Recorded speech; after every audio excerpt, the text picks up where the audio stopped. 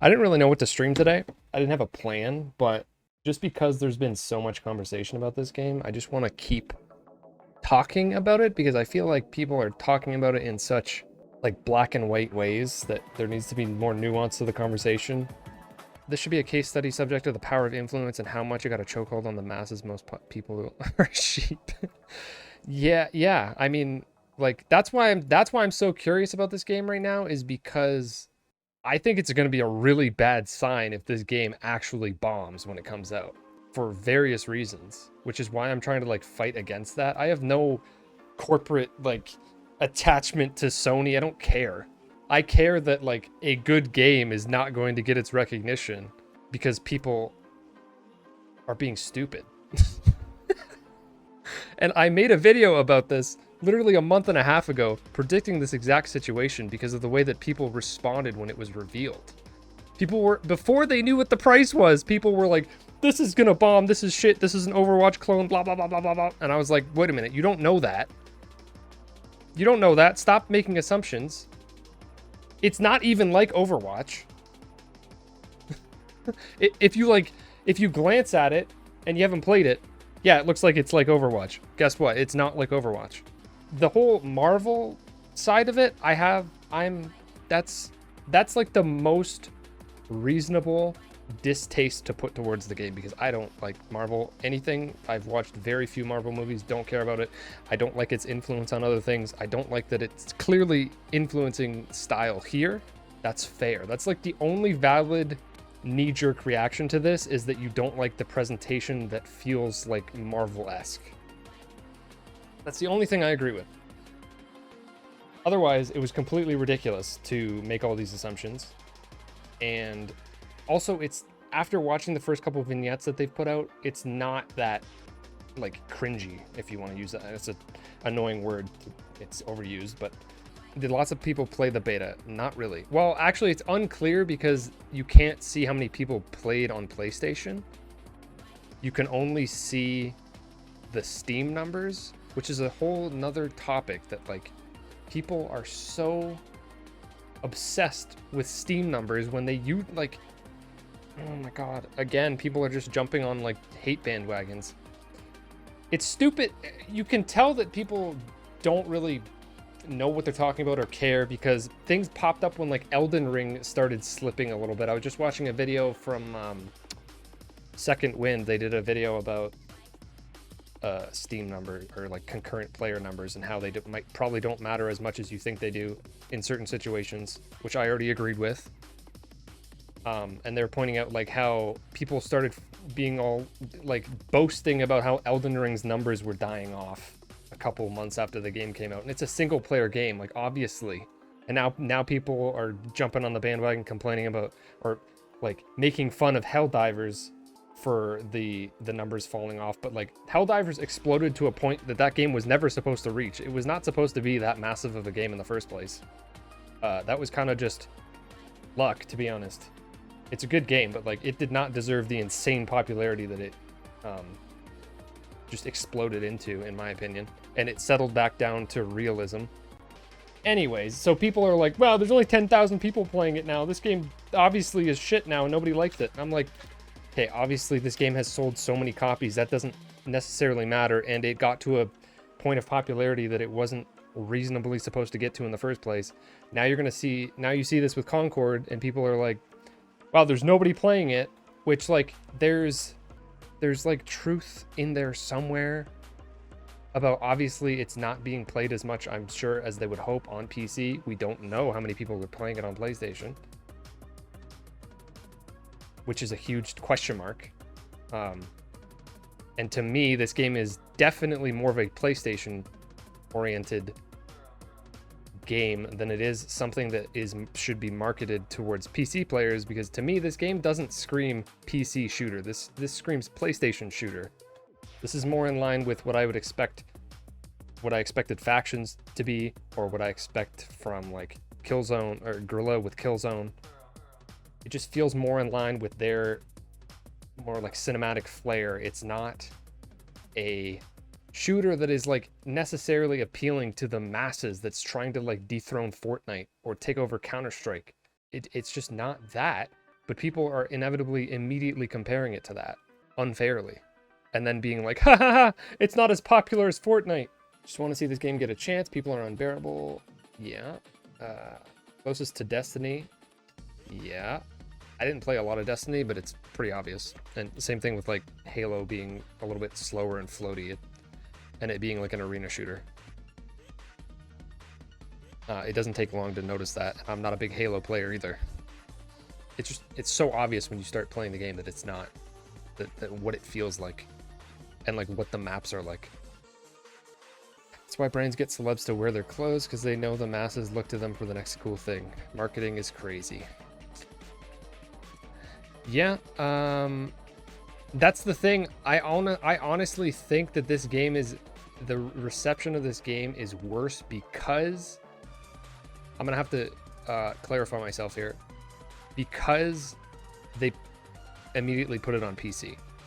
Because I do not think that the PC crowd is going to take to this game, even if you removed certain elements that people are like complaining about. This game doesn't feel like a game that would be marketed towards a PC player. It feels like a console shooter, and I don't say that as a negative or a positive. Just a neutral statement. So I think that no matter what, those people, which tend to be like the trendsetters on Twitch and stuff, and therefore the internet and social media, are more likely to shit on it. And I think that that is backfiring, whereas people that are just casually playing it on PlayStation, on average, are probably more positive on the game, if I were to guess, because that's me. Vignettes are totally fine. Yeah, they have room to improve, but they don't suck. Indeed. The game that has sold 30 million has fallen off. You talking about Helldivers? 30 million? I thought it was at like 15 or 20. Definitely agree. People are comparing it to games it's not even competing with. Were people expecting it to be as popular as Fortnite? No, I don't think. Like, I think that the thing is that I think that people are just assuming that PlayStation itself wants this game to be the next Fortnite, which, like, I'm sure there's people that are at Sony and PlayStation that would love for that to happen. Oh, Elden Ring, yeah. I'm sure people there would love for that to happen, but I think that most of them probably aren't so far gone that they assume that that's like a likely possibility. Like, that can be like your far off target, but that doesn't mean that's the only target you set for in terms of what success means. That's not the only barrier of success, is like be on par with these other massive shooters. Like, something can just have moderate success, I would hope.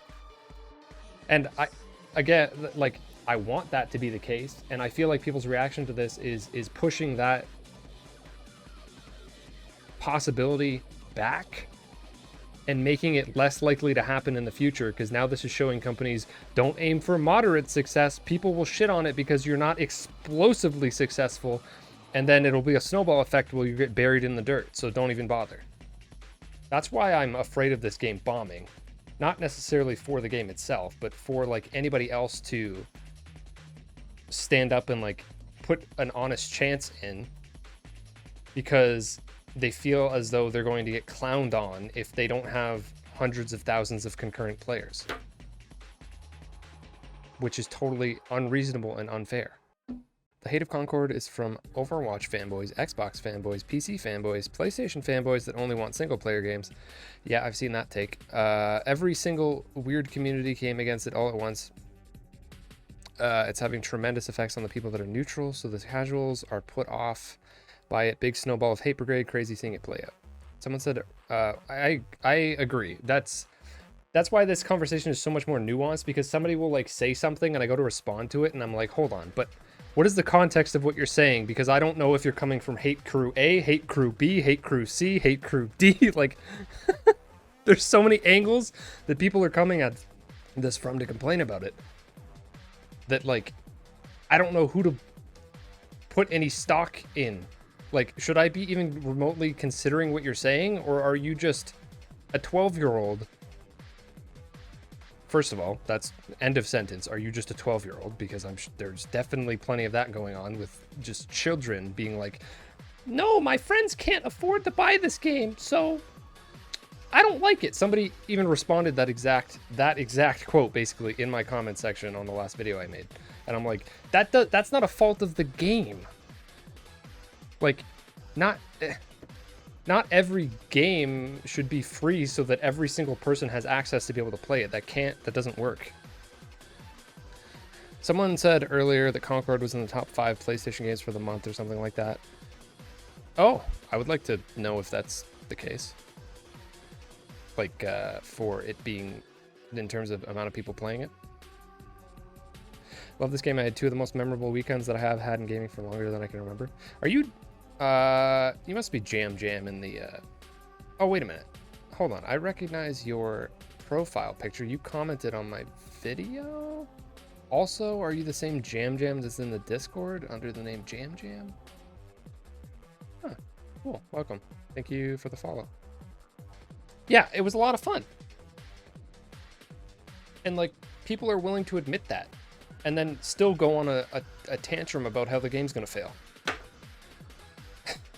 Like, you realize that if you just ended your comment after, this game was a lot of fun, you maybe wouldn't be inspiring people to not play the game afterwards.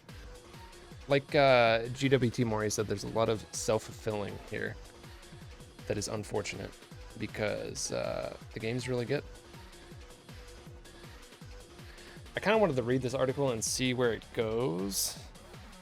I feel like the game has potential to be decently popular on PlayStation, but because they're not forthcoming with their like numbers and stuff, which honestly at this point I'm starting to lean towards that maybe like there being a benefit to that, because now it's being like used against games as like negative ammunition, which is really not what it's supposed to be about. Like, it's this weird social bandwagoning thing where people are like, the more a game's, it's like FOMO in one direction.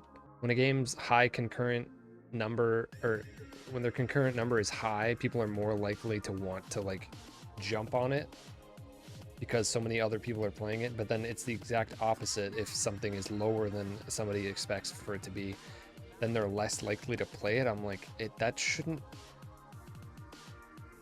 that's such a bad thing, because it just leads to a snowball effect where it's just going to make itself worse, especially if it's something you're interested in or might have a positive sentiment about in the first place. Like, why are you contributing to the problem that you're talking about? Truly have to believe Sony has a plan. They are clearly putting console first, which is fine, and then build out from there. Get a small user base to start posting gameplay clips and build from there. Yeah, I mean, we'll see what they do. This is so weird because like I'm finding myself so involved in this topic about this game specifically, even though like when they revealed the game, well, I guess technically they like teased the game a while ago. At that point, I didn't care at all. I was very neutral on it, but interested in seeing what PlayStation was going to do with a multiplayer game for the first time in a while. But then when they actually revealed it, I was watching it live and I was like, huh, okay, I'm a little more optimistic about this. This looks kind of interesting. I don't love the style of dialogue. I feel like it can get a little overbearing, but the presentation of it, the colors, I'm down. And I was like neutral, slightly positive on it, and then just absolute waves of hatred. Just from the reveal, when the price was not known. Again, let me reiterate, people did not know if it was going to cost money or be free, and people were already doing this So now everyone's like pointing to the price as the problem, and I'm like, no. You were all being negative before you knew what the price was, actually. So now you can't blame you can't use the price as a scapegoat for your hatred. Actually, you can't do that because everyone was shitting on it before that. To me, it having a price it's literally a positive thing. But nobody wants to listen to that, apparently. That makes me a complete psychopath somehow. Peer pressure is real. You notice watching some popular streamers play it and can genuinely tell if they were enjoying it, but the whole chat was bashing it, so they put on an act of the game is mid. It was very interesting. Pressure to fit in sways the masses. Well, yeah, but also at the same time, like, you can be the one to sway the masses back in the other direction. Like, that's just weird. You're just like capitulating to what people are making you think. Onboarding for the game was so bad in beta that streamers didn't know how the core gameplay systems works, and it seemed to be struggling. Oh, well, yes. Like, yes, there's valid criticism to be had with how the beta went, because I had already played the game for about 6 hours, and it took one of the developers showing up in my stream and being like, hey, have you made a crew? Do you know how that works? And I was like, what are you talking about? 6 hours in. So that's definitely part of it. I think that they harmed them, like shot themselves in the foot with that, for sure. And I expected that on the second weekend, there was going to be like a quick fix, like at least like a blast of some sort of annoying pop-up on the screen being like, make sure you do this. Or pay attention to this. Like, I really thought that they were going to do that because of how it went the first weekend, and they still didn't. And I think that, again, that's a shot in the other foot.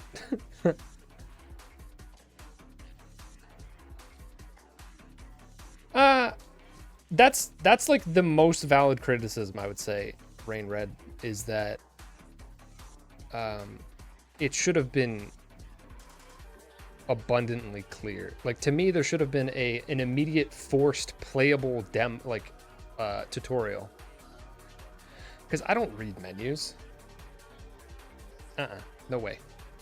I don't read anything, first of all. Listen, it takes a lot of mental energy for me to read comments. That's not true, but I do not like reading. So if you present a tutorial to me that is in the form of text, probably not happening. I'm probably just going to try to figure it out myself, because I'm lazy and I don't like reading. And I feel like, especially with a game like this, you're going to get a lot of people like that are very visual learners. They want to be shown what to do, not read what to do. And I think that definitely had a lot to backfire, because like anytime I see people talking about this game, they're like, oh, there's nothing unique about it. It's just another shooter. It's just another Overwatch clone, which, first of all, not even remotely. Which, when people are still calling it an Overwatch clone, I'm like, you didn't play the game. Thank you for admitting that. You can tell who played the game and who is just making shit up completely by that distinction. But yeah, they should have worked on that for sure. I'm just gonna play footage of myself, because I'm not even reading the article at the moment. Pickup time for Concord is a bit weird. To feel like you and some other people got to play, had the game 2 sessions before we sat there and went, yeah, I mean, I wasn't like immediately super on board. I think it does take a little longer to get used to how the matches flow. And again, it's obvious, it's clearly very important how the crew mechanics work. And without that being directly shown to you immediately, like, then I understand finding the game generic, but like, that changes the game a lot. I haven't played every shooter that's ever existed, but I don't think I've played a game where you're encouraged to switch classes constantly with like positively encouraged.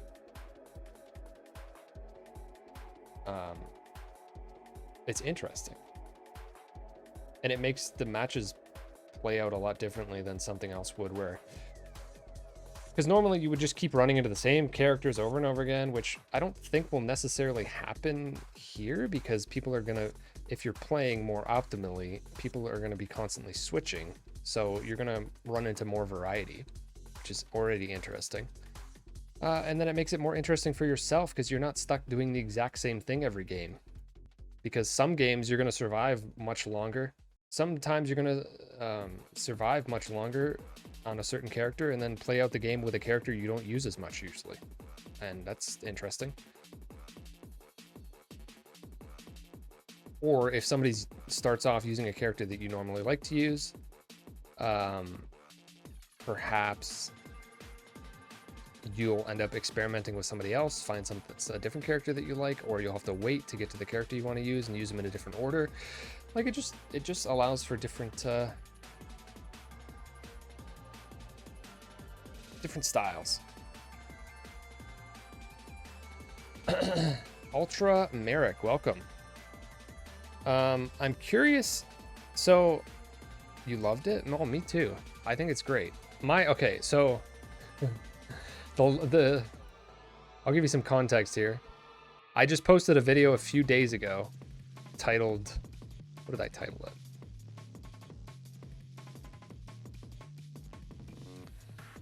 it? Concord shouldn't need to be free to play, neither should other games. So, and it got a lot of downvotes and a lot of comments. 93 comments. 1 out of 5 people. Well, actually, I left a lot of comments, so there's probably like 60 comments. I don't know. Anyways,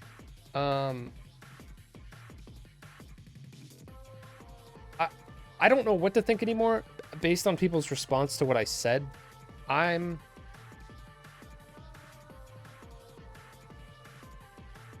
There's 2 different questions. What did you say? I hope they release the game free to play so it has a chance to survive. So there's 2 different ways to go about what you're saying. If you're asking, should Concord need to be free to play in order for it to succeed? Absolutely not. No, it should not.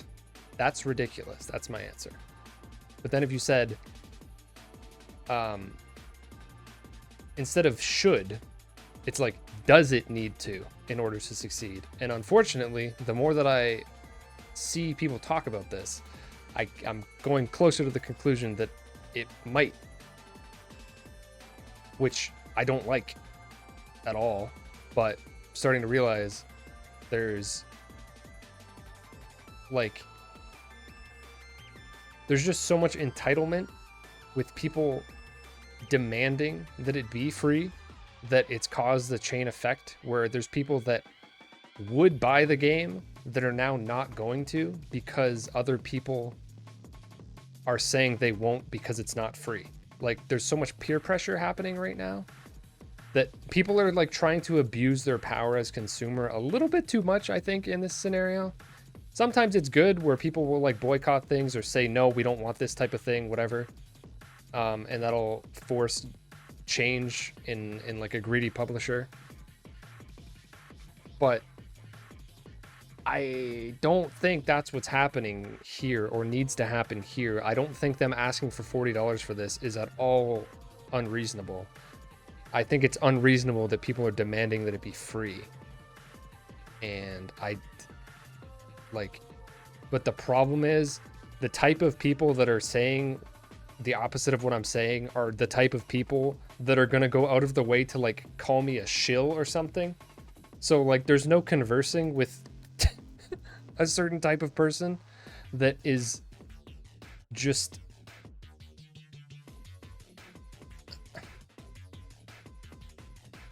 so opinionated on this subject that they're literally going to make I know exactly how the conversation would play out with a lot of people with this opinion, is that they're going to try to make me out to be somebody who was bought by Sony, which like I'm obviously not.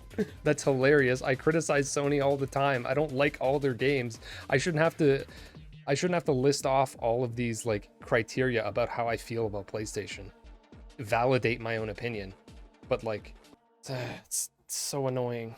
Like it just makes it so I feel like I can't say anything. But I'm like really trying to spread reasonable conversation about this game, and I hope that it's doing something. I've had decent conversations with some people like in YouTube comments and stuff that didn't just go that, like, obviously I'm not even bothering responding to people that are just being assholes because there's no point. That's not worth it. But there are reasonable people like you, Ultrameric. You're being reasonable. You're like, you hope it's free to play because you want it to succeed. That's a fair statement to make and reasonable to assume that that's necessary at this point, even though I disagree. Like, maybe that is necessary. I don't want it to be necessary.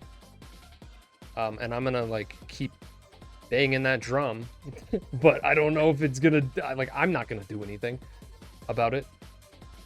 This game goes free to play. It will be delayed for a year. Remember, they will need to monetize everything that we were going to get in updates with a flat fee of $40.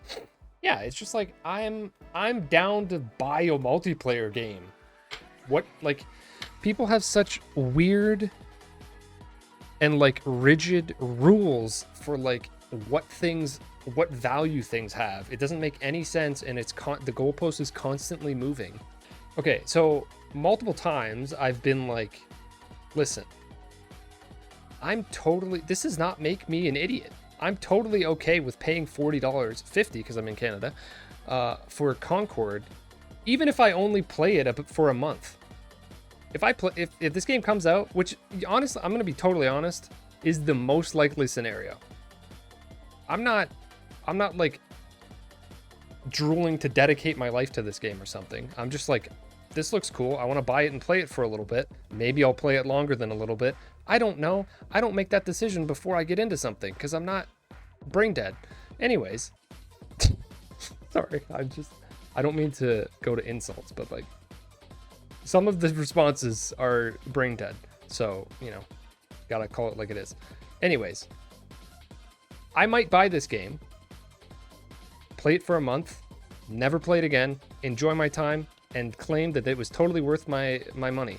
And I'm not an idiot for saying that or thinking that. What if I, like, this like conversation exists alongside people constantly putting values on the game's length, which is also annoying and not necessary. People are constantly being like, if I'm not gonna pay $70 for a video game if it's only 15 hours long. That's not worth it. That's shit. I'm never doing that. That's completely ridiculous. Which, that's a stupid thing to say to me. I'm totally fine with spending $70 on a 15-hour experience. I'm totally fine with spending $70 on a 100-hour experience. It varies from game to game what I value within that game. I don't expect every game to be as good and as long as Elden Ring. It's impossible. It's not possible. Nobody is as good as From Software. Sorry, I said it. It's just not possible. So, except maybe Larian and Zelda, Nintendo, Zelda. That's about it. Anyways, so you can't like equate. To me, that whole conversation has always been stupid. Now people are being hypocritical because it's like, okay, but why is me spending $40 on Concord, and if I play it for like 50 hours in a month, how is that any different than me buying a single player game and playing it for 50 hours for a month and then putting it away? Oh, it's not? Like, the amount of time you spend with a game should not correlate with what you value, how much you value the game. It should be the quality of the game is what determines how much you value the game. Period. The game length can like influence your decision of when you're going to buy it, if you're going to buy it on sale, whatever. There's lots of nuance to be had there. Nothing here is black and white. I'm never trying to make a black and white statement. This is totally open to interpretation, but you can't make a black and white statement being like, if this game's not free and you buy it and then you play it for a month and then nobody else is playing it, you're gonna feel like an idiot, aren't you? And I'm like, no, I'm not. I got a fun month worth out of this game. What do you mean? I already played the beta for probably like 15 hours. I don't even know how more than that. I honestly don't know. Like, probably like 25 hours. If you're gonna be annoying and like compare game length and the time it takes to beat a game versus the price, by all these people's standards, I already got enough time out of this game based on the money that I've spent, which I haven't actually technically spent yet. So like, this is stupid, basically, is what I'm saying. That's completely irrelevant. The game is worth money. You should be paying for games. I feel like I lost my point in there somewhere, but I didn't want to stop talking until I was done. I'm going to go back here. Thank you, Cody. I don't know what just happened. Did something happen on screen? All right. Interesting quote I saw earlier. My response will be pointing out that they started paid and went free to play after a time. I don't know the reasoning or whose decision it even was, but Among Us is a new IP that's considered a huge risk. Risk needs to be counterbalanced with assurance. By giving it a price tag at launch, it ensures the game can make back its cost ASAP and fund future development.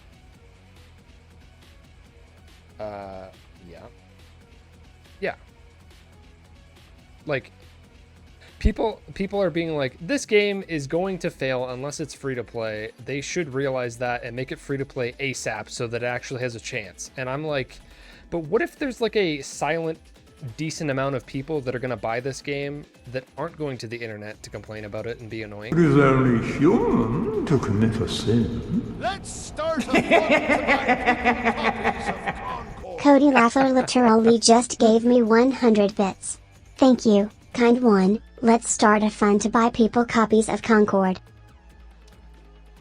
Yeah, you know, I thought about that. I was like, man,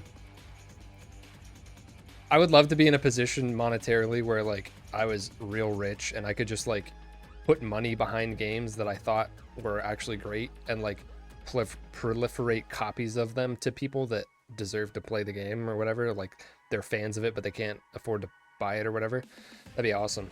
That's what I want. That's the position I want to be in. I'm just like obviously nowhere even remotely near that. I've done it a couple times. Like I literally bought like 6 copies of Slay the Spire and gave them away. I bought I've gifted like Guacamelee to a few people because it's awesome. Hi-Fi Rush. A couple games that I've gotten on Game Pass that I wanted to pay for, but didn't because I have Game Pass. So then it's like, oh, well now I want to buy the game though, so I'll like gift it to somebody else. Anyways. So that would be ideal.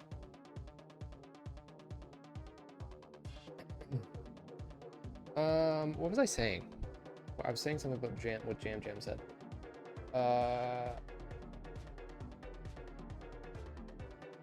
Right. So like, yeah. So if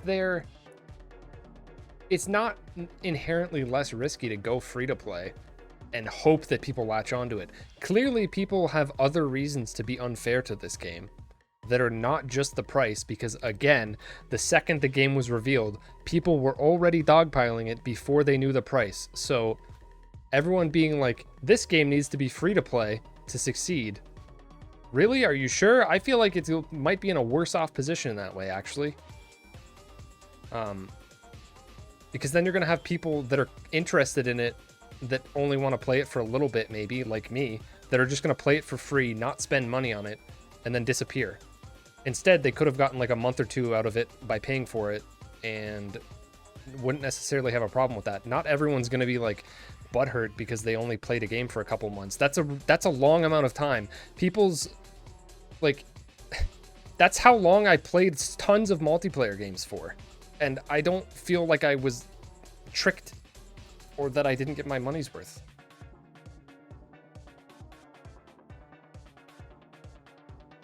$1 per $1? Nah, can't do that. People buy, you pay $50 and play 50 hours, sounds okay. I mean, Sure, but like I think it is unfair to place that restriction on something, because like there's so many games that are long for the sake of being long. They're full of unnecessary repetitive stuff. Look at Ubisoft games.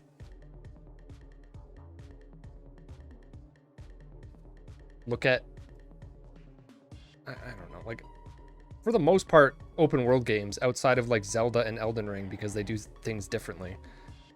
For the most part, open world games, especially ones that are from Ubisoft or follow a Ubisoft formula, are just bloated and have a lot of stuff in them that is unnecessary to make the game longer. Even games that I like Death Stranding is a great game. It's too long. Elden Ring is a great game. It's too long. Elden Ring's probably, at this point, what I consider the best game ever made. It could definitely have fat trimmed from it. Like 30% of its playtime is redundant and would be better served if it wasn't there. You can't just equate value to playtime. And there's tons of games that are like varying in prices, but from like 2 hours long to 10 hours long, ranging from $10 to freaking $70, that are great. Like Resident Evil 4 is extremely short, but it's tons of fun. It's a great game. It's worth the price. Dead Space, same thing. Hi-Fi Rush wasn't full price, but it is pretty short, and it's fantastic. Concord is already 70 plus hours for me. Pre-order already paid for in playtime. Yeah, if you want to use that. Yeah, exactly. People are like, for some reason with multiplayer games, there's some sort of like bias going in where people expect like 15 times more the playtime than what they expect for a single player game. Like, what do you mean? You're just emphasizing how ridiculous it is that you're equating value to playtime in the first place by making up more arbitrary numbers that are not equal to each other. Now all of a sudden single player games are not like, I don't even know. There's just so many holes in what so many people say, and there's so many contradictions, but there's no time to like bring them up in conversation. And if you do, people will just start ignoring you afterwards. It's like, okay, well, I'm not getting anywhere, am I? That's all the people who can't comprehend paying for a game. Yeah. People will buy Call of Duty every year for the same game reskin for $70, selling what, like 50 million? 50 million. Damn. Is it really that high? I mean, it could be almost. Maybe, because like Elden Ring like was an exceptional seller, and it got to like 25 or something, and I think it passed Call of Duty. It depends on the year. I'm sure the Call of Duty games must vary from like 20 million to like 40, 50. I don't know. I'm not caught up on the sales numbers exactly. But yeah, still, point stands. I used to be very into Call of Duty, and I still think that the games are good. I just don't want to always keep playing the same thing. And they're not always exactly the same thing. Again, there's nuance to that conversation. I don't think you should be making a blanket statement about it. Another argument. These free-to-play games like Fortnite and Apex, these guys put in $100 a year on microtransactions but complain of a measly 40 on Concord. Yeah. The problem is the problem with a lot of these conversations, or just any conversation in life in general at this point, is that I'm realizing is like, I'm guilty of it sometimes, and I try to like back myself out of it when I realize I'm doing it. Generalizing is not good, and it usually devalues whatever point you're trying to make. Like, there's plenty of people that play Call of Duty all the time, or like you're saying, play Fortnite all the time and spend lots of money in it. Those aren't necessarily the exact same people. There's probably some overlap, but not the exact same people that are complaining about this game costing money. It's more likely that the people that are playing Fortnite that have been freeloading for 6 years and literally not spent a dime on the game are the ones complaining about this being $40. That's more likely I'm sure there's crossover in the other direction, but it is important to keep in mind that like there's different groups within different groups, because I find that a lot. Something I've been trying not to do when talking about stuff is generalizing in this way, where people will, in any kind of conversation, be like, these people said this, and then they all turned around and said this. And I'm like, maybe some of, like, you can't know that. Whatever it is you're talking about, you don't know that all the people that said a certain thing are now saying this other thing. Some of them are. Some of them didn't say that first thing, though. And now they're just coming out of the woodwork, and they have nothing to do with that first statement. So, like, you can't just always conflate two things as if they're related, or that it's the same people saying them, when there's a decent chance it's not the same people saying them. Although, again, obviously there is crossover, but you literally have no way of knowing that unless you catch a specific person doing it. Money doesn't buy opinion is what I want to say. Then I remembered how the world works.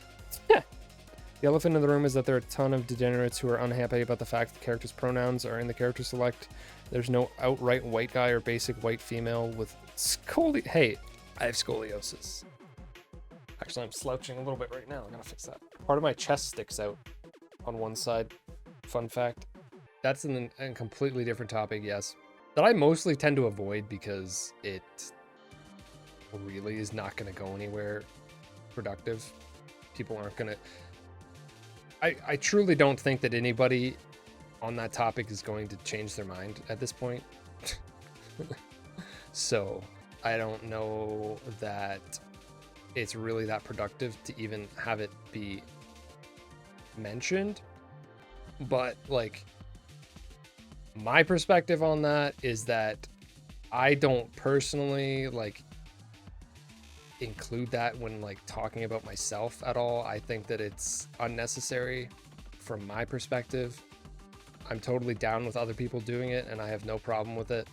I have no problem with it being in this game. It's completely non-intrusive and not a negative thing whatsoever. Anybody who's making a big deal about it is an asshole.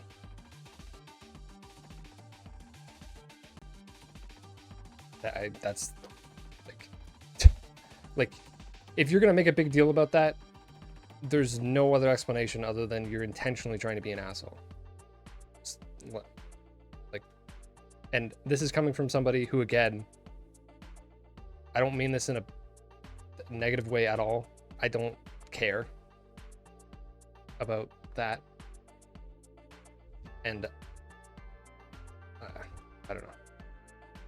I don't even know how to word that. It's going to come off as negative, but like, it doesn't affect my, it has nothing to do with the game or the quality of the game. Yeah, I guess it's my point. Positive or negative. Some people will view it, some people will view it as a positive thing, and that's totally great. I'm happy for them. And otherwise, you should feel neutral about it. There shouldn't be a negative reaction to it, is what I'm trying to say. It's either a positive or a neutral thing. That's it. And if you're making it a negative thing, you're just a dick. On the topic of single player games, you buy the base game for $60, then a year later a DLC for $20 or whatever, rinse and repeat, but then in 3 years time, they will sell you the Legendary Edition with all DLC included. Does this mean the game failed? I mean, there's like business practices that are unsavory in that regard. I'm sure people don't like certain aspects of that. Nintendo's been really pushing for re-releasing games at full price, and seems to kind of get away with it. But they also like don't lower their prices ever, so they've kind of set that standard.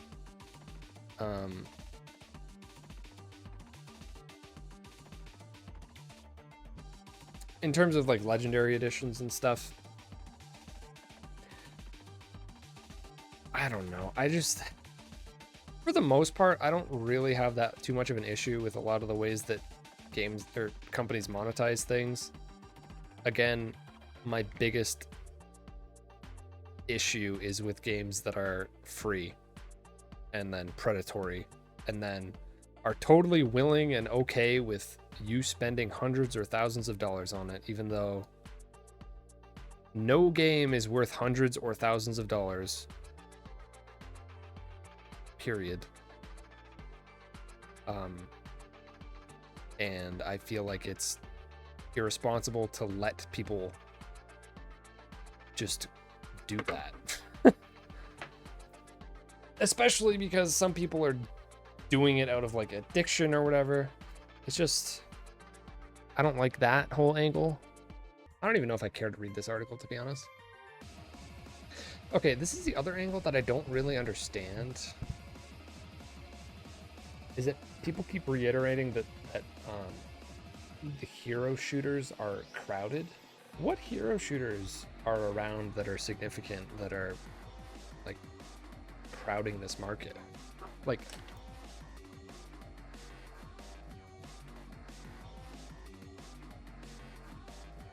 obviously I'm aware of Overwatch 2. I guess like Apex Legends counts in some way. And I know that the thing is, like, hero shooter is, to me, again, this is another getting into the weeds with something, but like, it's not some all-encompassing term. It's like an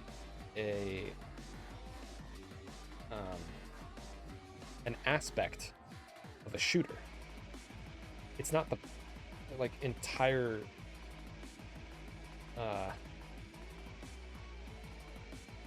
it's not the entire encompassing of the game necessarily. You can't just call something a hero shooter, period. That's it. That's what it is. Like, maybe like Overwatch is the definition of a hero shooter, but then like everything else that people are calling a hero shooter is like a hero shooter but also something else, or like it's something else but it also happens to have heroes in it. You can't just call this game a hero shooter and then call it a day. But I feel like people are really relying on like buzzwords and headlines to get points across, and it's not really fair to the game, because the game, there's a lot more to it. And when you call it a hero shooter, you're going to draw direct comparisons to something like Overwatch when the game is nothing like Overwatch. And I feel like people are just going to assume that without looking into it or playing it themselves, and then you're running into a bad situation where people expect that, or they're like dismissing it because they don't like Overwatch. So they look at this and they're like, I'm dismissing that because people are saying it's like Overwatch, therefore I'm not even going to bother. And it's not. Or you have the other side of it where people are like really into Overwatch and they're like, well, I have Overwatch, so I don't need to try this other thing because it's going to be very similar, so I'm just going to stick with what I already have. It's like, no, that's also a bad mindset. I agree. Well, hold on. Only needs more complex vertical map, but the simple maps are perfect to learn. Yeah, I like how simple they are. I like how the game looks. I like how the game runs. It's awesome. Like you're saying, details, animations, and physics. Yeah, you can immediately feel like that PlayStation polish that you see in other single player games that they put out, which is not something that is necessary to me to enjoy a game at all. I think it's overstated how important it is. For instance, like Horizon Forbidden West and Zero Dawn, they're great. I don't love them, but like they're extremely beautiful. But like that doesn't put the game on as high of a pedestal as they would maybe hope that it would. Maybe it does for some people, but like that doesn't cut it for me. You can have a substantially less pretty looking game and have it, like for Zelda, for instance. It's not a direct comparison whatsoever, but like the two most recent Zelda games are much more enjoyable and interesting to me than the Horizon games. I like them too, but like the graphical fidelity of them doesn't just give them as many bonus points as you might assume at a glance. But in a game like this, I think it's very welcome that it plays and looks so smooth and colorful. Like that's one of the things I like the most about it, and something that I feel like is lacking from a lot of other, like you're saying, free-to-play games. This feels more premium to me, and I like it in this instance. And again, there's nuance here. It's not like I just apply the same standards to everything. That's not how anything works. That's not fair. Overwatch and Valorant are two different games, but there are similarities enough that they have enough similarities that the term team shooter applies to both. Right. I mean, like, that makes sense. I see what you mean, as in, like, because if you're going to use that term, I would throw, like, Rainbow Six in there. When you say team shooter, what that means to me, being somebody who has played many different kinds of shooters, team shooter implies that it's a shooter in which it's a bad idea to go on your own, and you should probably be coordinating or sticking around your team to actually succeed. If that's what you mean, then yeah, that's a good term to use, and that applies to this game. It's like, if you're playing Call of Duty or games that are a little more in line with that, like X-Defiant or the Finals, or even something like Battlefield, which is not necessarily comparable to Call of Duty, but it's more in line with this, like, you have a decent chance, if you're really good, to win a 1 versus 2. In Concord, very unlikely to win a 1 versus 2. Same thing from my experience with Overwatch. Same thing from my experience with Rainbow Six Siege. It has something to do with the amount of player health, for sure, but it's also just, it's a game where you need more coordination to succeed. And in that way, yes, team shooter, if that's the definition of it. Okay, so you're giving a different definition. Well, that, that's, see, what you're saying doesn't make sense, because, like, that's every shooter. You can't be that broad. The specific goal in Call of Duty Team Deathmatch is to get more kills than the other team. That's a team shooter then, which it's not.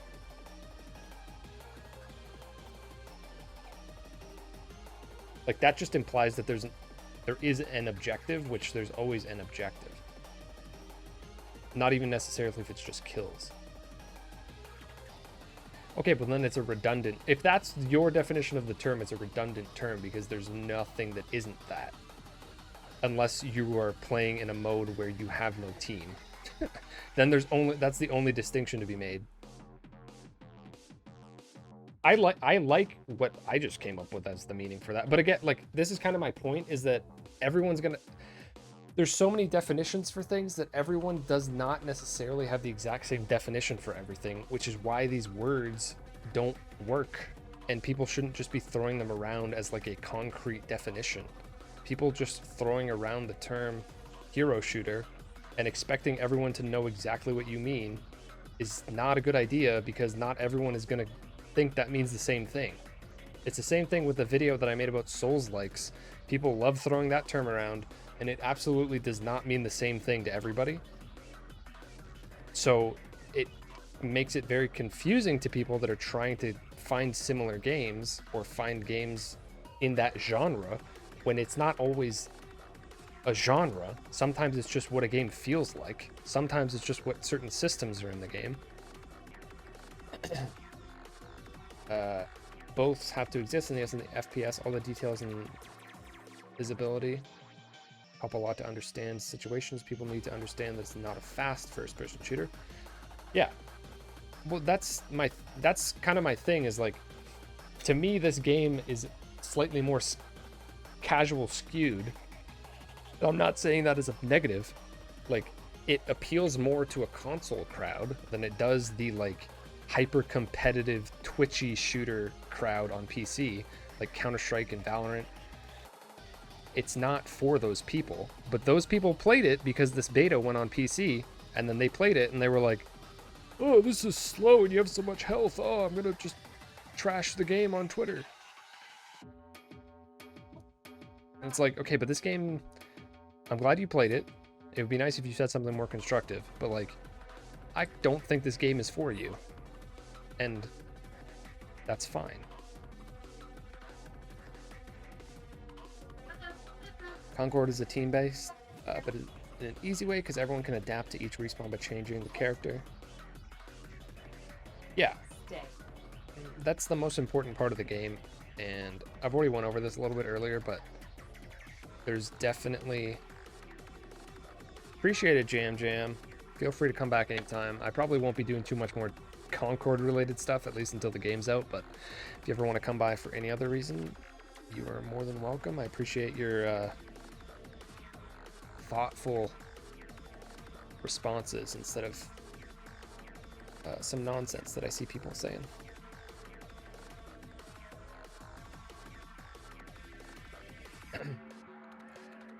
The word genre stems from the Latin genus, an ancient Greek genus, meaning origin or group. Every genre is made up by the public as a way to easily define and categorize things. Yeah. Well, yes, but not everybody agrees. Like, I'm at this point, outside of like extremely broad and obvious, like obvious terms, like like first person shooter, which even that people are going to argue about something like Portal being a first person shooter. So I mean that even what I'm saying right now has its problems, but like first person shooter is clear and obvious, third person shooter is clear and obvious. Action game, we're already getting into territory where like what necessarily does that mean? That applies to a lot of things that are very different. If you just say shooter, technically that can mean like a 2D shooter where we're in a flat plane.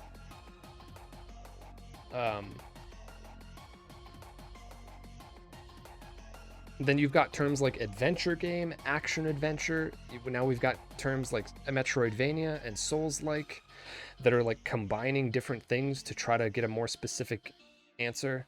And there's always outliers in these conversations and people misusing terms and then like leading people down a route to something that they aren't necessarily interested in. I'm gonna put this video back on because I'm not even reading this again. Like, first person shooter and third person shooter are much more descriptive terms than action, but that doesn't disqualify action as a valid descriptor. It like, I guess okay, my problems with the genres and naming conventions is that in order to accurately describe most games, you need to list like many different descriptors. Because there's so many games that like appear similar, especially if you haven't personally played them. But then once you play them, you're like, oh, this actually feels nothing like this other game that is considered the same genre. So like that, to me, like the game's feel matters a lot. That's what I mean, like people, because if I just look at gameplay briefly and hear what people say about Concord and they call it a hero shooter, if you ask me, do you like hero shooters? My answer is no. But now after playing Concord, you ask me, do you like Concord? My answer is yes. Is that because of the aspects that are the hero shooter? No, it's actually the things that aren't that I'm interested in. But like there's nuance in describing that you can't get across with a simple genre or terminology. Oh god, what? That confused me so bad. I was like, why isn't it playing the sound of somebody following? Because it's from somebody following while I was from this stream. That's so weird. You do like a game of the hero shooter genre, but you don't like it because it has the hero shooter label.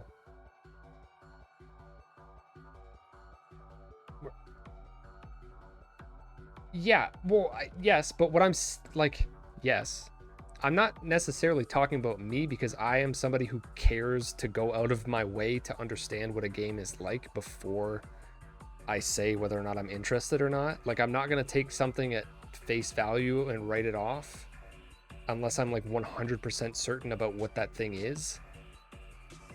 Like if I see like a farming simulator game, I'm immediately like, not for me, or something similar to Animal Crossing or whatever. I'm like, no, this is supposed to be like a slow-paced, cozy game. I don't like those. I'm probably not going to get into this. Just as an example, like I feel like well above average, I put more effort into understanding what something is before I commit or don't. And I'm not saying that's required of everybody at all. People don't spend as much time caring about video games as I do, and that's probably a good thing. But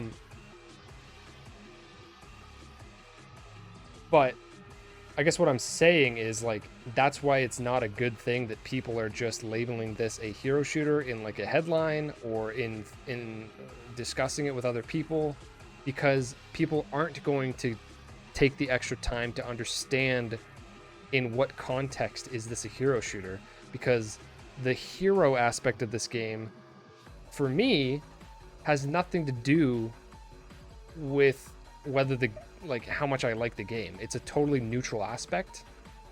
There's other aspects that I really like that is what is making me interested in this, and if people knew more about that stuff, they might be more inclined to try this, because this game to me is more like Call of Duty than it is Overwatch. And like, that's not being portrayed in headlines or in what people are sharing in like a few words. Some people I've seen are saying things like that, more so like in line with comparing it to Destiny, which I have not played a lot of, but I can see that that's very obvious to me after playing it. But still, like, that's just like a surface level comparison, and I think that it's either gonna put people off because they don't like Overwatch when it gets compared to Overwatch, or it's going to put people that do like Overwatch in a situation where they're not interested in this because they already have Overwatch for free. Why would I need to buy this thing? When it's a different situation. That's why I'm wary of like just slapping it with these labels and not elaborating, because it's not gonna maybe reach the right audience then, which who knows what that is. I feel like I'm aware of what this game's audience could be. This game was a lot of fun. I need an Overwatch alternative. See, I don't think you think it's like Overwatch, because I don't.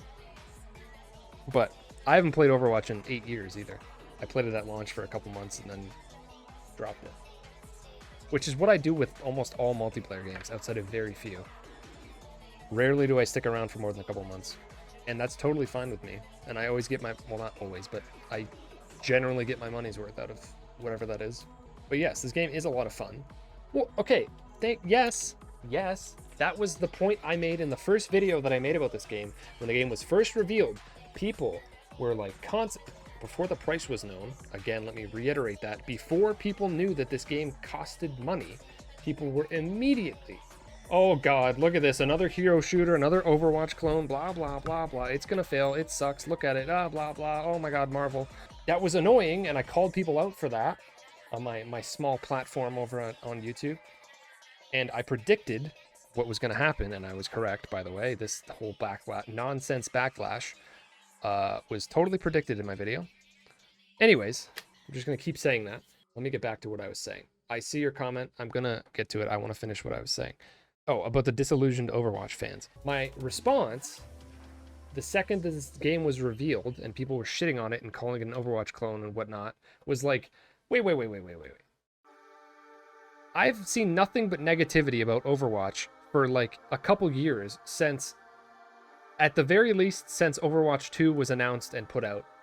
It's been mostly negative seeing people's responses to Overwatch recently. So now you're telling me that PlayStation comes out with a game. PlayStation's great. Sorry if you're some annoying fanboy that just hates on everything they do for whatever reason, or you have some other reason to dislike them for probably... Like, you can dislike things that PlayStation puts out, but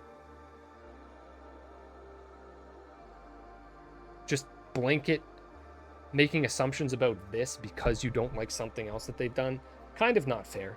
Anyways, and I will get to the chat. I'm not ignoring you. I just want to finish. I got to get to my point. So people were like upset because this game appeared to be like Overwatch, but everybody's been doing nothing but complain about Overwatch. So why don't you look to this game from a publisher that in general puts out great stuff and go, oh, PlayStation's gonna put out something that's vaguely similar to this thing that I used to like but I don't anymore, and it would be nice if I had a replacement to? I guess I should hate on it for being similar. Like,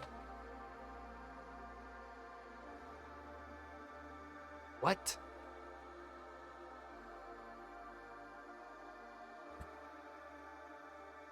I have no idea how, like, annoying it is to see how hypocritical people were being.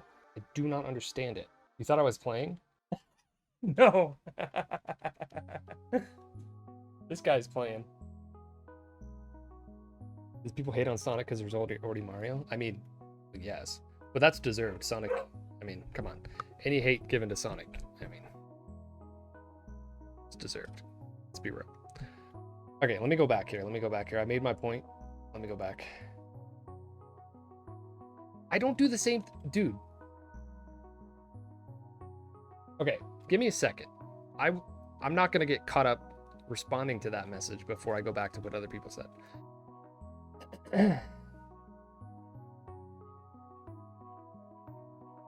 Given the first reception of the game and the bad buzz, it'd be necessary for Sony to put it into console subscriptions to give it a better chance to be tried. Unfortunately, I'm starting to lean more in the direction that that might be the case, even though I really hate that we're at that point. Again, if anybody wants to watch any of the videos I've made on this, I've made a few videos on this topic of Concord or things related to Concord. So, yeah.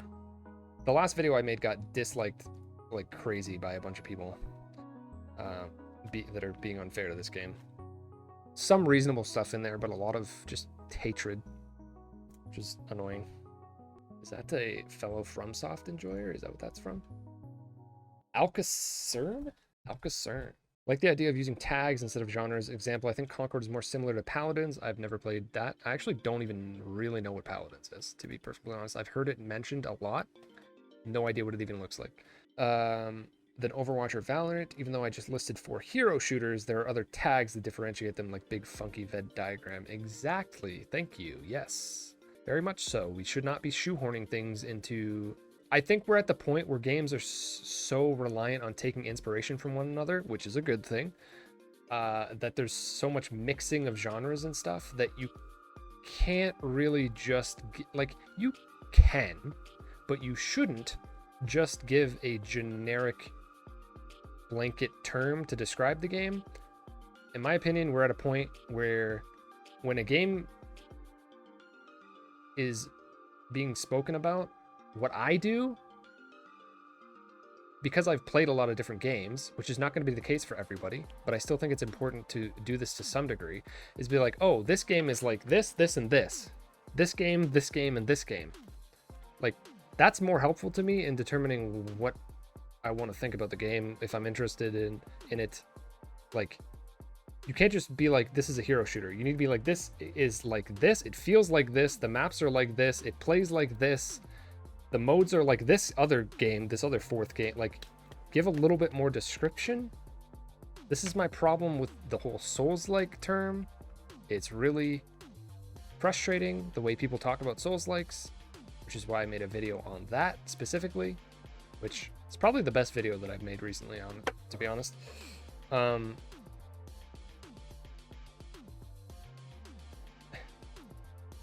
You need to be more specific about what aspects of a game are like what. You can't just... It's unhelpful to just call this a hero shooter, I guess is what I'm saying. It doesn't... It's actually going to do more harm than good.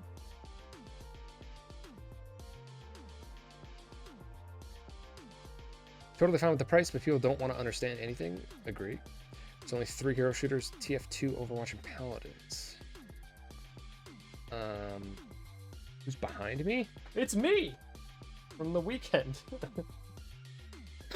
Hello, Eddie. Apex is a battle royale, but I do think Valorant is a hero shooter like Overwatch. But Apex is also a hero shooter. It's both. You can't just... It's not only one or the other.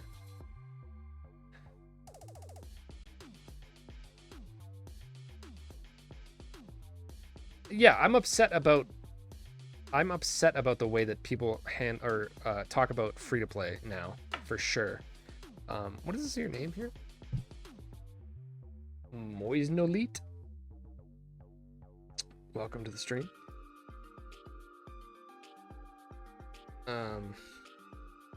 Genres are pretty dang loose. What is even action-adventure? Exactly. Action-adventure, at this point, is a mostly meaningless term. the only thing that ever pops in my mind when somebody says action adventure is I'm like, oh, Zelda. But then I'm like, okay, but you could also say like Uncharted. Is that an action adventure? It's also like a narrative focused third person shooter with some cover.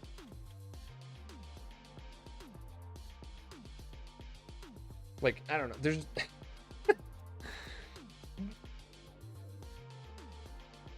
genres are helpful, but I think they're actually detrimental if you only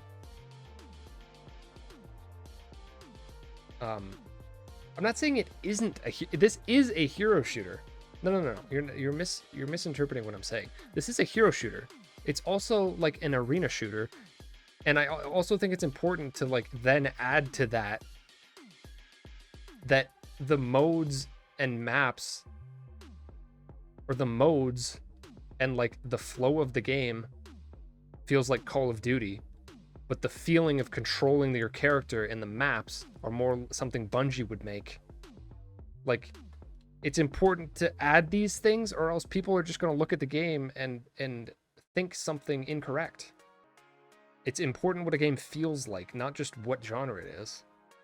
This is, again, my thing with Souls-likes, is like, you tell me a game is a Souls-like, it better feel like From Software. It better be Lies of P or the new Lords of the Fallen that actually feel somewhat on par, or something like Hollow Knight even, because like it gives you that same like feeling, and it's not, a lot of the time it's not even easy to explain. Neo is something people point at all the time as a Souls-like, and I'm like, but Neo doesn't feel good to play at all. It's completely different. It has mechanics that are similar to a Souls game, but it doesn't feel like a Souls game at all. That's why I don't like it.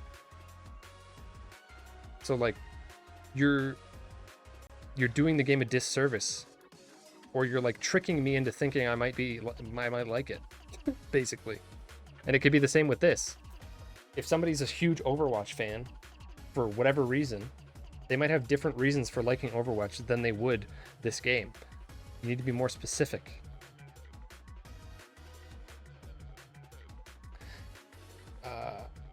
Action adventure is a more vague genre for a reason no game's ever just action adventure. And yes. So you say except maybe Uncharted, but that's like so borderline that I don't even want to call that action adventure. That's like, it's like literally action and you're going on an adventure, but like, that's why that term is silly, because it doesn't, like, what does that mean? That doesn't mean anything. That's not descriptive at all. That's not helpful. Like, I've always looked, like I said, like at a Zelda game, specifically like older traditional Zelda games, as action adventure and what that term meant. But then that just goes down a whole different route of like, you can call things Zelda likes. You could but then you got to be more clear. Are you talking about 3D Zelda like? Are you talking about, sorry, you call a game a Zelda like? Are you talking about 2D top-down Zelda? Are you talking about old 3D Zelda? Are you talking about Breath of the Wild new Zelda? That even saying Zelda like is not specific enough.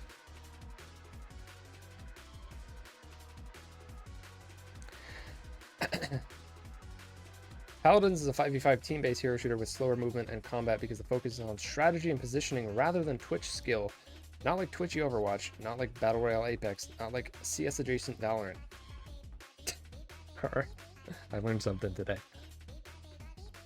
Same about free to play. Oh, you Yo, yet we again. got Merc. You're a persistent one, aren't you? You silly little Game reminds me of PlayStation All-Stars. Dude, I wish. That game's incredible. The Mix Factor with the 47-month resub. Thanks. Wahahahoo. I love Concord woo. I'm gonna point something out real quick here because Mex and Scion are both here. I don't know if you got it, some sort of notification for this, but I changed everything on Patreon pretty drastically and shifted things towards you got an email? Sweet. So official. I I changed a lot of things. So what I'm doing now on Patreon is that people, for the most part, what I changed is that at a certain tier, people can feed me a few words that I have to force into the next YouTube video that I make somehow, whether it be natural or not, which should be funny. And also at a certain level, you instead of doing the thing I was doing with the YouTube shorts before, what I'm doing is you just straight up ask me a question that's video game related, and I will make a short answering your question once a month. Max, you are at the tier below that one, but because you are also subbed on Twitch, which I wrote here in the important note thing, I don't know if you read it, you I will also do it for you, even though you're at the tier below it, because it just makes sense to do it that way. So yeah, there's a couple different things. I'm not gonna hang on this for too long, but yeah, I'm doing things a lot differently. So I'm gonna be doing like individual Q&A silly YouTube short answers on my channel through Patreon, and reasonable, Max. You gotta feed me a word and I will fit it into my video, or like a few words, and I will try to fit it in as best I can, as long as it's not.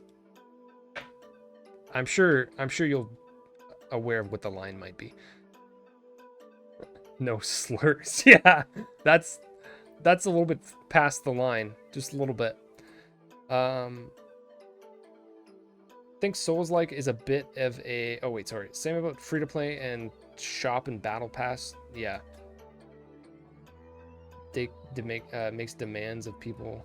Yeah, so I don't like that stuff, which is why I was curious about this game in particular, and specifically am more interested in it because it's paid, because it, like, again, they could mess this up and it could be extremely annoying in terms of that stuff. I don't think that it's going to be. I'm willing to be wrong. I'm not pretending to predict the future. I'm just taking a positive assumption here that it's not going to be egregious with stuff like that, because they're asking for a price up front. We'll see.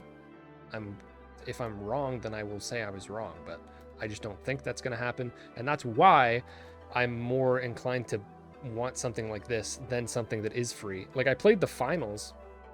I actually liked the finals quite a bit, but like the fact that it was free just made me not want to stick around with it, because I feel weird not just outright paying for the game and then continuing to play it. Something's off about that. But then like buying the battle pass, which I think I bought one of them because I wanted to give the game some money because I liked the game and played it for like a week. But like, I don't care about anything on the battle pass. That's not what I want to spend money on. I want to spend money on the game, because the game is what is worth money, not random skins. That's not worth money to me. So it just feels stupid to pay for something I don't care about. The S tier patrons. Yeah, totally. All right. What did I miss? Sorry. Alcacern, I'll get back to what you said. I think Souls-like is a bit of a separate beast, because most people don't even know what Souls-like does, which makes it unique for other games, so they can't even categorize it because they don't know what a category is. My game's a Souls-like. The bosses are deliberately unfair and you die in 2 hits. I'm assuming you have just shown up here via the Concord section. Like, you don't know me previous to showing up here, right? I think you might find one of the videos that I made interesting. Perhaps. I'm gonna be annoying and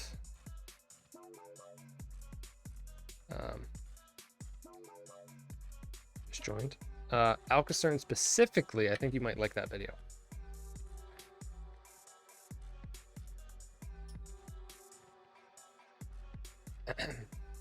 Everything going on with Concord is exactly what a lot of platform battlers go through. People look at it, compare it to Smash, and decide based on how it compares to Smash, like how the game looks, how it feels, how much it costs. Yeah. There's certainly comparisons to make here. I mean, I've done that.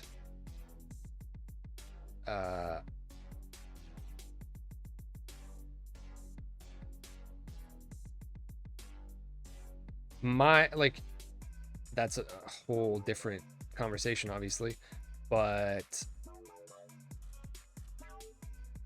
my determination in that category is like it mostly comes down to how the game feels, which nobody, or like the mechanics of it, which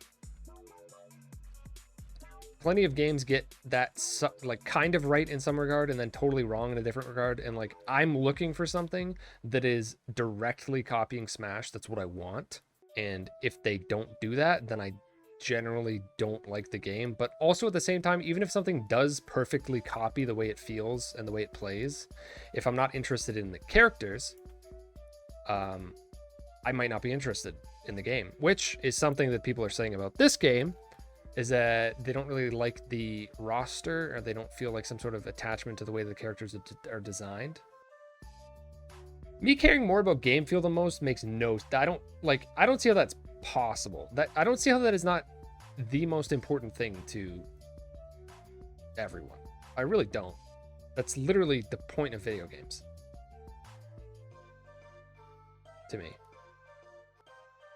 Like, the only other thing I understand is people that like really like good writing and a good narrative. Like that's a completely different way to enjoy a video game, and that's totally fair. That's valid. Oh, yeah, that's fine. That's totally fine. That is reasonable. But like,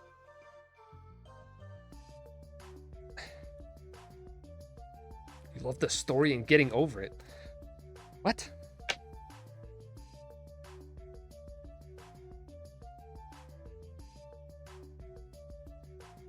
Isn't one second. Okay, hold on, I'm missing some stuff. I appreciate people being here, by the way, to talk about this in a more meaningful way. Seriously. I wasn't even sure if I was gonna do the stream like this today, but I'm glad I did, because I've met a few pretty cool people. And nobody has come in here and been annoying, which I actually am very surprised by. I thought people would be going out of their way to hunt me down, or hunt down anybody that was in this category. Be like, you're an idiot. That didn't happen. I appreciate people dropping by, following, and perhaps coming by some other time. I've gotten really wrapped up in this Concord thing, but that's like, this, like, I just like video games in general. This game just happens to be a good reason to like point out how silly some people are, is basically what has happened here. It's just like become a very easy way to call out people's hypocrisy, and that's been very enjoyable. And the game's fun, so you know, bonus points. Yeah, it's me playing on the weekend. Max. All right, let me go back. Free to play was good pre-2010, when those games were more like alternatives to the polished paid ones. Now it's like all multiplayer games gotta be free to play except Call of Duty. Well, even Call of Duty does it with Warzone, right? But yes, I agree. Again, I'm gonna link a YouTube video I just made. If you have opinions about how free-to-play games are designed nowadays and how it's taken over the industry, feel free to check out that video, which I just published, which has been dislike bombed to hell because people want everything to be free. Well, Alcacern, welcome to the stream. I appreciate your thoughtful contribution. Hope that Concord devs will have the encouragement to evolve the game 1 or 2 years to people to see the true potential. You would hope so, that it can stick around. And I don't think that it needs to have like mega success for that to happen, but I guess we'll see. Samurai Jack is in Multiverses is gonna make you play it again. Is it really? I didn't even bother playing it when they re-released it. I think that whole situation was pretty silly, how they pretended that the game was in beta after they clearly intended for it to be out, or whatever it was that happened. That was pretty silly. Moisno. Okay, I gotta Moisno Elite right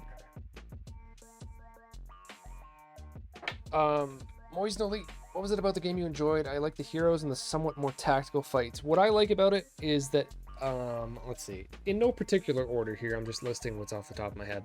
I really like the way the game is presented in terms of like the color scheme and the menus and the UI is all very pretty and colorful, and I really like that in games. I like, for instance, I love, it's not the same style, but I really like Persona games and Hi-Fi Rush for similar reasons. I love when games are very colorful, so that draws me in. And then I love how smooth all of the animation. I do not love anime, fun fact. I actually dislike anime. Despite what I just said. Okay, is that not working? I gotta fix it. I don't know how to fix it. I don't even think I can manually. Well, wait, can I?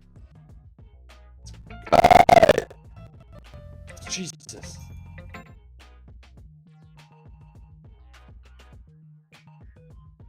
Yes. It's so loud. Oh no. Blame Scion, that's not my fault. I'm sorry. Scion is sorry. What I was saying about what I liked about the game. So I like how fluid the animations are, and how it feels to move around in the game, even though it's a little slower than I would usually like. I could see them increasing the game speed a little bit, and I wouldn't mind that at all. Even with like the crew mechanic of you getting bonus mobility, I feel like that's what the base mobility should be, and then you get further increased mobility from there. I think that would be nice. But I really like how you have play all of your sim. Yeah, I don't know why it's not connecting. It's being annoying.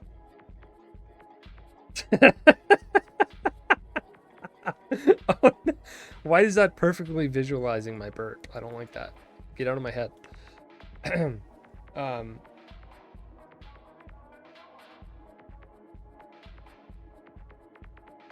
Oh shit, no, I don't.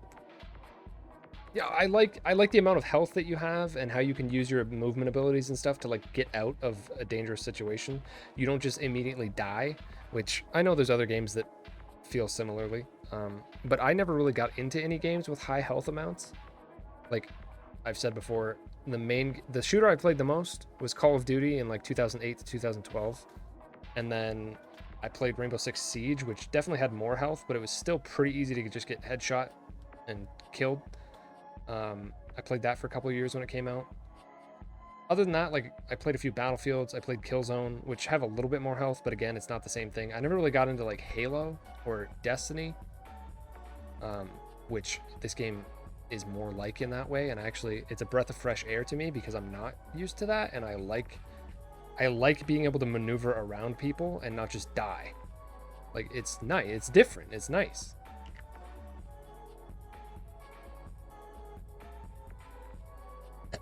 First burp is always cursed. Yeah, that's actually a thing. Here, I'm gonna go back to it. Maybe I can turn it down. Sec. Warning, burp coming again, but it should not do the same thing.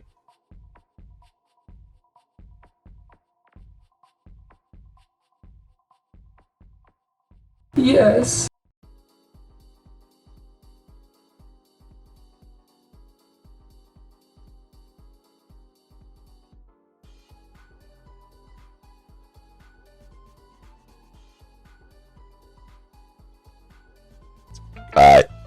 Jesus.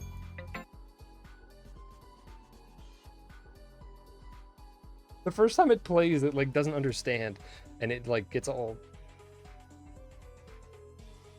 like grainy. I don't know. I can't explain it. Anyways, that's what I like about the game.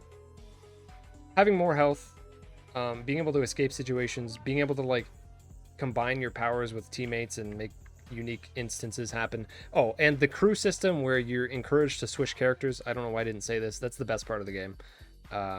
So you switch characters so that you get different perks that apply to your other characters. It's very upsetting to me that Firewalk did not push this on people and make sure that everyone understood how it worked, because that definitely caused people to think the game is a lot slower and more generic than it actually is, because it's a very important mechanic that kind of defines the game to me. That's the reason to like this game, and they don't explain it well at all. And I think that turned a lot of people off immediately because they weren't aware of what makes this game interesting. And I don't know if they're really going to come back from that at this point. Like, the first impression's important. They may have just screwed that up. It's not the only reason, but that is a contributing factor. Yeah, the commands are just not working. I don't know how to connect it back to OBS. It's been doing this for a while.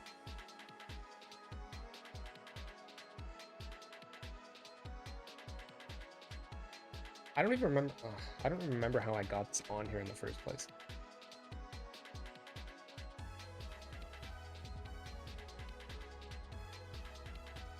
Streamerbot. Streamer.bot. Johnny! I'm wearing a t-shirt today. Johnny, I sent Colin a message. I did it. It was a little longer than it probably should have been, but I did it. I did it, man. I wasn't afraid. I didn't back down.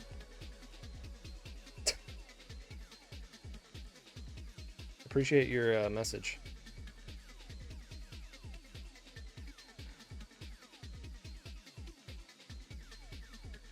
Yeah, I'm attempting to get onto a PlayStation podcast to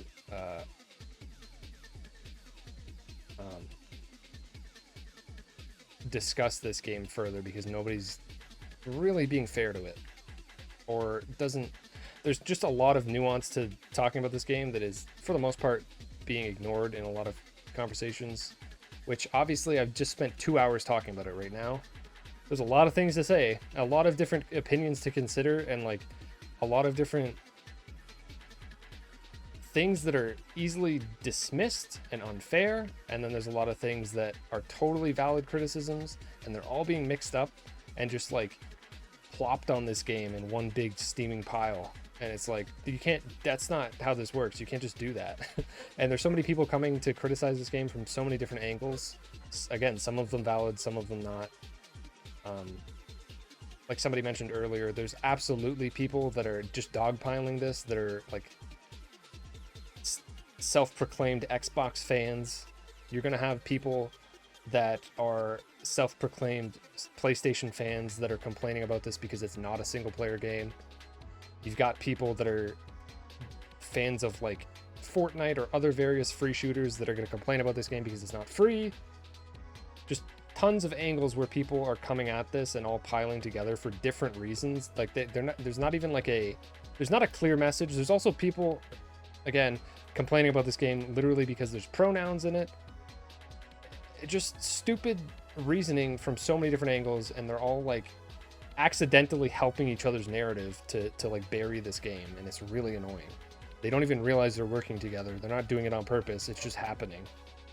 It's not like there's no targeted effort to like dismiss this game. People are just coming from so many different angles to do it, and they just happen to be helping each other's cases.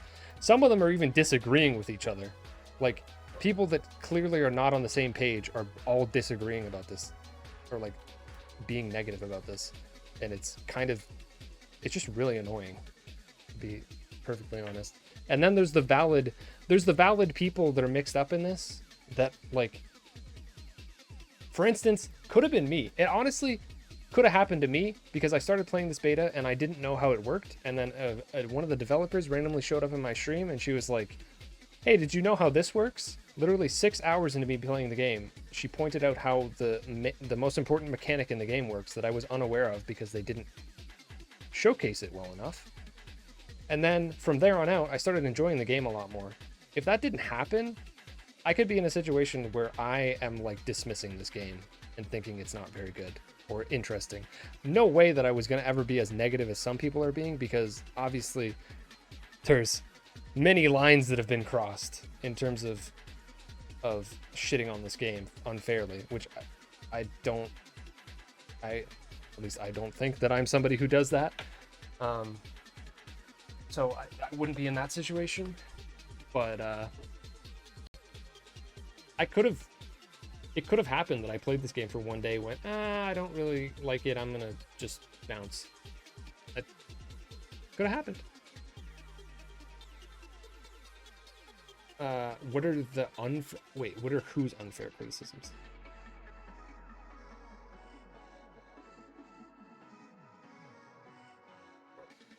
Biggest problem is a lot of YouTubers just shit on the game without playing it, making videos about how it's failing just to farm hate views. That is also happening for sure. People don't like the game. Saying it's slow or generic, I think are both unfair. And they're both countered by, again, the game's core flow that you're supposed to like be switching characters intentionally to gain bonuses to then increase the stats of the next character that you use, which is a really cool mechanic that, again, there's fault on the developer for not making it clear, but at the same time, it is a little bit well, let me be clear, it's not, I'm not trying to say this game is fast. It is slow, and I like it for that, but people are using that as like a kill shot, being like, this game's slow, boom, it's not worth playing. Which I totally disagree with. And the unfair part comes from not understanding how the game works and then still saying that. And that there are things that fix how slow it is, but I think it should be a little bit faster, yeah. Platform shooters? What does that mean? Oh.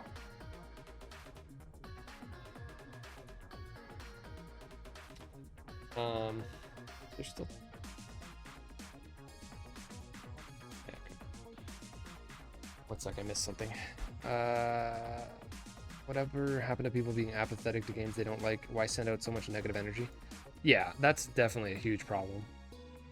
Like, I think there's a lot of people that are playing this game, especially, again, coming from the PC space, people that are used to certain kinds of games, namely, probably people coming from playing like Fortnite, Apex, or Call of Duty, and like trying this game out, realizing that it's a totally different flow, it doesn't play the same at all, or people coming from Overwatch and expecting this game to be like Overwatch, and it's not, but people keep just calling it a hero shooter and comparing it to Overwatch, so of course they expect that.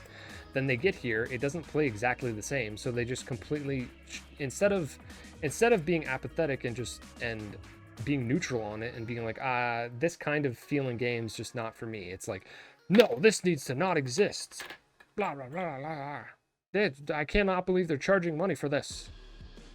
Oh my god, look, ha ha ha, nobody's playing it. I'm gonna jump on the bandwagon and making fun of this game because not very many people are playing it. Ha ha, oh my god. Look, it has pronouns. Ha ha ha ha ha ha. It's just like all of these different stupid reasons piled on top of each other. It's become like, because of like the echo chamber of the way the internet works. They should touch grass. I've never said that, but I mean, you know, you said it. I'm gonna point to Johnny Waffle's comment. I don't not endorse your comment, but I normally don't sling that term, but you know, you're not wrong. Listen, I don't touch a lot of grass myself. I'm allergic to grass, to be perfectly honest. Grass pollen, I'm allergic to it. He's allergic to grass.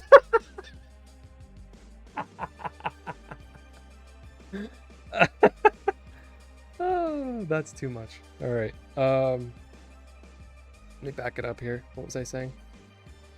Oh, people just kind of being neutral to it, having to be negative. It's unfortunate. Like, obviously that is what garners the most attention now, and it's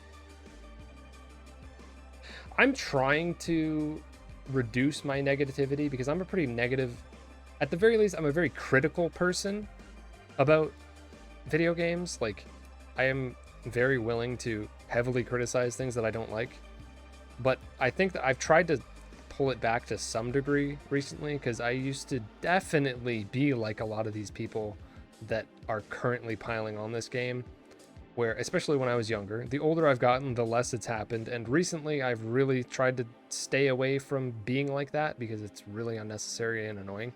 And I've realized this, but that's definitely like the core of my being, is to be hypercritical and like shit on things.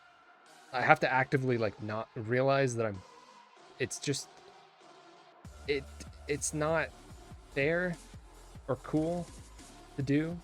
And like, people that haven't realized that are just not maturing, or they're still young, which obviously is the case for lots of people that are constantly shitting on this game specifically. Very clear there's a lot of like children involved in that group, that because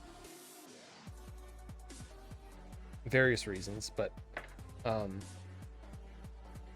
me back up here.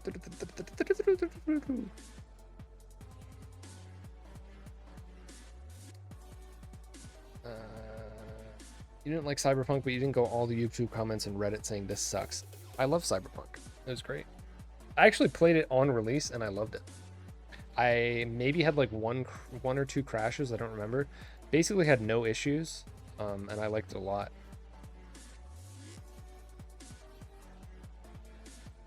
And let me add to that, I do not like The Witcher, which I feel like is backwards from a lot of people.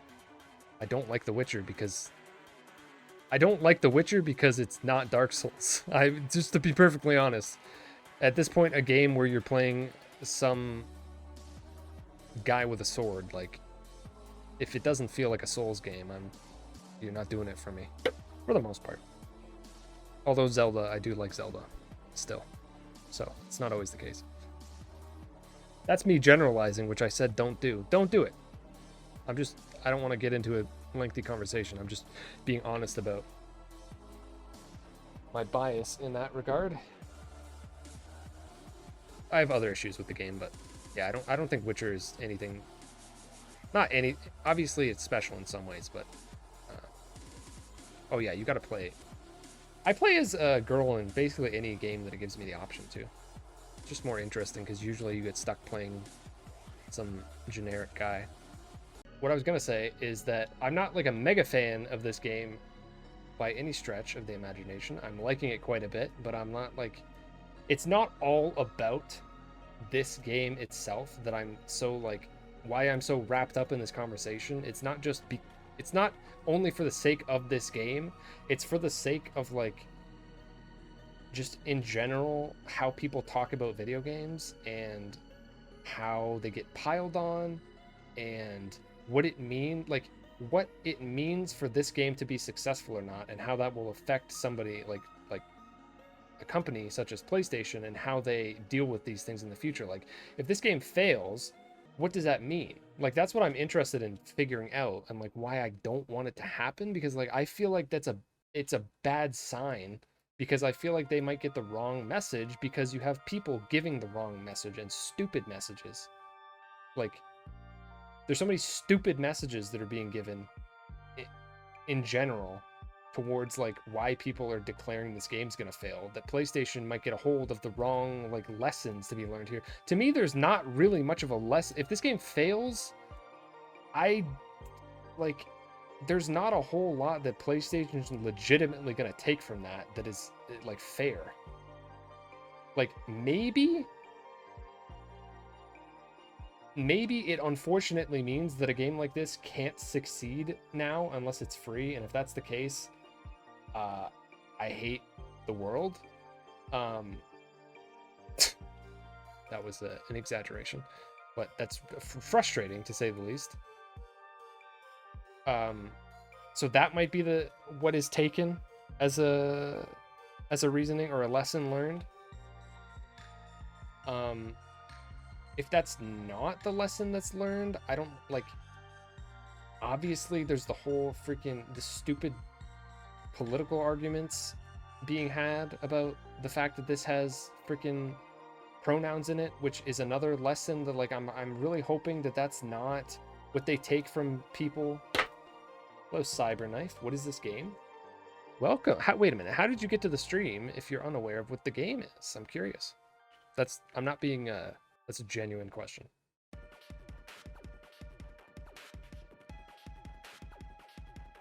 One sec. Before I get back to what I was saying, I'm going to read what Alcacern said. Here's a fun and true riddle. I don't think Concord is a game for me. Wait, I got to read it like a riddle. I don't think Concord is a game for me, and I won't buy it, but I do want to see it do well because I believe it deserves it. Wait, is that you saying that? It's a new game on Twitch from the category. But how did you get, what? How did you find it? Oh, recently released games. Oh, cool. Yeah, well, it's a game that just had a couple betas. How do I describe this easily? I've been talking for 2 hours about this game, and I'm not playing it, by the way. This is this is me playing it on the weekend. Just to clarify, in case you think I'm like multitasking here, I'm not. So it's a new shooter. I have a twin, actually. Yeah, we're both playing. I play with my invisible controller.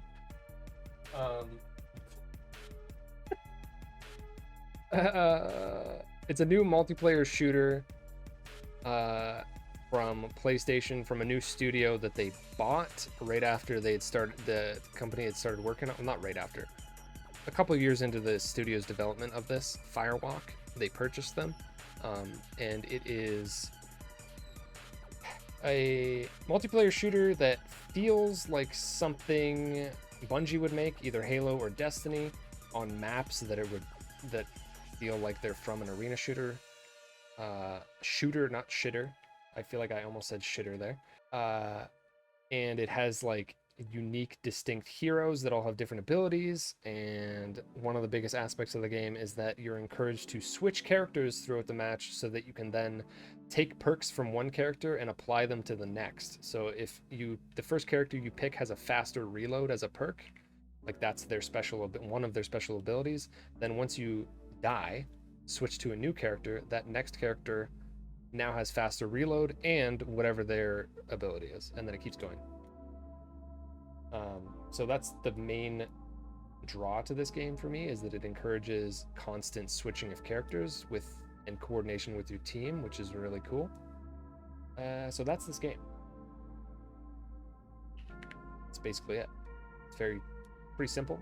It's a little slower than the average shooter, but it's very intentional with its gunplay. Stop. And it's a game where you can escape death. Oh, there we go. There we go. Finally, one of them showed up. Finally. Gee, it took 2 hours for somebody to come in and hate on the game. I'm amazed. Just play Overwatch. Yes. Let's go. We got one. Oh my god. Dude, I love haters. They literally get me so excited. But anyways, I appreciate you stopping in, Cyberknife. Also, hello, Ice Waters. Top 5 Concord heroes. My favorite is Starchild or Lennox. And then I like I'll get back to you in a second. I have a lot to say to you. Starchild and Lennox are my favorites, and then I also really like Daw is pretty fun, and I like Baz and her Duchess. She's cool. Those are my top 5. This is basically the 5 characters that I used. Okay. What else did I miss? Only on PlayStation? No, it's also on Steam. Or PC. I think it's on Epic too. It's on PC and PlayStation 5.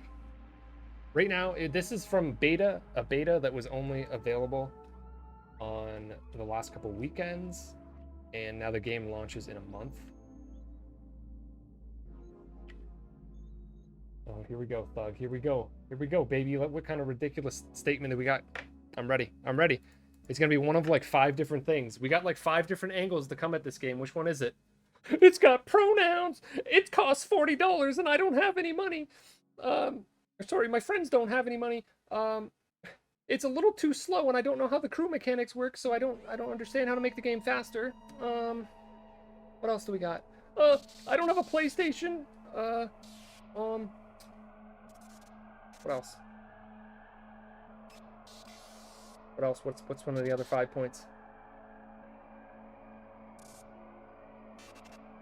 I forget. I smell like poop. That's the other one. That's the other one. Right.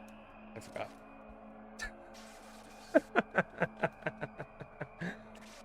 Oh my goodness. This is too much. I love this so much. This is so funny to me. It is not free, no. Which, in my opinion, is legitimately a good thing. Is one of the reasons that I'm so interested in this game is because it is not free. Because I do not like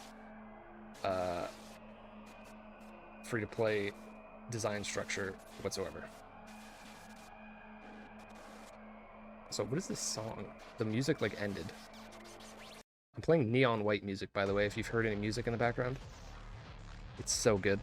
I love this soundtrack so much. This game is so amazing. Anybody who's not played Neon White, I dare you to do it.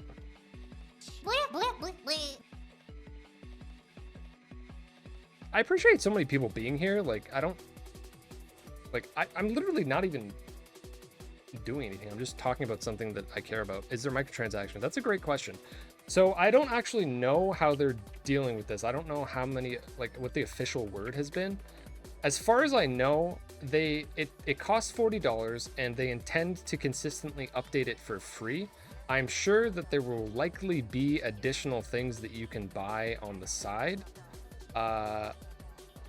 The thing is, to me, what's important is whether or not they're like pushed on you or it feels like you're being guilted into doing it.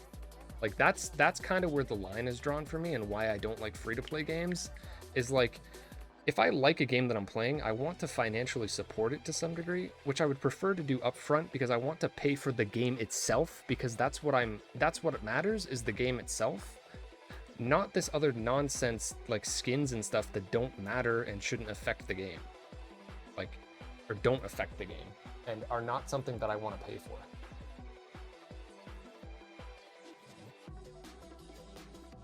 Oh, this was that one time the game lagged.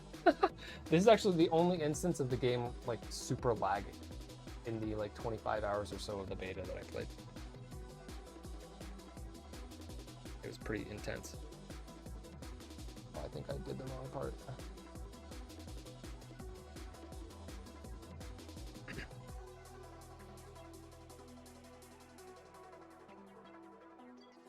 It's not heavy.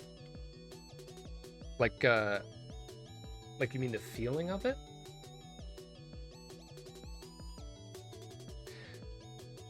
Time stands still at this moment. What are the requirements? Oh, for PC, I don't know. I don't play on PC. I couldn't tell you. Wrong person to ask on that one. I don't know anything about the PC version. I don't think I saw people complaining about that. I know that there was a couple things that were not present in the beta that people were having issues with. But like, it is the beta, so I mean, that's the point of the beta, is to figure out problems. I had zero issues with, except for literally this one instance of like lag happening. Actually zero issues with the game on PS5. But I know that there was more issues on PC, which makes sense. It's definitely a, like, again, to me, this is a console shooter. This is not necessarily going to appeal to the average PC shooter player, I think. I think it's more likely to appeal to somebody who likes playing console shooters, or shooters on consoles.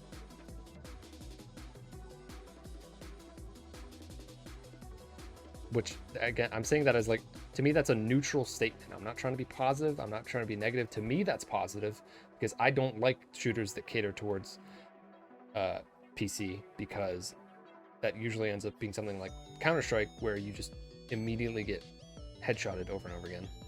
So, which, again, nuance is here. I really like Counter-Strike for a lot of reasons. I'm not going to get into it, but Appreciate it, Scion. Have fun with your food. It's a weird thing to say. Most free-to-play games have battle passes and microtransactions. I don't think there will ever be a game where you earn cosmetics through in-game challenges. I know, it's sad, isn't it? That's literally like the most interesting way, the most interesting reward system in a game is things that are earned through you doing things. Like, I loved that back in the day with Call of Duty, even though people just boosted headshots, which kind of ruined it, but there's better ways to do it. Cyber Spectra, game is fun. Appreciate it. Appreciate a common sentiment. Or, sorry, a positive sentiment. I've already been talking for 2.5 hours about this game, so like, if you, I'm gonna try, and I see there's a lot of people here all of a sudden, which is wild. Thank you for being here, to whoever is here. I don't want to repeat myself too much about things I've already said. If you're interested in how this conversation's gone, there's been a lot of topics that have been breached. I would advise you go back and watch the VOD if you want to know how I feel on certain things. If there's anybody here who has a specific question or like concern or a topic that maybe I haven't talked about, we can get into it.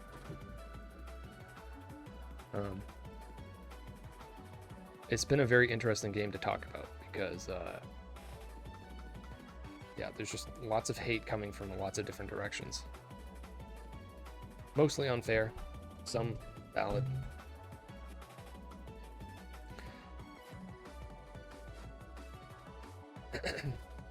Cosmetics were supposed to be a symbol of achievement and dedication. Exactly, Eddie. That's so much more interest. Like, that's what I don't understand is why people look at like cosmetics and stuff. Are you leaving? Okay, bye bye. I don't really understand why people look at cosmetics as important now. To me, they have no value whatsoever now because like you just buy them. Like, what people look at them as some sort of weird like status symbol, and like that's again why I don't like free-to-play games, is because to me that's what they just devolve into, is like, oh, look at this flashy thing that I either luckily obtained or spent a lot of money on. And it's like, I don't care. That means nothing to me. That literally has no value whatsoever. Why are you applying value to this? Like, what's valuable is the game itself. Is it a fun game? Was it worth paying for? Like, like, people, it feels like people only play free-to-play games as a way to like socialize, which that's fine, obviously. That's a valid way for people to like play games in general, is to like socialize with friends and stuff. But then I just feel like with free-to-play games, it really does devolve into like this weird case of like showing things off.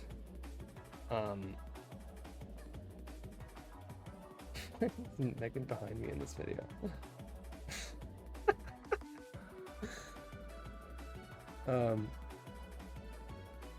And like that's all that matters to people, is that they like earn. That's Megan's not here. This is a recording behind me, if in case you haven't realized I'm behind me myself. Nothing. It just seems like, yeah, it's just like this weird thing where you're using the game as a way to show status that you spent money on like on a certain skin or whatever, and you're showing it off. But like, all that means is that you either spent a lot of just time playing, or you just spent money. Like, that's not interesting to me. This is the same, not the same, but it goes into a similar thing I have with like people being really happy about their finding shiny Pokemon, or like grinding to get shiny Pokemon as a status symbol, even though all it is you just waste a lot of time to do it. Let me back up here. You think Elden Ring does that in a great way when you play for the game and you have full access to it? Well, listen, Elden Ring, Cyberknife, I don't know your familiarity with video games in general, but like From Software has been a favorite of mine for over a decade now. Dark Souls 1 was my favorite game ever for the longest time, until probably Elden Ring, which I don't even know what I would call my favorite at this point, but they're both great for different reasons. But yeah, Elden Ring is fantastic, but like, single player games are a completely different conversation, I feel like, in terms of this. Like, I don't really think there's any comparison to be made there.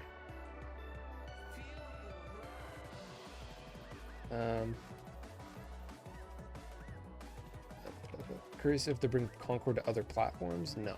It'll just be on PlayStation and PC. Sony has no interest in putting stuff on Xbox, I don't think. And like, we don't even know what the next Nintendo console is going to be. I don't think they're, although they are putting Lego Horizon on Switch, I don't know. I mean, it's possible. It's not impossible. Like, it was impossible a few years ago. Now it's not impossible. And that can help with the growth. It could. Some people will see how much fun the game is. Like most of YouTube and Twitch said, the problem is the price. It can change from people and from PlayStation deals. Okay. This keeps getting mentioned. This keeps getting mentioned about the price in this context, but the thing is, the internet was on fire the second this game was announced, and we did not know what the price of the game was yet. I reiterate, the game was announced, revealed, on that PlayStation State of Play or whatever it was. I was watching it live. I thought I had like a somewhat positive reaction to it, but kind of neutral. I was like, all right, let's see what happens. The internet exploded with negativity, completely hypocritical negativity, complaining that it seems similar to Overwatch, while also simultaneously complaining about Overwatch and how they want something better. Hypocritically, again, reiterating, ridiculous. And they were unaware of whether or not this game costed money at that point, and the internet was on fire, just completely hating on this for various reasons. So, just because the game is free, you already have this built-in hatred towards it before people were even aware of the price, so maybe that doesn't matter as much. Overwatch launched at $40. It did. But now the whole argument now is Overwatch 2 came out, and now they have switched to a free-to-play model, and like the argument is that the industry no longer supports paying for multiplayer games. Here's the evidence. Everything is free now, and also Concord, how dare you ask for money? That's ridiculous. Everything is free. I can go play the same thing, but maybe better or slightly worse for free. And I just keep hitting you with quotes because like it's just so tired, and like it's just frustrating to me that people don't want to pay for anything, but like don't want to pay for something that is actually quality, and this game is getting pushed aside for invalid reasons, and it's very frustrating.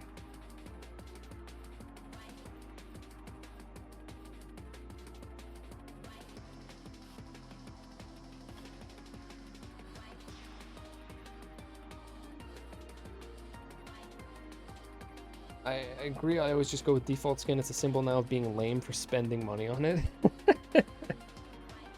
I mean, in some cases, yeah. Like, the second you see somebody all decked out, like, it's like, really? Like, but at the same time, I don't know. Because, like, again, there's so much nuance to this conversation. Like, when the few times that I've played a free-to-play game, what I immediately feel, especially if I like the game at all, is like, oh, I wanna spend money on this because I'm enjoying this, and I shouldn't just be playing it for free. That's weird.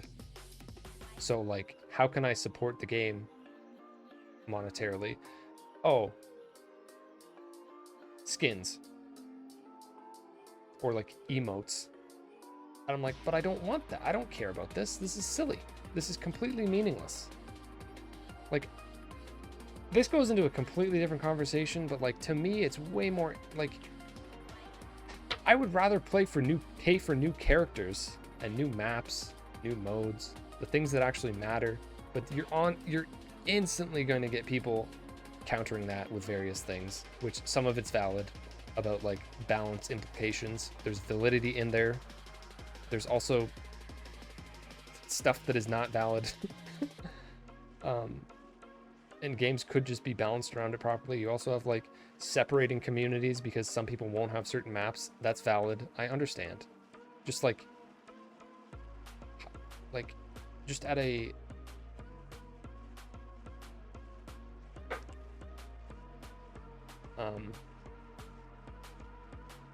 base level, it's just like I want to pay for the things that I actually care about. I don't want to just waste money on this game on things that I don't care about just so that I am paying for the game. Like, I don't know, it's like a mental thing, I guess. But you already bought the game after playing 17 hours of the beta and you finally played more than 40 hours. Damn.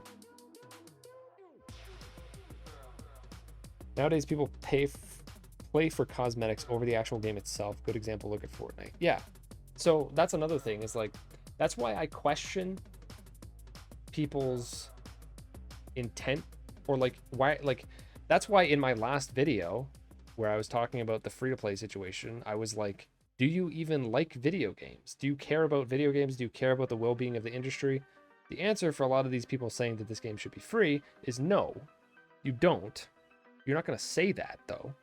You just want to coast by and play Fortnite for 10 years and never pay for it, which is like, you do you, but like I am expressing that you annoy me because it feels like you're actively taking away from the overall, like,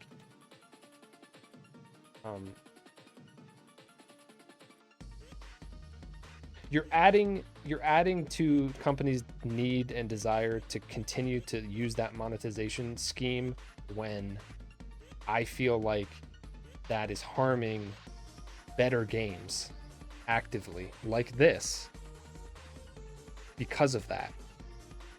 So it does in some way affect my enjoyment of video games because it's going to prevent games that I like from being made. So then that's where I get wrapped up in this. I'm like I'm interested in this game. I think it's good. I'm not nearly as passionate about this game specifically as I am the repercussions of this game failing and what it's going to mean to PlayStation and other companies that might try to do something similar. Like, that's why I'm like invested in this conversation. Let me get back to this. I'm totally losing my voice, by the way. I never talk this much. Holy crap.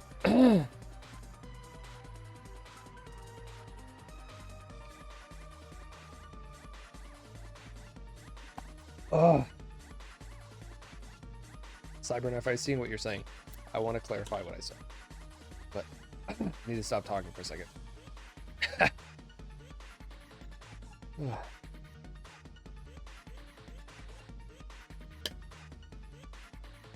Because that's an interesting question. But I gotta back up a little bit.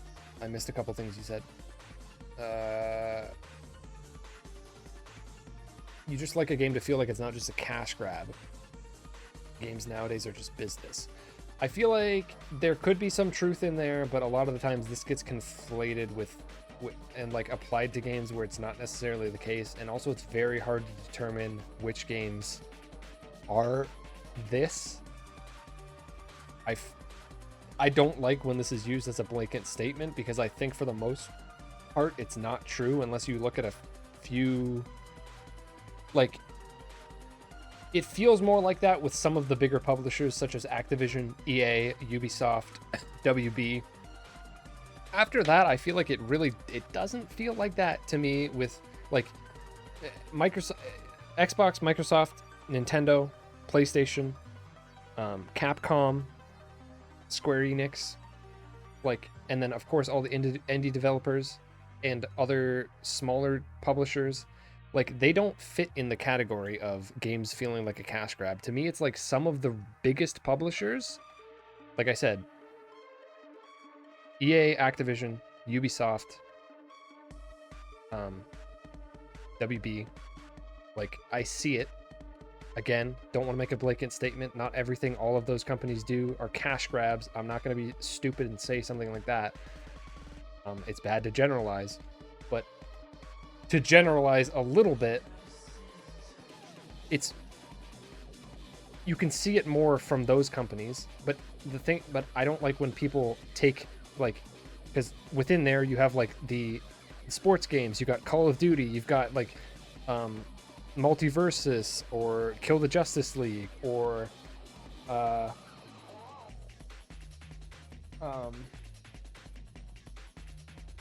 like Assassin's Creed.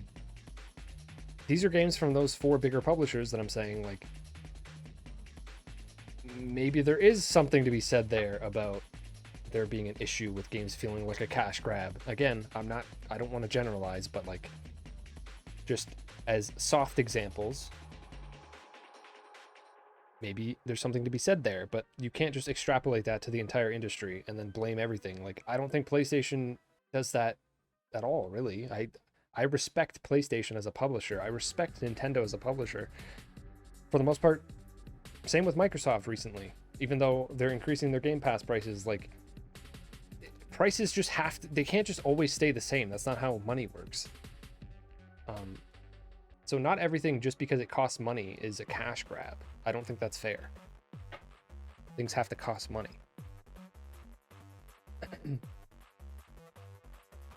Played Marvel Rivals, it was not for you.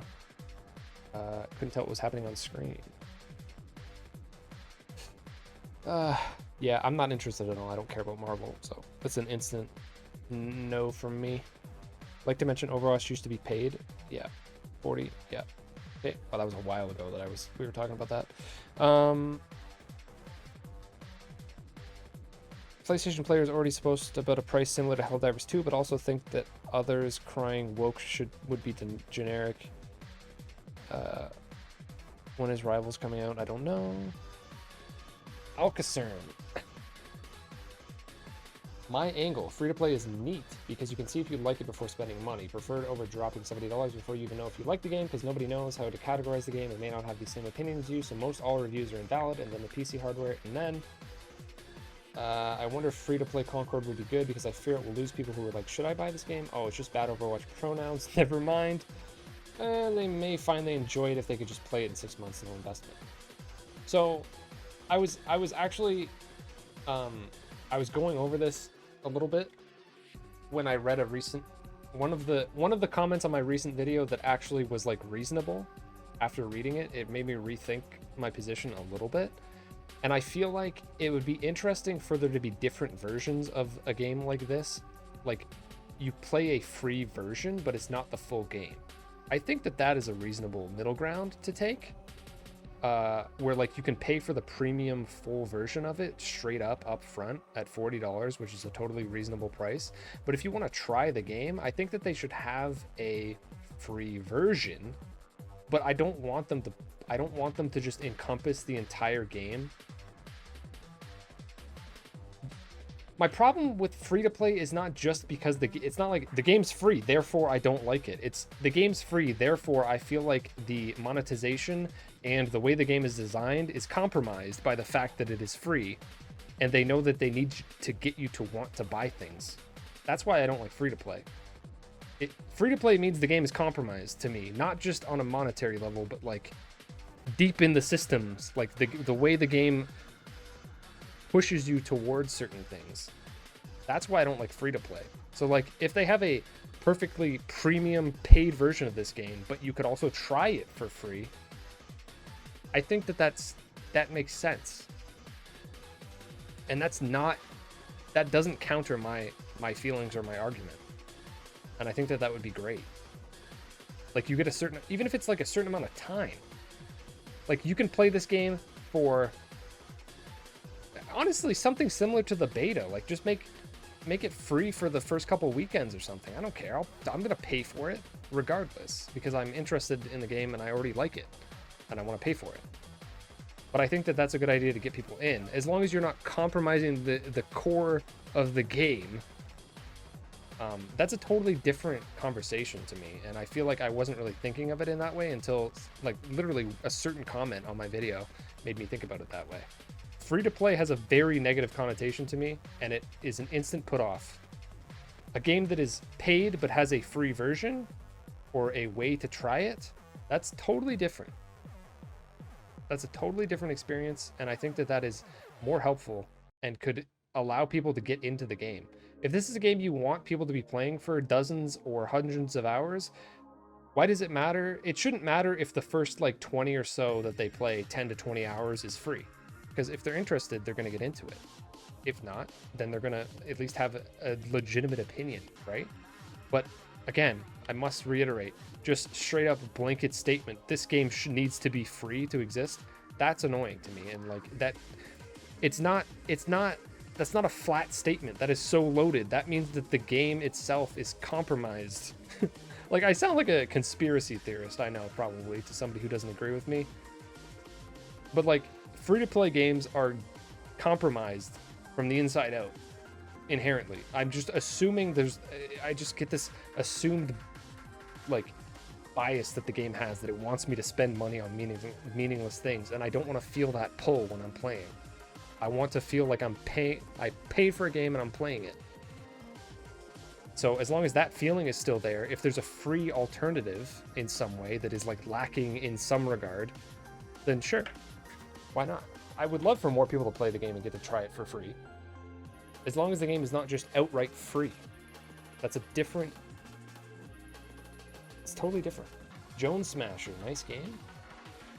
Welcome to the stream. I've been talking about Concord for over 2.5 hours now, straight. I'm losing my voice. Talked about a lot of different aspects.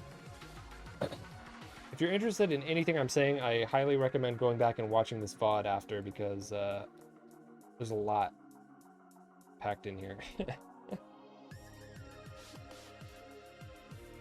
By the way, anybody who's here that's not following, if you want to follow, I mean, that'd be awesome. I appreciate you all hanging out, regardless of whether or not you do. I play lots of video games. I'm really, like, Concord is not the only thing I'm interested in whatsoever. I like all sorts of games. I just care about the video game industry and like the health of it, because then we get to get more cool video games to varying from all sorts of genres and styles, and I want them all to be able to exist in some way. And I just don't want us to talk down on video games and expect that we deserve them, as if like games need to be free because we have an inherent right to play them. It's not really how it works, and I don't think it's fair to treat them that way.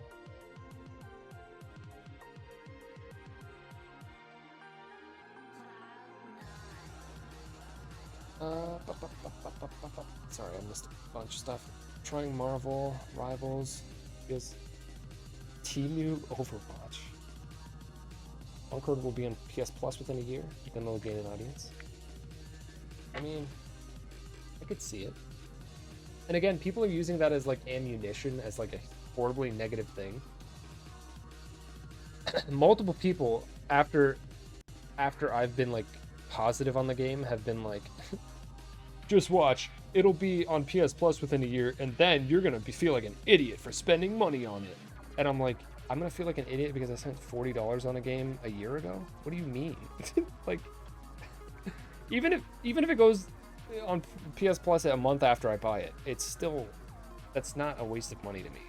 Like, it was worth it's already worth the money I spent pre-ordering it, which I never do. I actually intended to cancel my pre-order after trying the beta. That was totally what I was gonna do, but now I'm not, because I actually want to play it. But yeah, like the $40, I've already got my money's worth, which again, I don't want to go over this topic again, but like that's a dangerous road to go down about equating a game's value with the length of it. I think that's completely stupid. And it doesn't apply to multiplayer games either. And even if it did, then there's a lot of hypocrisy going on there, because people will not value multiplayer games.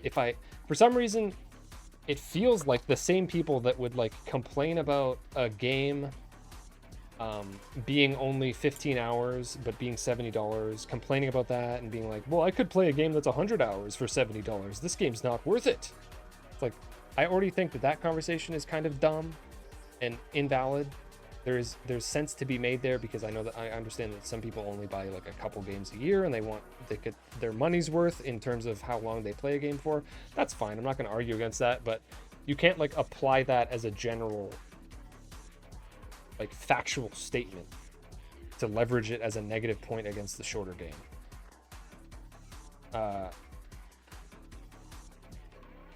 I pre-ordered it just because it gave me access to the beta, which actually I didn't end up needing to do that because they made it free for PS Plus, which is kind of silly, but I pre-ordered it with the intent of canceling afterwards. So I wasn't really pre-ordering it, but now I'm probably keeping the pre-order.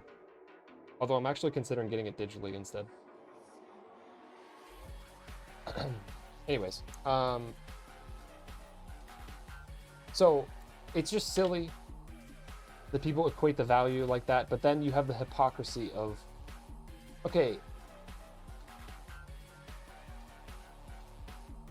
it's just so weird to me, because the people that would be like, yeah, I only buy a few games a year.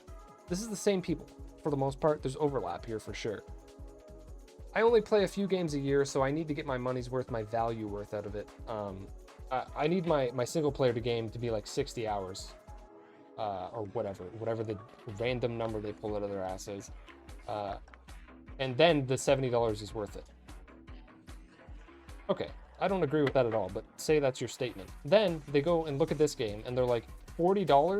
Psh, that's ridiculous. And then I respond, oh, even if I only play this game for a month or two and I put like 20, 30, 40, 50, 60 hours into this game, whatever it is, and I enjoy my time with it, that was money well spent. And then they're going to be like, man, I can't believe you'd spend that much money on that game and you're only going to play it for a month or two. And I'm like, but wait a minute. You just told me that a single player game is worth its value only if it's a certain length, if it's like 60 hours or more.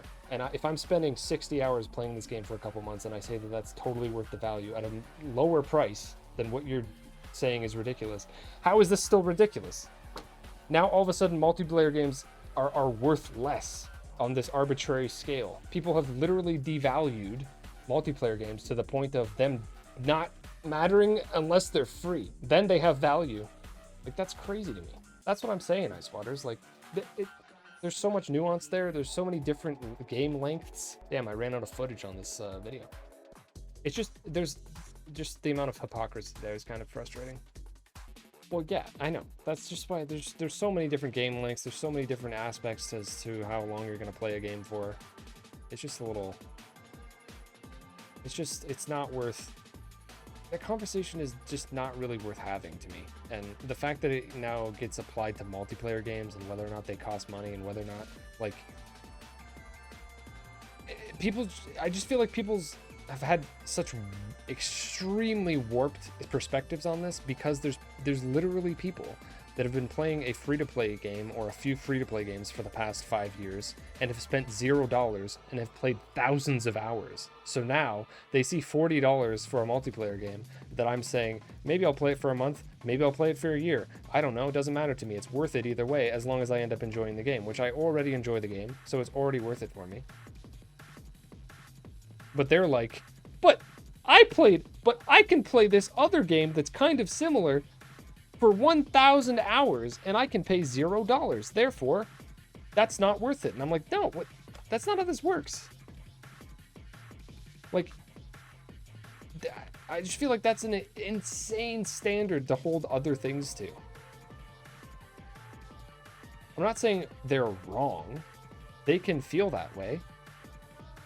But they can't then apply that to like everyone and to the industry overall and demand that be a standard. Like, that's unreasonable. This is similar to the whole Microsoft thing with Microsoft buying Activision and like trying to take over the industry by buying all the publishers. It's like, yeah, and putting games day one on Game Pass, and they can do it because they're excessively rich because they're Microsoft. If they weren't Microsoft, they wouldn't be able to be giving all these games away on day one on Game Pass. Like, that's not how money works. You can't just pull things out of your ass and give them away for free easily. Or at extremely low cost. Like, they are pushing out, they're trying to push out other competition by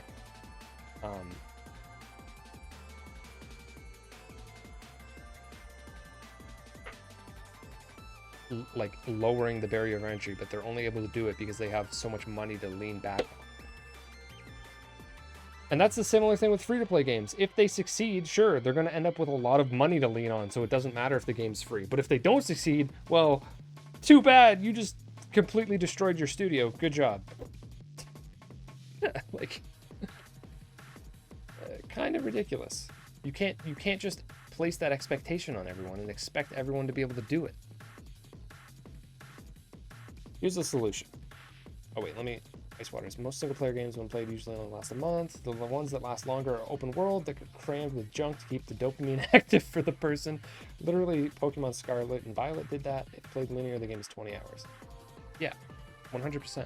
Like, that's, again, when I made a video about that game pretty recently, or like soon after it came out, I was like, this game feels extremely empty. All of the stuff in Pokemon Scarlet and Violet feels mostly meaningless. You're picking up tons of healing items that don't really matter because you can heal yourself very easily. You're just like, it's just full of, and it's not enjoyable to explore. It's like awkwardly controlling. It's ugly, which doesn't necessarily matter, but it just adds on to the pile of things wrong with the game. And like, yeah, there's really nothing meaningful to do. You're just extending the game's length arbitrarily, and people will view that as more value, and to me that's absurd.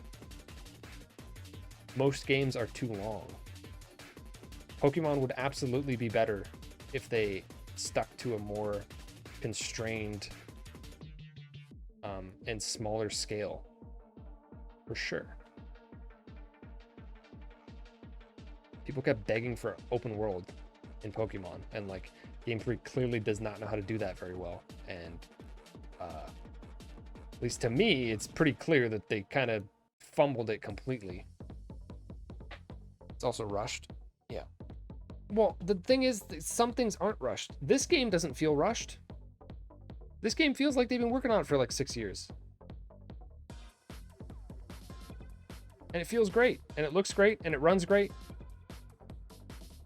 This game is like a standard for how like, dude, new shooters come out all the time and people are always shitting on like the performance of them and how they're tanking at launch and like, oh my god, they play so horribly, oh god, look at all these glitches. And now we finally have an example of PlayStation being like, no, let's actually put out a competent shooter that feels good and looks good and runs well.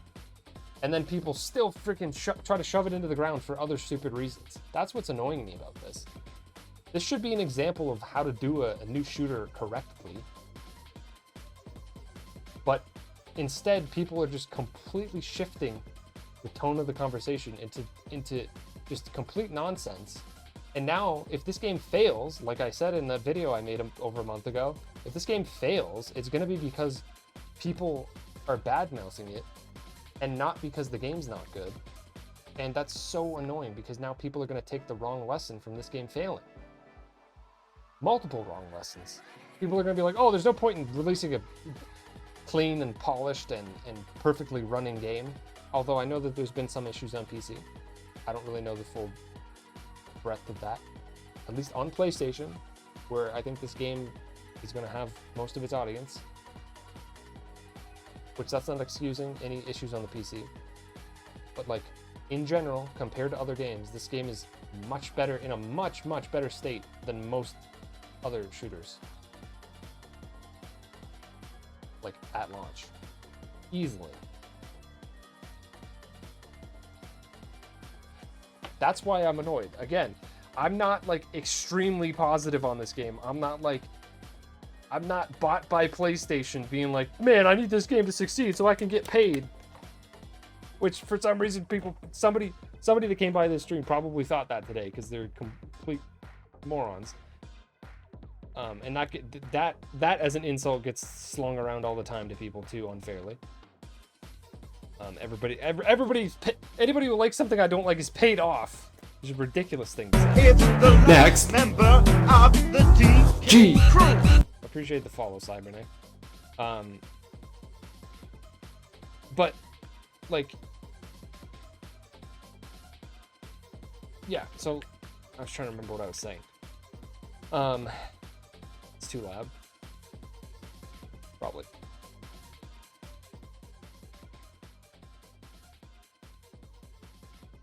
Let me turn it down.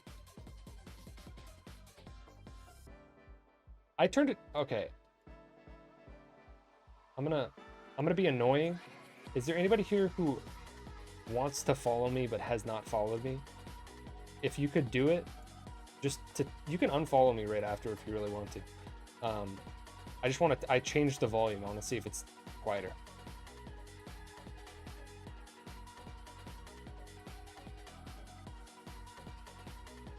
It's the next member of the DG crew.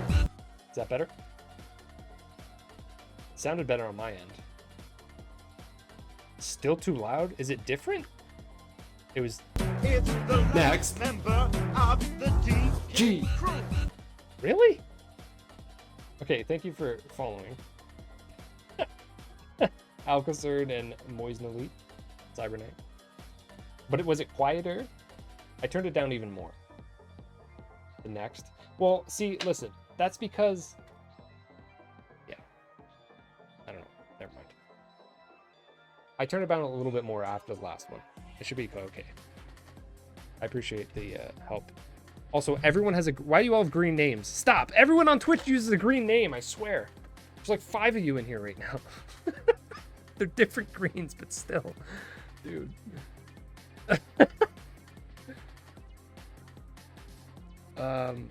I'll get back to what you said, Alcacern. I want to finish what I'm saying. Johnny's got the crown. Johnny's gold.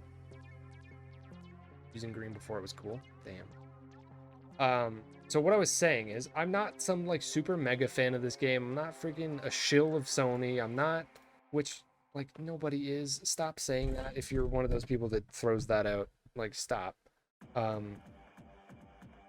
You're now blue. Nice. Blue is actually usually what is the most common, so I don't know if that's a good choice. It's usually that everyone's blue, to be perfectly honest, but hey, as of right now, orange? Heck yeah. Orange for life. This isn't gonna work, is it? No, of course the thing's not working. Anyways, so I'm not super positive on this game, like extremely positive on this game. I'm like pretty positive on this game. I think it's cool. My issue and why I'm so passionate about this is not specifically because I want this game specifically to succeed, although that is part of it.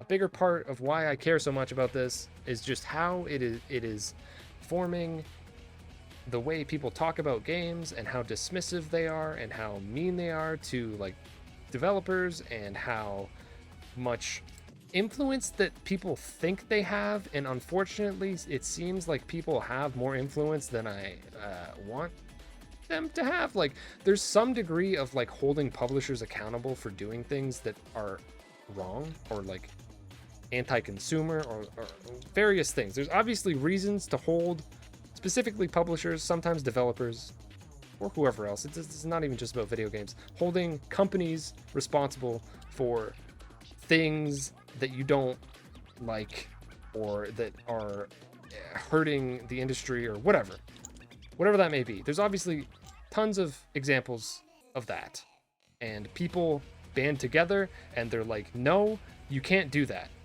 actually. And that's valid. People have power in a good way in that way, but people, I think, are crossing the line with this game and using that exact same power to take down something that does not deserve to be taken down. In fact, deserves to be held up as a good example. And it's just, that is what's pissing me off. And that's where I'm at. That's why I'm like championing this game.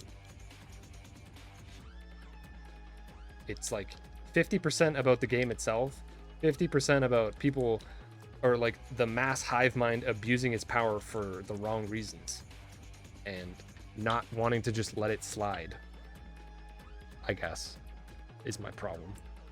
Now let me get back to what Al Kasern said here.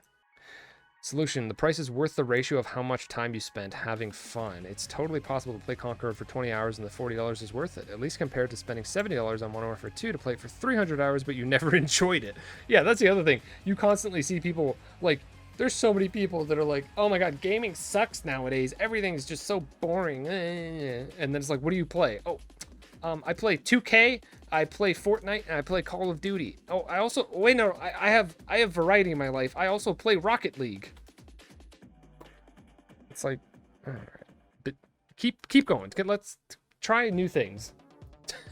Then maybe you can say that. And then yes, like I was in the Call of Duty community for 4 years and very deeply invested in it back on PS3. And I was in that category. I eventually got myself out of it, where I was constantly complaining about Call of Duty, even though I was playing it, and constantly like claiming I didn't like it and then desperately waiting for the next one. Repeat. That was me. I did that. I'm aware of what it feels like and what it looks like. I see other people doing it. If you call it out, then you just get ignored. But yeah, it's frustrating.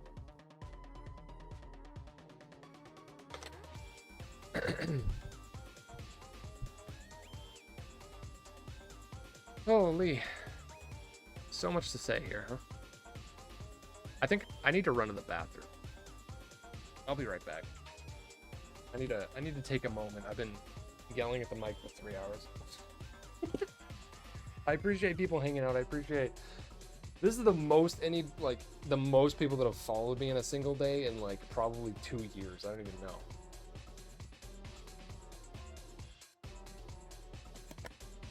It's very nice to, I'm not even expecting that everybody's agreeing with me or anything. There's plenty of things to discuss. But, it's just, the point is, there's plenty of things to discuss.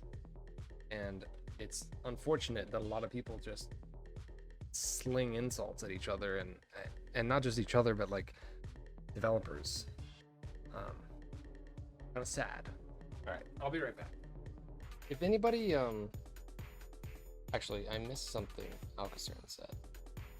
Another way to piss off Redditors: point out that gamers have a ton of power in how games are developed, as evidenced by Rush generic games being rewarded and games like Concord getting relentlessly shit on.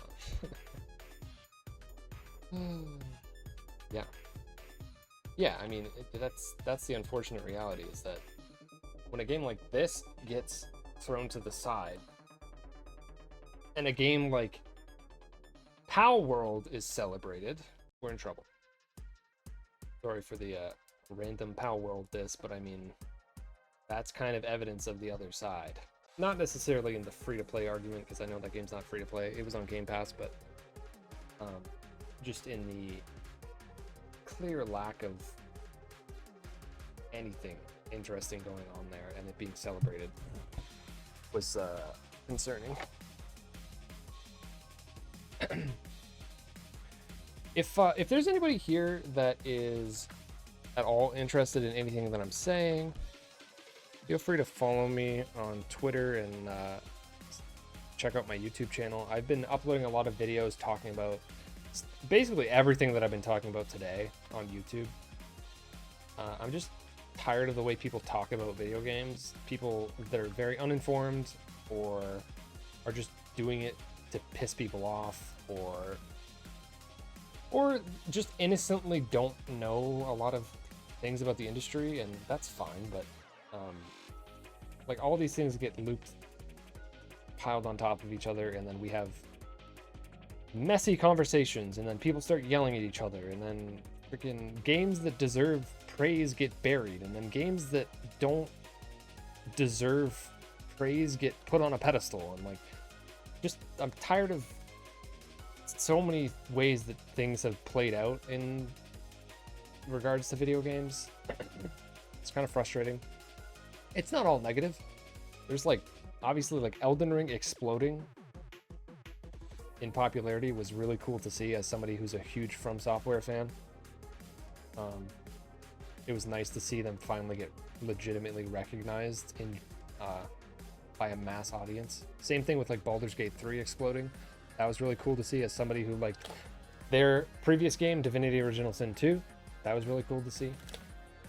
Zelda being celebrated as much as it is recently is very cool. There's a lot of positivity to go around. It's just unfortunate that for the most part there's just a lot of shit slinging in all directions. Lots of complaining, people complaining that modern games aren't good. Just complete nonsense. Obviously there's aspects that aren't, but like just stop. Ask my opinion about Marvel Rivals. I have no opinion. I don't like Marvel at all, so even if people, the reception to that is like, this is literally the best game ever made, I probably still wouldn't be interested in it because I don't like Marvel. I don't like superheroes in general, so I just kind of don't get invested in things. I like the Spider-Man games, but that's because I like PlayStation. So like, it's cool that Insomniac is the one making them. I like Insomniac, so I like the Spider-Man games. But otherwise, like, I'm just not really interested. Another point, we do not know how PlayStation will modify the game at the release. Seeing the returns beyond the usual character balancing, if they dare, they would have a lot of margin, except subject of maps. Yeah, I don't really know how they're going to support the game, what they're going to charge for. All these things are important to learn, and then they can be judged as they're announced or revealed or whatever.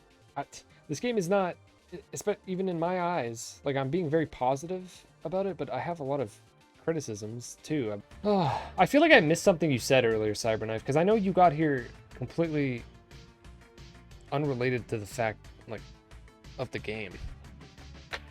You asked me something I wanted to get back to, and I don't remember what it was. Oh. You said it's my fault that a free game is fun to play. Which, like, it's an interesting question. Like, the obvious immediate answer is no. It's not your fault. I think you said that because I said, like, that because, like, people are so used to having free-to-play games that they will now look at a game like this and say that it's not worth it because they already have something that seems similar, and it's free, so why would you pay for a game that's seemingly similar? Then I said that it's that kind of mindset that is harming the industry overall, because it's devaluing games. And I guess, like, where I come to that conclusion is, that's not me saying that you're like a bad person for thinking that way or for coming to that conclusion. It's the reasonable conclusion to come to. I just think that it depends on what you like.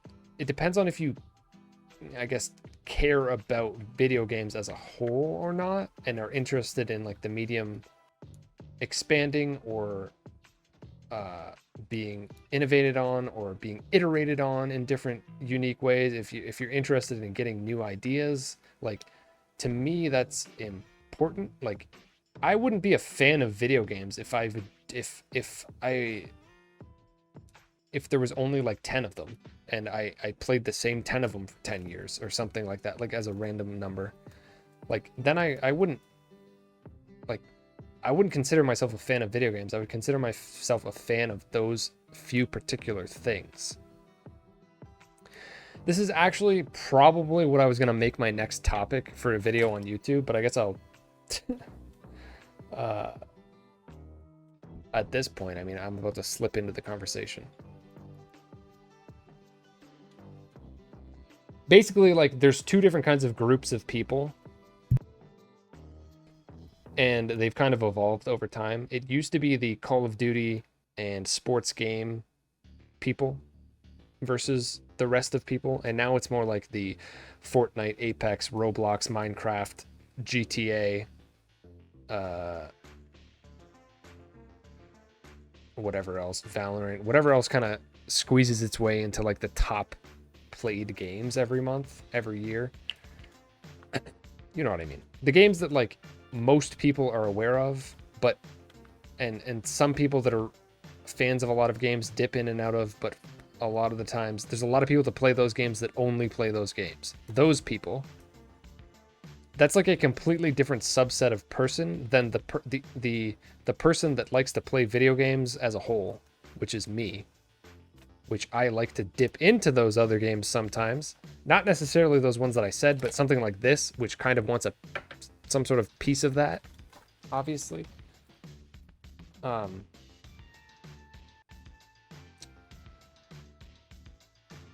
And like those two groups of people, I feel like are starting to really clash with each other, but not like on purpose, not directly. Like you're saying, am I blaming you?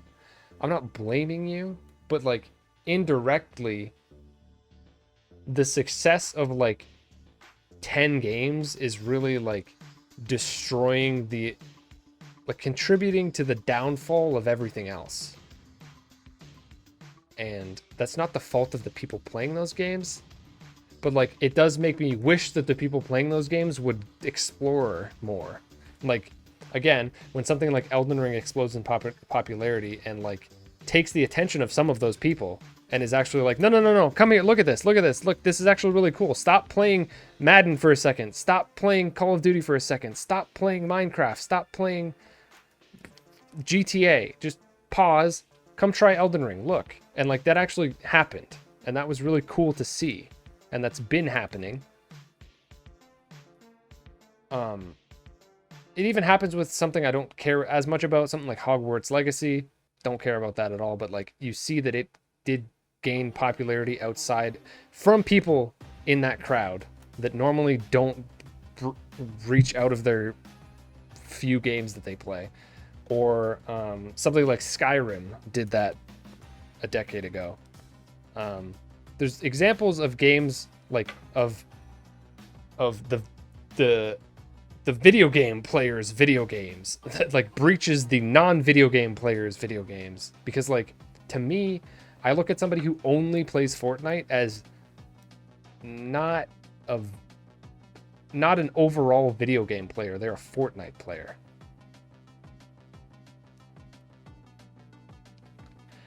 The success of some games takes away from the rest because I feel like people just enjoy, to some degree, some enjoyment, some addiction, some there's varying degrees to what I'm about to say, which I don't want to lose my point here, but like there's lots of people that are now only playing like GTA or are so into Call of Duty or Fortnite that like there's people in there that I know would enjoy other video games that are just not even bothering trying them because they're content just playing Fortnite. And like that saddens me, I guess is the right word. Like I wish that more people would branch out and try other video games and support the industry overall, I guess is what I'm trying to say. Like it would be nice. There's nothing wrong with it. There's nothing wrong with it from that individual person's perspective. People can do what they want to do. It's like from my perspective, I'm like, oh man, I wish that like 1%, 5% of you people would like branch out more and support other video games, and so that we could get more varied, fun, interesting experiences without like, because I feel like something like Concord is the victim of this.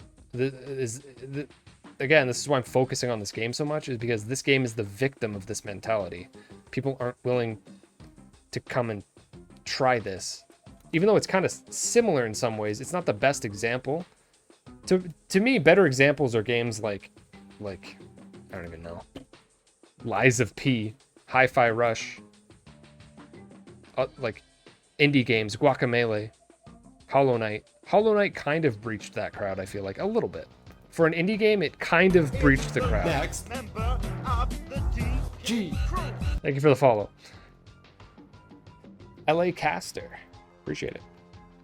Like, I'm not saying there's not something inherently wrong with the individual that just is content with just playing Fortnite, or content with playing Roblox, or content with just playing GTA Online for the past 5 years. I'm just like, it's not a personal judgment on that person. I just wish, it's literally just me wishing that they had the desire to try newer things, or like different varied things. And because of the lack of that desire, people are just settling into these games more and more and pushing away other interesting experiences from being able to exist, because there's not enough people to go around. Like, not everybody can buy every video game, because obviously, don't need to get into why that's the case.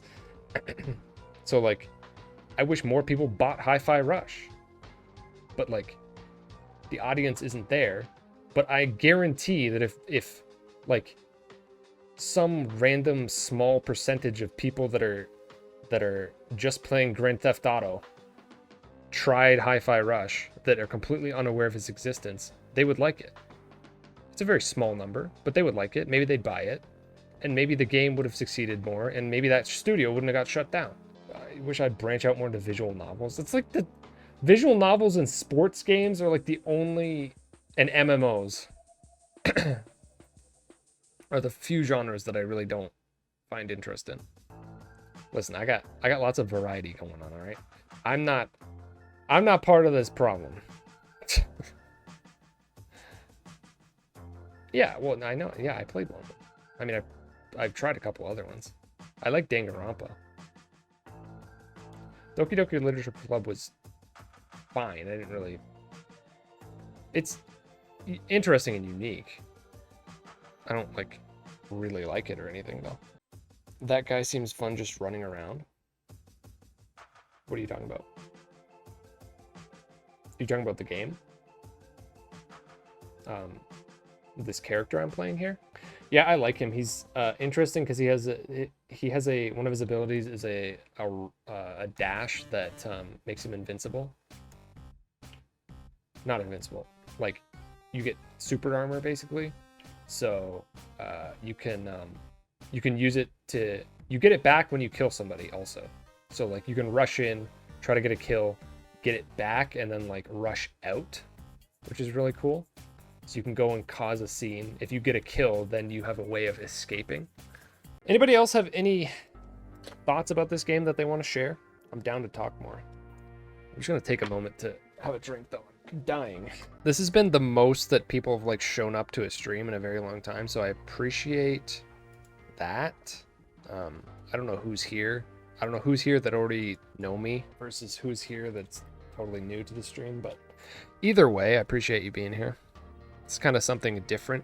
I would like to do stuff like this more. I just need, obviously I had a lot to say on this topic. It really was easy to talk about this for 3.5 hours, which is kind of crazy when you think about it. That's a long time, especially when I'm the only one talking. It's not a back and forth. Is it refundable? What do you mean? The game?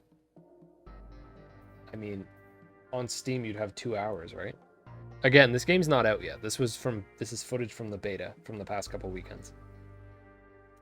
It comes out in about a month. I think exactly a month, actually. It might be the August 23rd. One-off's a lot of fun. I don't know how I have no idea how that freaking robot works. Every time I run into him, I'm like, are you like sucking up my bullets or what? I don't even know. I did play Baz, actually, the knife girl. I stopped playing her recently. I'd have to find a different... I was using her quite a bit for a little bit. I started using a Duchess instead of her. A short loop. I did not play Itzy. The only characters I really played as were Duchess, Baz, Daw, Starchild, and Linux. I played a couple other ones a little bit, but those were the 5 that I kind of stuck with. I don't know which one I was just watching.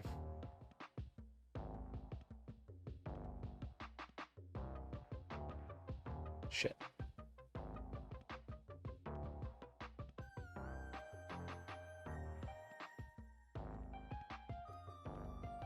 Let me check this one. Hey, Bringer of the Link, how's it going? Is this the one I was just watching?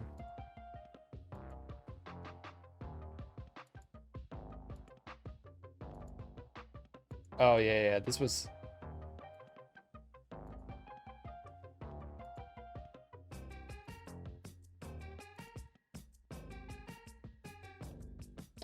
The video I was showing was before I learned how the game works. Give me a second here.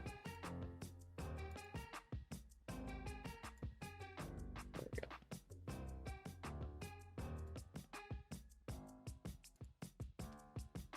we go. Link, I've had a 3.5 hour stream so far of me just talking about this game and the things surrounding it.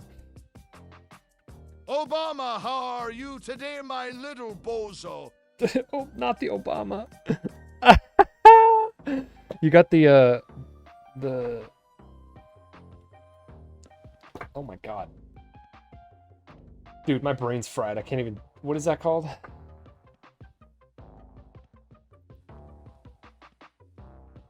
I literally can't... colon. On the wrong side.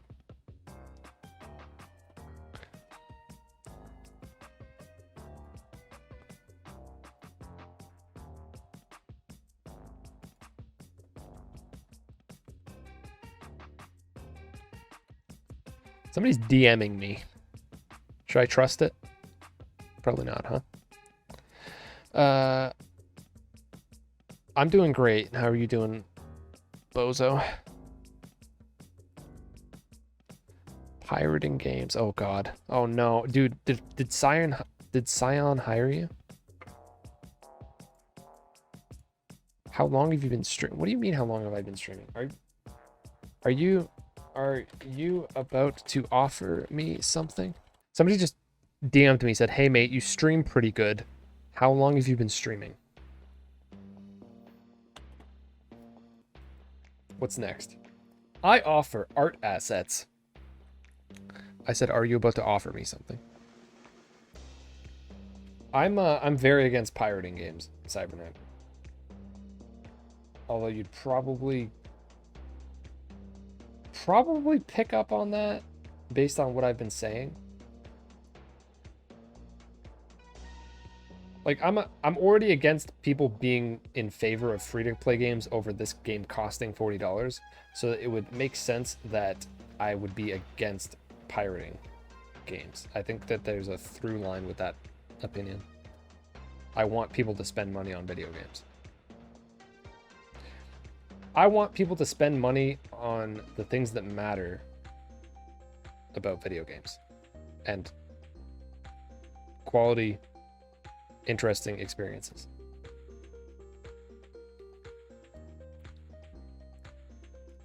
Anyway, here's me playing... this was me playing Baz for the first time, actually. This was the first match I chose her. It went pretty well.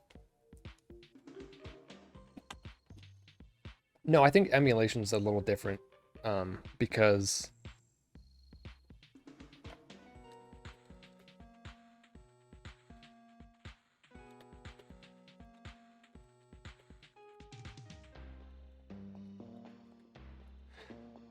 they said no, they're not going to offer me something. Well, pirating is different. Like, it depends on if there is a way to purchase the game or not. In the case of a lot of Nintendo games, for instance, obviously Nintendo does not make them easily accessible for the most part. So emulating them, I don't really have a problem. I have a problem with people pirating games that are easily purchasable. You can purchase Pokemon Fire Red for $200. Well, yeah, that's not going to, like, that's just going to some person who's trying to rip you off. So that doesn't really count as buying the game anyways. Woo! Bought Partners in Time for $50. Woo! You think they're ever going to put DS games on there somehow? What if Switch 2 is a DS? I don't know. It's not impossible. Having a good time? Yeah, Partners in Time is cool. That's a game that would be interesting for me to revisit my nostalgia thing. You're dehydrated? Me too. That's why I keep drinking water. I never talk for this long without interruption. Like, nobody's told me to shut up yet, so I just keep talking. Lyrical! Dude, lyrical. I've literally been nonstop talking for the last 3.5 hours about this game and the things surrounding it. I feel like you missed out because I can't repeat myself now. It's been a very good conversation. People have been very... one person came in. You've been at work? As if that's important. Come on, we're talking about Concord and the implications of it going free to play. And how people expect things to be given to them on a silver platter. What could be more important? Just found out Pokemon XD Gale of Darkness is going for $100. That's not too bad, considering the price of other things. Our GameCube games in general are pretty expensive. I think. Teach preschoolers. Well, but they need to... No. They're the most important people to teach about the values of paying for video games and how they shouldn't get sucked into free-to-play marketing schemes. Come on! That should be your next lesson. Be like, don't get sucked into Fortnite, man. It won't end. Hi-Fi Rush 2 doesn't exist because you fuckers won't stop playing Fortnite. That's what you need to tell them. It's a direct correlation. Hope they let you use all the emulators that's on Switch and Switch 2. Teach the youth. Mario and Luigi Partners in Time goes... Oh, I lost it. Where'd it go? Around the same price as full price games. The rest of the Mario and Luigi games are around 20-30. Why is my eye itchy? Should I do more streams like this? Like, I don't know what to do, man. I've been so all over the place with everything that I'm doing. Like, I feel like this is the best, best stream I've had in a while. Not necessarily just for the people, like the amount of people that are here, but also it's been enjoyable for me to have this conversation. It's been a lot of cool people that have shown up just to contribute. Met multiple cool new people today. It's just about like finding those people. Like, the only reason that I'm finding these people right now is because I'm streaming in a specific game that literally can't be played right now. So it's like nobody else could be streaming. Is there somebody else streaming it? Maybe. Huh. Oh no! Oh no! What do you mean?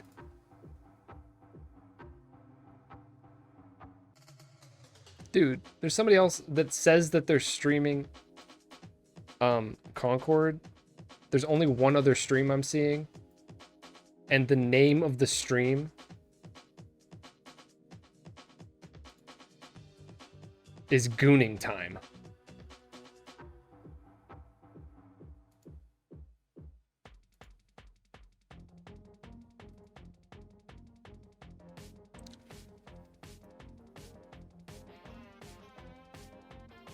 So that's fantastic. Why are you calling out a lurker? Damn, Lyrical. I see how it is.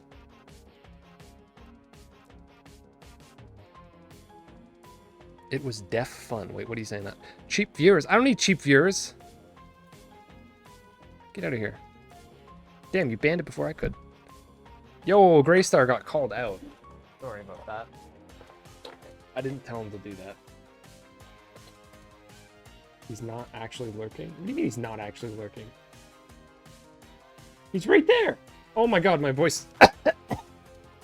I'm actually losing my voice. It's happening. I hope Fortnite is giant controversy that makes it hated and shut down. That's not the solution. Because then those people just move on to a similarly structured free game. Like, The thing is, people need to be drawn off of feeling as though the only valid way to experience video games is if they're free, or like not putting any value in video games and expecting everything to be free. Like that has just been such a detriment to other video games that can't do that. It's unfortunate. But Jesse, they're viewers for cheap.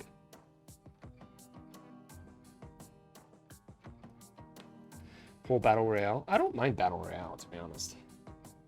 You want Epic to make a new Jazz Jackrabbit game? I don't even know what is the point of this stream right now. Like, we're just... This is what I want the stream to be perfectly honest. Is just talking about random video game things, but I just don't know how to make it... I don't know how to make it work in general. It only makes sense to do right now because I have a very specific topic that I'm very passionate about. But like, that's not always the case.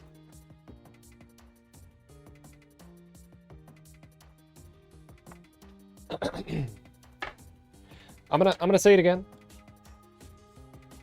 I've been focusing more on YouTube lately.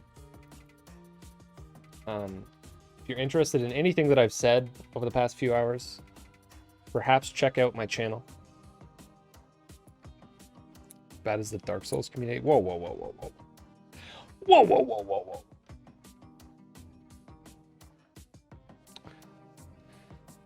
whoa. Also, I just totally updated. Oh. Saw the Nostalgia Banjo-Kazooie video and was glad to see DG based. Wait, what you said just did not make sense unless I'm misreading it. Give the atmosphere S rank. Yeah, of course, dude. I still go back and listen to Banjo-Kazooie music. You know what? Let's do it right now. That's not the only thing that affects the atmosphere, but you know, it's part of it. I appreciate it, Graystar. I want to do more stuff like that. I want to do so many things, though. There's just not enough. I don't know, man. There's too many things that I want to do. You got to the last world, and then what? And then stopped playing. Wow. Cool story. Very insightful. You have a great idea on a video? Banjo songs bang. I'm new here. Literally just found you because of Concord categories. What's the F2P hate? Welcome, first of all, Danik. I'm gonna ask what you're referring to specifically, just because I've said a lot of things. I don't know how long you've been here or what you've heard me say. I will explain. I just don't want to repeat myself too much. You've yet to beat it. It's unfortunate. I just want to know what you heard that is causing you to ask the question. Because I've probably, in this 3.5 hour stream, I've probably talked about free-to-play games for like 2 hours of it. Also, I don't know what your take on Concord is. Throw out whatever. Don't get sucked into. Oh, me, the part where I was, the part where I was yelling. Of course, is that right when you got here? That was literally the most unhinged thing I said all stream. Of course, that's when you showed up. I was just being funny. I mean, I wasn't lying. I don't think that I was not telling the truth, but I was being very exaggerated in that moment. That's hilarious. I feel fundamentally when a game is free to play, the core of the game is compromised in some way to facilitate making sure that you want to spend money on it, or you feel like you need to spend money on it via microtransactions, and I don't like that. and I don't like that the industry is constantly being pushed in that direction. And I specifically don't like how people themselves, the players, are now championing it as if it's the best way to go, marking games as such as Concord as if they have to do it or they will fail, telling publishers that they are not allowed to ask for money for a multiplayer game, I think is ridiculous, and I think it is an unfortunate sign of where we are at now, that people feel as entitled enough that free-to-play is something that they should be like served, and like that is what a multiplayer game should or needs to be, and that games are not worth paying for. That's the general opinion that I've been trying to convey, I guess. What do you think about Marvel Rivals? Is this game cooked launching during Marvel Rivals beta? I have no... That's like the third time. That's like the third time that game's been mentioned. I have no opinion on it. I do not care at all. I don't like Marvel, so I've already written the game off. Not a slight on the game. I have no opinion on the game. I'm not trying to say it's not interesting. It doesn't... Like, I just have literally no opinion, and I don't want to have an opinion. I like the Spider-Man Insomniac games, but that's because it's Insomniac making them. I like Insomniac. If it wasn't them, if it was like I don't like the Batman games either. And I kind of like Batman. Batman's like the only superhero that I'm vaguely interested in, again, only because of some of the newer movies. Even so, I don't really like superheroes. I don't care for DC or Marvel. And I'm not, like, I'm just generally, this is a completely different topic again, but that's what we're doing today, is just going all over the place. I'm just more interested in video games not using already established IP to, like, force their way in. Like, even if it's good. And I'm sure there's examples of things that I like. I'm not trying to stand on a high horse here and claim otherwise, but for the most part, I prefer to, like, I'm more interested in games that are video games, video game IP, not something that is taking from another IP to then turn into a video game. I don't even know, like, I don't know if there is an example of something that I really like that is not originated in video games, that is a video game. Like, I don't care about the Indiana Jones thing. I've never seen those movies. I don't care about any Star Wars stuff. I don't care about any Marvel stuff. Spider-Man might be the closest, but again, that's because it's Insomniac. But also I don't, like, super love those games. I just think they're good. I don't know what else there would be that isn't originally a video game IP. I know, Danik, that's been part of my whole thing here talking about it, is that mentality really frustrates me. Like, that specifically, realizing that mentality has taken hold of the industry is, like, disheartening. And I was trying to say earlier that I'm not, like, slinging personal judgment on people for feeling that way. I just wish that they would be willing to try other things, because to me, like, the joy and interest and fun of video games is the variety that there is, and how many different kinds of genres there are, and how fun they can all be, and how experimental they can all be, how they can combine with one another, how all these different developers try different things, or, like, switch genres, like, how indie developers try new ideas. Like, there's just so many cool and interesting video games out there. Like, dozens of them every year at this point. And, like, to know that there's people that are just fine playing the same, like, 5 games for the last 5 years. Again, not a personal judgment on them. I'm just like, man, I wish I could, like, show you this other stuff real bad. Because, like, there's some people that no matter what would be like, I don't care. But there's definitely tons of people that play only these few select games, like Grand Theft Auto, Fortnite, Call of Duty, Apex, Rocket League, Minecraft, Roblox, etc. That if you showed them other video games genuinely and, like, put them in their hands and was like, play this, try it for a few hours, that they would be like, whoa, this is cool. But like, there's no way to get them to that point because they're not willing to pay for things. Or they're just like neutrally satisfied with what they have and aren't interested. But like, even those people, I think that they would be interested if given a like true demonstration.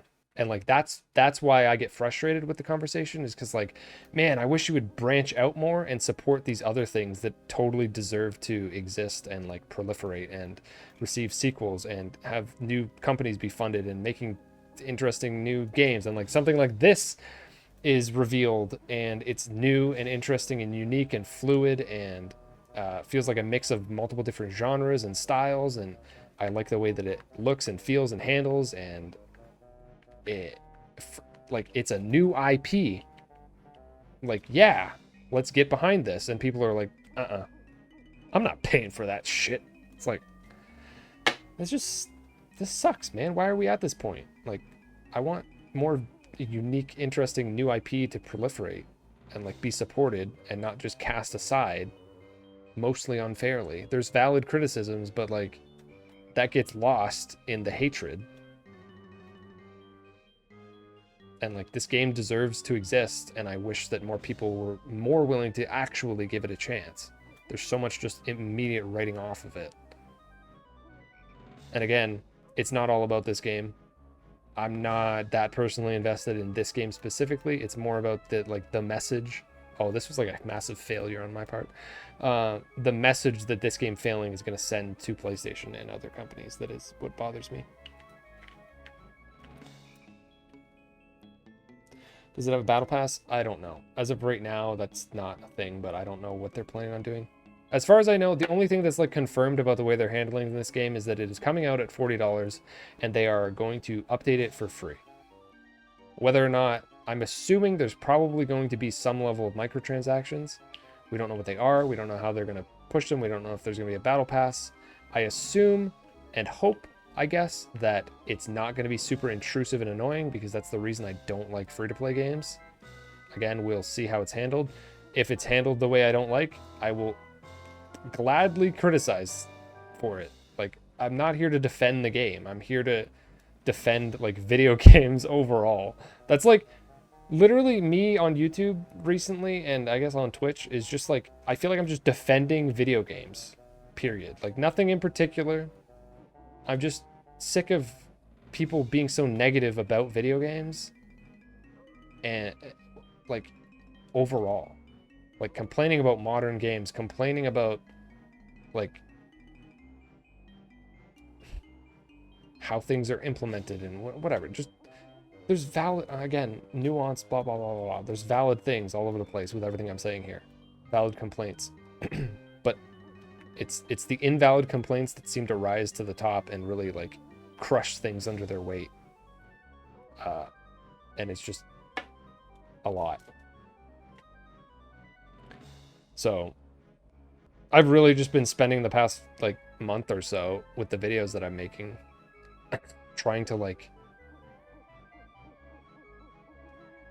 make, I don't know, like I want people to respect video games and their developers more, I guess. And also respect each other and respect the way that we talk about video games enough to like say things like be able to more easily verbally communicate with one another about, like, again, we were talking about genres and stuff earlier. Like, just increase people's vocabulary when talking about video games also. Just not reduce everything to, oh, it's trash, oh, it's woke, oh, freak, cope, bro, that game's dead. Like, it's like, you never asked. The vocal minority will be the majority. I know. That's why I'm speaking out against it. I'm trying to be the other minority. That's not the right way to put it. I don't know. You know what I mean. Don't clip that. That didn't make that out of context. You know what? Let's... Anyways. Wait, I never asked, is Concord like a TDM or what? That's why this game is like not easily identifiable as to what exactly it is because this mode I'm playing right now, I believe, is team deathmatch. So mode-wise, this game is directly comparable to Call of Duty, at least so far with what they've revealed. It has team deathmatch. It's called different things in this game, but it has team deathmatch, it has domination, it has headquarters, it has search and destroy, it has kill confirmed. In Call of Duty terms, if you played that, they're called different things in this, but all of the modes are in Call of Duty. So far, they haven't revealed all of them, and I like that. I used to be a Call of Duty fan, but in some ways I'm still a Call of Duty fan. Boiling this game down, it's Call of Duty modes, and then like some sort of arena shooter maps, maybe like Halo or Destiny. It plays like Halo or like Destiny, I guess. I haven't played a lot of Destiny, but people are heavily comparing it to that, and it makes sense based on the little I have played. It's a little slower and floatier, which again, not a negative. So Call of Duty modes, and then like the rest of the game feels and plays kind of like Destiny, and then you have like heroes like Overwatch. That's the game. It's a mashed potato of, that sounds bad. It's a combination of various different shooters, and then on top of it, there's a very unique mechanic in this game where every character, there's a few different classes, and each character fits within one of those classes. If you use a character of a certain class, you gain their perk. And if you then die and switch to a new character, you then transfer that perk to the new character, and it continues to stack throughout the match. So if you use 3 different kinds of characters and then end up on a 4th character, if they've all been different types, by the time you get to the 4th character, if you're in the same match, you now have 4 perks. Whether that be fast reload, increased mobility speed, increased dodge cooldown, more healing received, longer range, and less recoil, I think, are the different types. And that's like the main drawing point to this game for me, is that you always you're meant to go in, pick a certain character, and you're not expected to like live the entire match. You shouldn't be going in with that mentality. You go in, do your best, but you're probably going to die, and when you do, pick a different character, because you're now going to transfer and stack your perks. So you're encouraged to keep switching characters. Everyone is. So you constantly have like rotating characters on your team from everybody, if played the way that it's intended. You don't have to do that, but that's kind of how it plays out, and I really like that. That's what makes this game unique. I think it's a good feature, and most people don't know it exists because the developer did a bad job of showcasing it, which there's perfect legitimate criticism for the beta. They did not explain how that worked at all, really. It's there, but it was not explained well. So now people are pissed because the game doesn't seem unique. It seems generic because they're unaware that exists. And at a glance, it seems like it's like Overwatch, but it's not like Overwatch. This game is Call of Duty Destiny. And I say that in a positive way. Those are 2 very highly regarded shooters. And I think it's really cool. And it's upsetting the way that people are trying to kill it. Hello, V2. Do I think the game will go down quick? I'm hoping not. I hope that word of mouth will change over time. We'll see. I'm sure they'll have more to like show off. I don't know exactly what's going to happen, but I hope some people at least come to their senses. I think the game will have some sort of player base on PlayStation. On PC, maybe not, but whatever. I don't think this game is made for like the typical PC shooter player, and that's why you see like low Steam numbers and stuff. I think it's more of a console shooter. I don't say that as a negative thing. I say that as a positive thing, and we'll see how that turns out, I guess. People don't want to risk paying. I bought Rainbow Six and ended up playing 2 hours. Demos or light versions are so unused. Boot battles demo. Yeah, I was actually saying that earlier, is that I was actually changed my opinion a little bit on this subject where, or like realized an alternative where I think with this game does not need to go free to play to succeed. I think that's a bad idea, again, because that implies a lot of compromised shit to make up for the fact that they had to give you the game for free. So now they got to really try to make sure you're spending money. Instead, they should be asking for money, like a normal game does. But I think that there should be a free version. I just realized I missed a comment a long time ago that Alcacern said, commenting on what I'm saying right now. I just realized, it just popped in my head. I totally missed it. But there should be some sort of free version to allow for people to at least try the game properly. Which, I mean, this beta kind of was, but it didn't go the way I think it should have. Partially the fault of the developer for not making things clear. Partially the fault of people just being annoying. You like it on PC and you think it's better on PC. You tried the beta on console. 2 AD? Oh, 2 and for me? It was unplayable? Wow. That's crazy. Okay. Interesting. I don't like using mouse and keyboard for anything. I like playing everything with a controller. It's kind of what keeps me away from PC gaming, even though I have a PC that can do it. I try not to whenever again. I'd rather play on console. So I don't really feel that at all. I feel like the game feels great on console, but that's a valid opinion. It just feels like because it's a little slower, because it's a little floatier, because you have more health, it is more in line with what I would expect on a console, because you don't have like one-shot automatic twitchy kills, because that's what I associate with PC shooters. Counter-Strike, Valorant, even to a lesser degree like Rainbow Six Siege.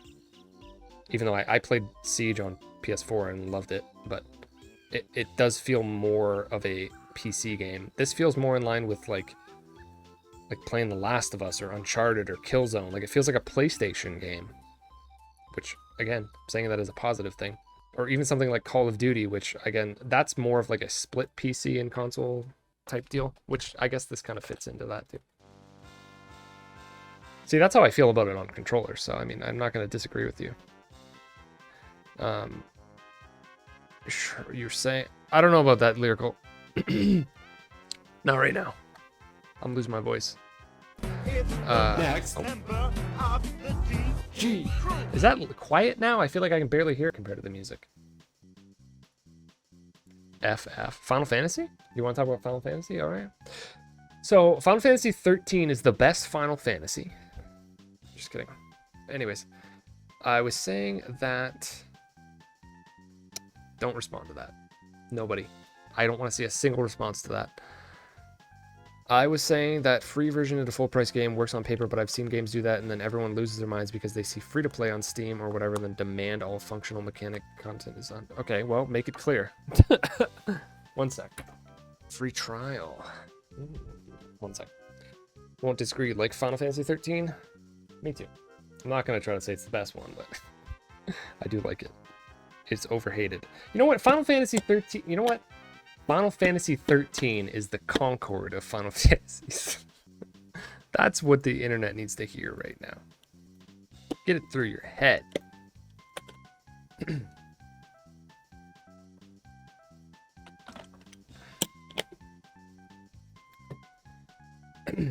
Anyways, you were saying, yeah, so Alcacern, I would just say it needs to be very clear how it operates and what is available in the free version.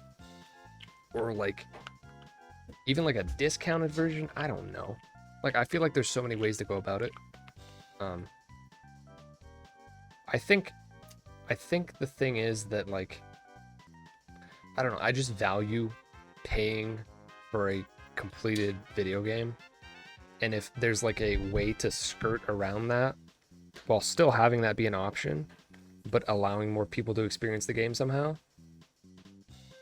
like, I think that's a good idea. Whether or not that means like they can only play it for a limited amount of time. Mendeleevi?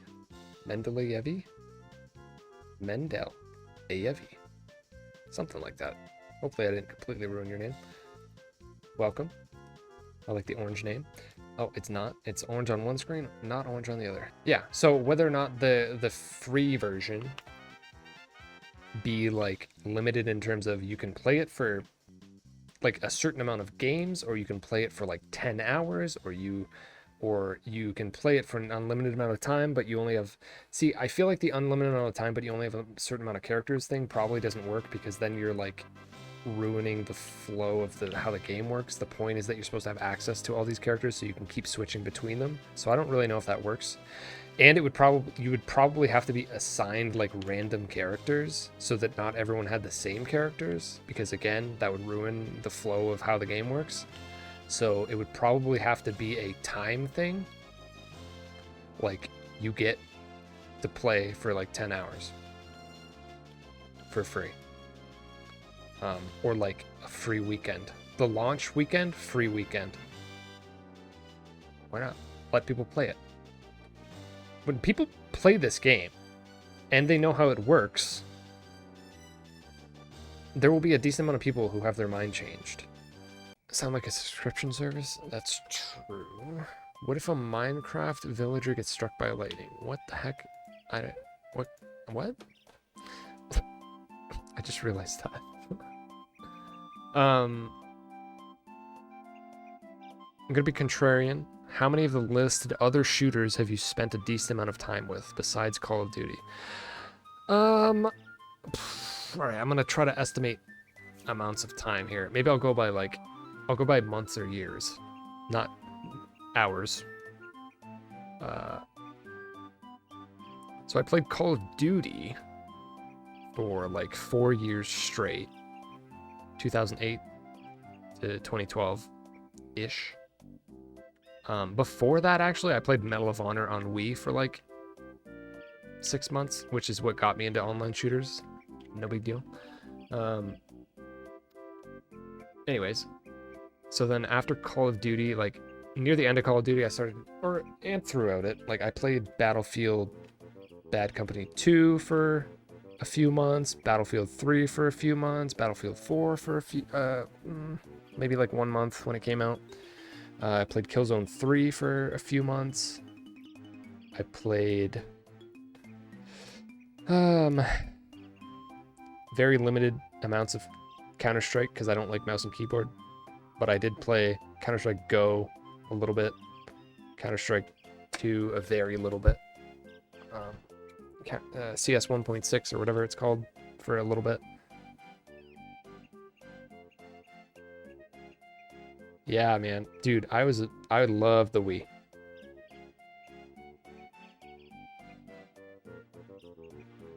Yeah, that's why every time I mention Destiny, I'm trying to also say Halo. Like Halo, well, like, I don't know, one or the other. I have limited, so I played Destiny 1 for like a month when it came out. And I was like, oh, whatever, I don't care for this, really. It just felt like Borderlands, but not as fun. I played lots of Borderlands, but that's not a multiplayer shooter. There's plenty of single-player shooters that I've played. Played through the Doom games, those are great. Bioshocks. Anyways, so other multiplayers, I have like no experience with Halo, 1 month of Destiny maybe, and then I played Rainbow Six Siege for like 2 years when it came out. I played Overwatch for about a month or two when it came out, and then I played Black Ops 3 actually for quite a bit of time. And then I played Modern Warfare, the reboot, for a couple months. And then from there, like, I spent a little bit of time with X Defiant, maybe a couple weeks. Same thing with the finals, a couple weeks. That's probably all my experience with shooters. I played The Last of Us Online for quite a bit also, a few months. Yeah, I don't like I'm not a fan of committing myself to a single game for a long period of time, except for like recently with Mario Kart and Smash, because I can go in and out of playing those games while doing other things. And also I did that a lot because that's what I was streaming, but yeah. I'm not really a fan of like committing to a game. I'm more of a fan of trying to move on as fast as possible while still getting the most out of whatever it was that I'm playing. Dude, me playing the Wii, the shooters on the Wii, I'm not gonna lie, it was great. That's like the ideal way to actually play. To be perfectly honest, I think the best way to play a shooter is with a motion control. Because you still have the buttons, you have a tactile like controller, but you can point at the screen. As long as it's accurate, it's probably a lot more accurate now. Because obviously mouse aiming is great, but like I cannot stand playing a game with a keyboard. It doesn't process for me at all.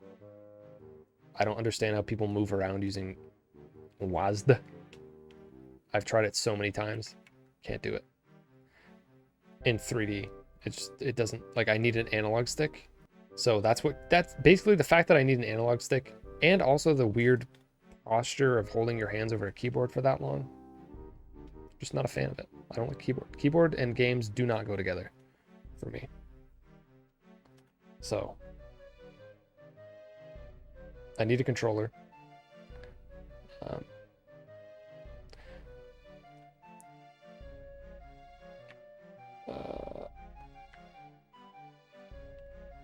Yeah, I've never played any of the like those other classic arena shooters like Unreal or Quake. I've played the Doom 2016 and Doom Eternal, which are very good. Honestly, this character Starchild to me feels like kind of like playing Doom. It looks like it too. Like the shotgun looks like it's straight out of Doom. And then he's got a freaking spike on it and he slams it. Like, I don't know, it feels very aggressive and doomy to me. Oh, I skipped a little bit of Battlefield. Battlefield 1 I played a lot. That was the one I played the most, probably. I played Bad Company 2 for a decent amount of time, and then Battlefield 3 for a few months, but Battlefield 1 I probably played for like, on and off for like 9 months, a year, I don't know. That was really good.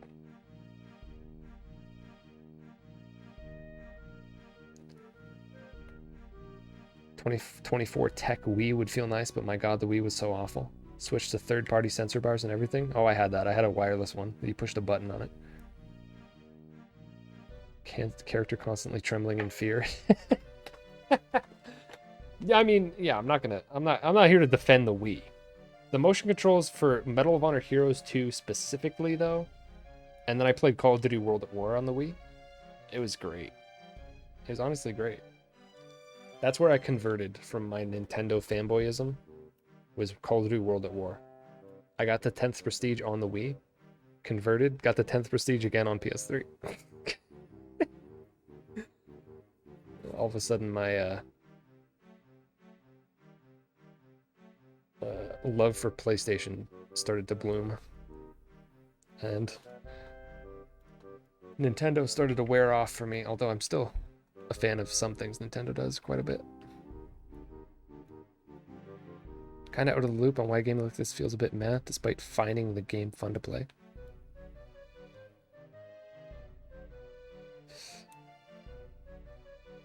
Well, but I don't agree, because I feel like the out of touch.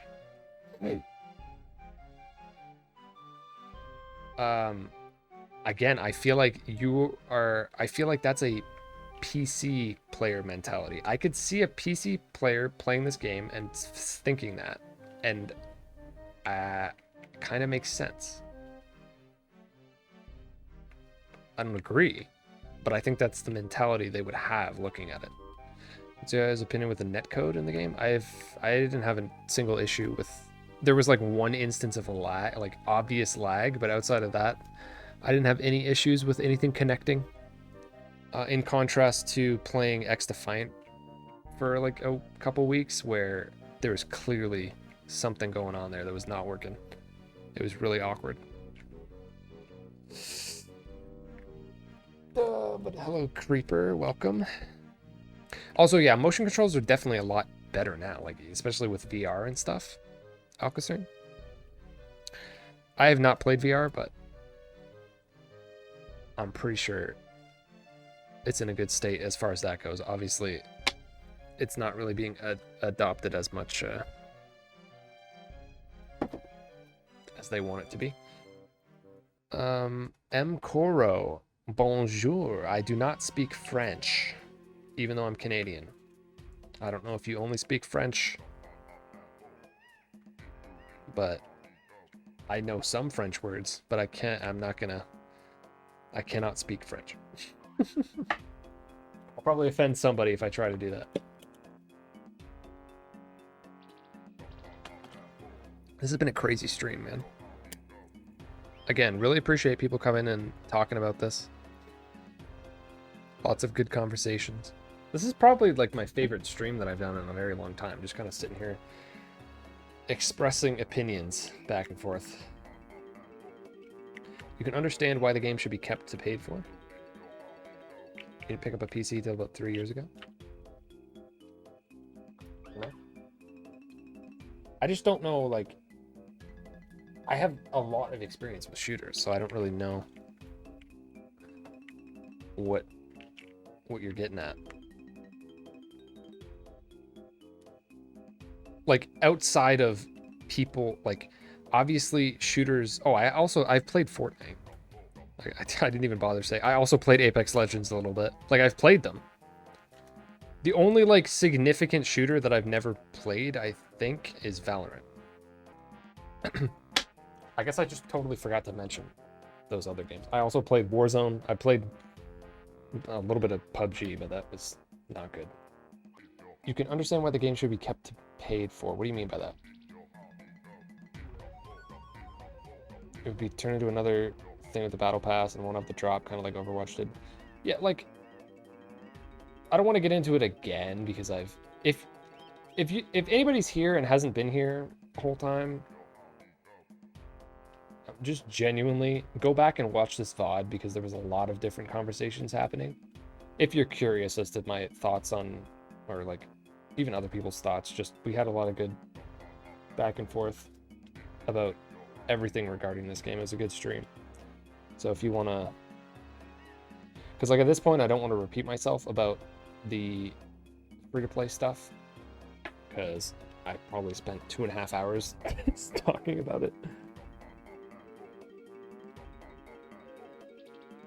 But yes, I agree. The reason that one of the reasons I'm interested in this game is because they are asking for money for it, because it is not free to play, because free to play inherently to me means that the game is compromised in order to facilitate you feeling the need to spend money on it. So,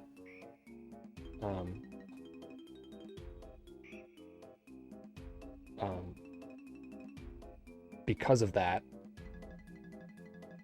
I'm glad this game costs money. Unfortunately, it seems like public opinion has very much so turned on this game, and in paid games in general, multiplayer, people don't want to spend money on them, which sucks because I feel like that's not good for the industry overall. From a keyboard and mouse perspective, this game is nice simply because most movement is predictable or slow. The dodge is balanced, so you don't need aim assist to track someone whose velocity is changing. Yeah. Well, okay, yeah, that makes sense. Like, to me, that's why I like it on controllers, because, like, even if I'm playing against somebody with a mouse, it doesn't feel like I'm just getting, like, I'm not saying actual aimbot, but I'm not getting, like, keyboard and mouse, I'm not getting mouse aimbotted at the second I turn a corner and just dying. I have a chance to react and, like, do something, and there's enough variety in your movement and the way that you can collaborate with your team to, like, escape a situation. Like, right here, I'm getting away. In any other, not any other shooter, in most other shooters, I would be dead. Like,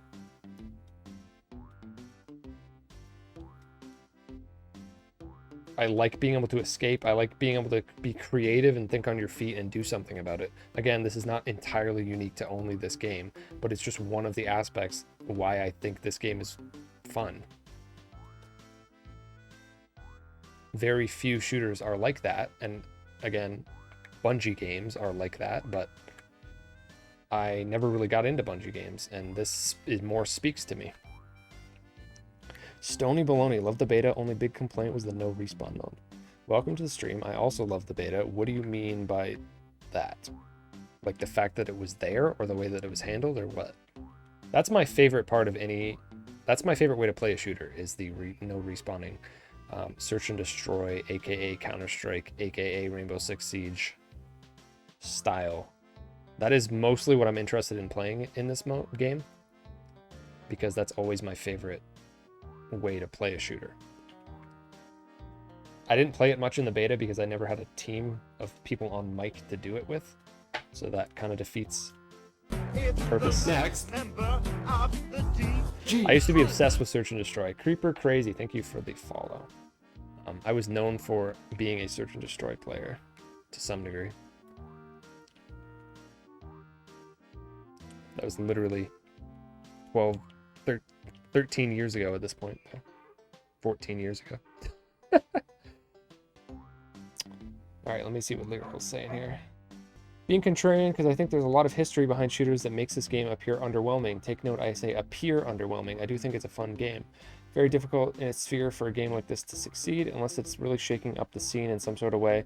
Say this, really enjoying like the 2 hours we played in the test. As far as these sort of shooters go, it was like super refreshing to not have 17 cooldowns thrown in my face and completely impair my ability to play the game. Fair enough. Yeah, I think there's a perception problem with the game. I agree on that. That's why I'm saying like more people need to be able to get their hands on it, which I hope they don't go the free-to-play, specifically free-to-play route, because that's like a desperate move at this point, and it just doesn't give a good sign, and also it puts off people like me that want to just pay for the game. I think that they should need some sort of trial period. I think that would help.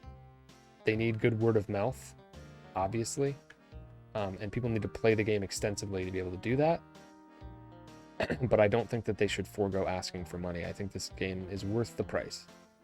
But I think most games are worth whatever price they're asking for the most part. So I'm already on that train.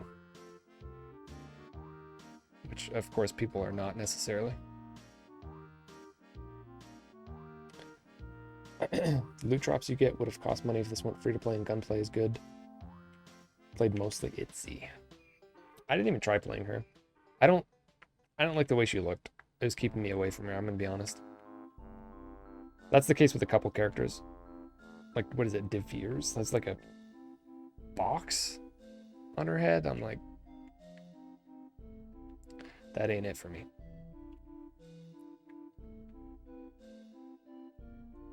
It's not all about what characters look like, by the way. I'm just... could be different with team and mics. Oh, yeah. For sure. Yeah, that's not the kind of mode you want to play by yourself. I did a few times. I actually... It's one of these videos here. I got 2 full team sweeps on the other team in a row in a match, which was pretty great, but otherwise it was pretty... not the best experience. Victim of the space racism? No!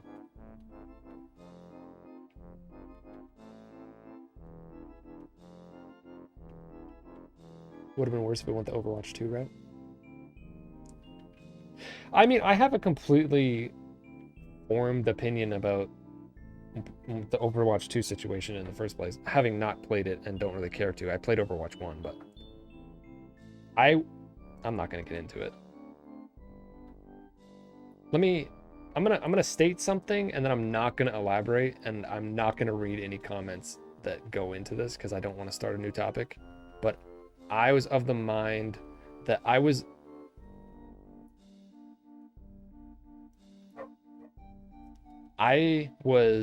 upset I did not play Lawbreakers.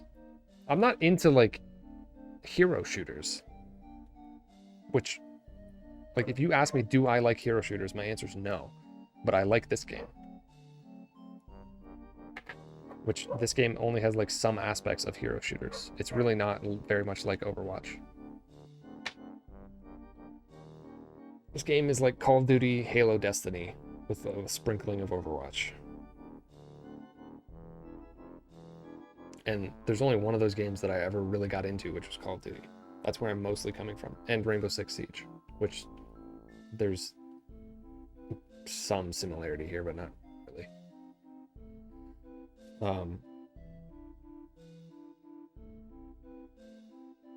Anyways, I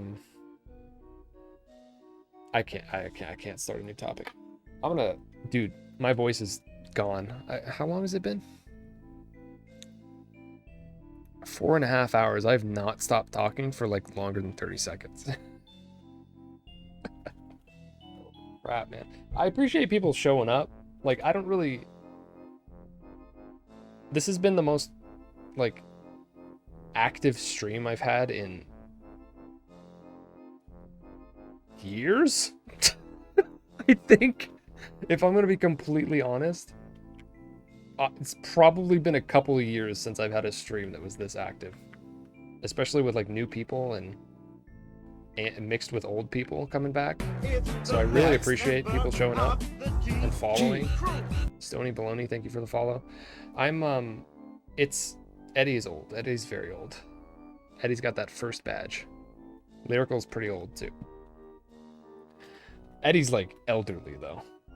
I played Call of Duty with Eddie 14 years ago, which is absurd to say out loud. So, like, again, I've said this a couple times, but since there keeps being new people in here, I'm not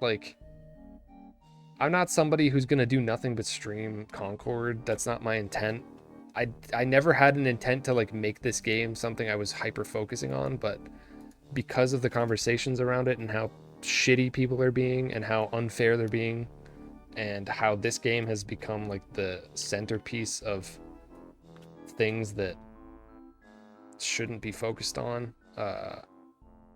it's drawn me to the game more than it otherwise would have.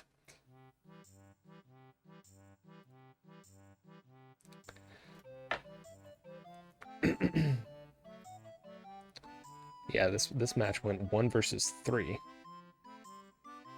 That is an issue that beta had big time, was it didn't fill the lobbies with people after they left.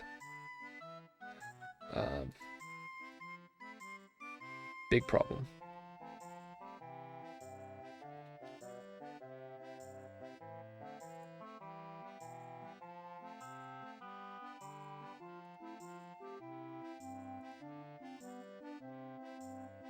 Oh, it's done now. So no. The beta's done.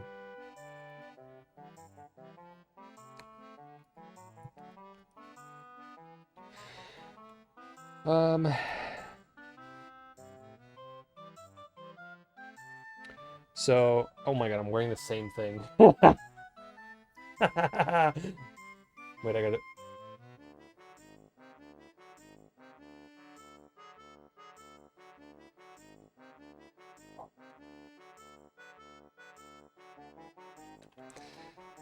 Anyways, so like my intent is not to like turn myself into some Concord content creator. Blah.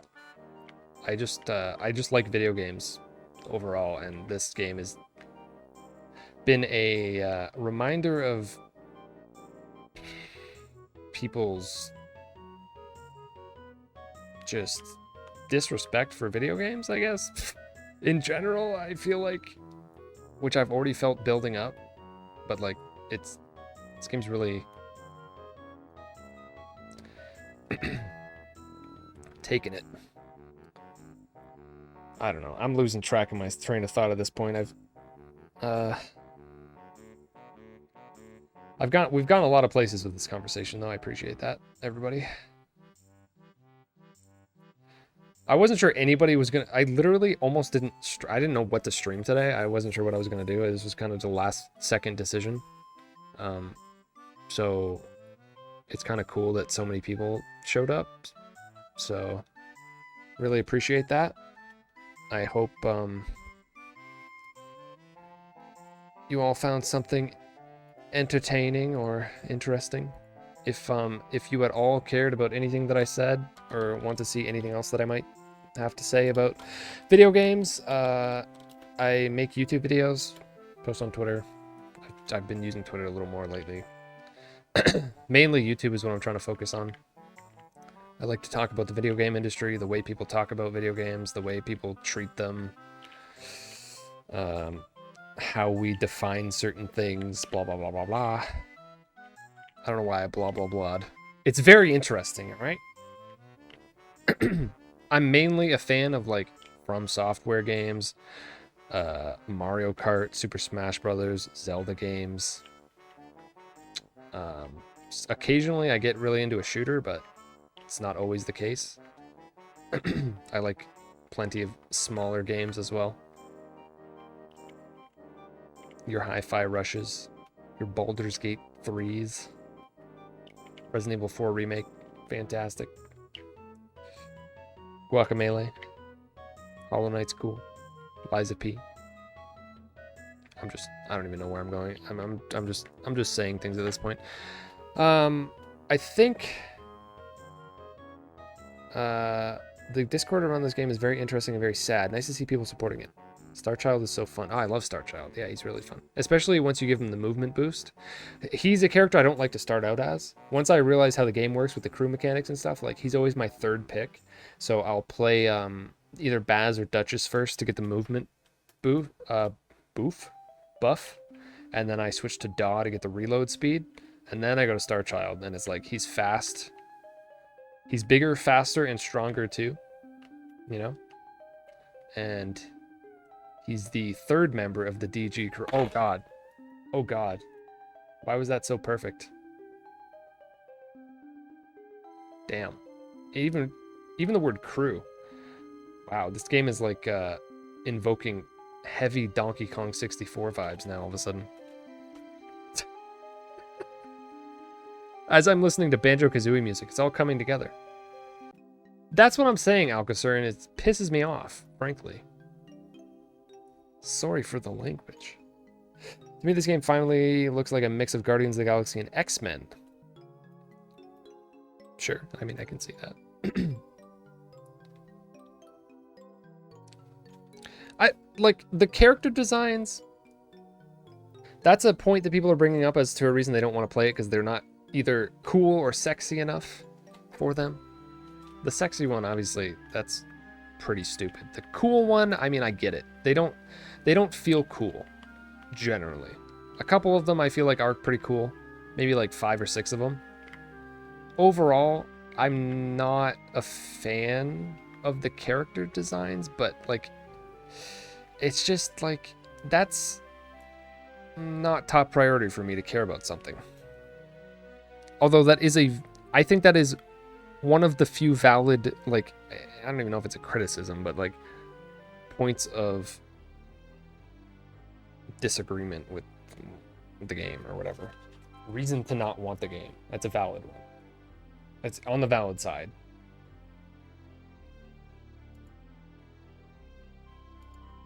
And again, obviously, I mean, I hope that all of you can tell that I'm perfectly willing to be critical of this or anything. Like, that's what I don't like about, that's what, again, what I'm trying to do on my YouTube channel is like, I don't like how people are just black and white dismissive of things that are not the exact thing that they're interested in. Like, I don't really understand why just because you like Rainbow Six or you like Call of Duty or you like Overwatch, because this isn't that, you don't like it. Like, that's complete, everything you say, if that's your opinion, is invalid. Like, I don't care what you have to say. That's not a good reason. And the same in the other direction. If it's too much like something and that's why you don't like it, I'm like, no, I don't care about what I don't care what you're saying at this point.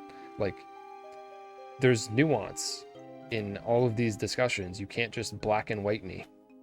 Like, I don't care what you say if that's what you're gonna do.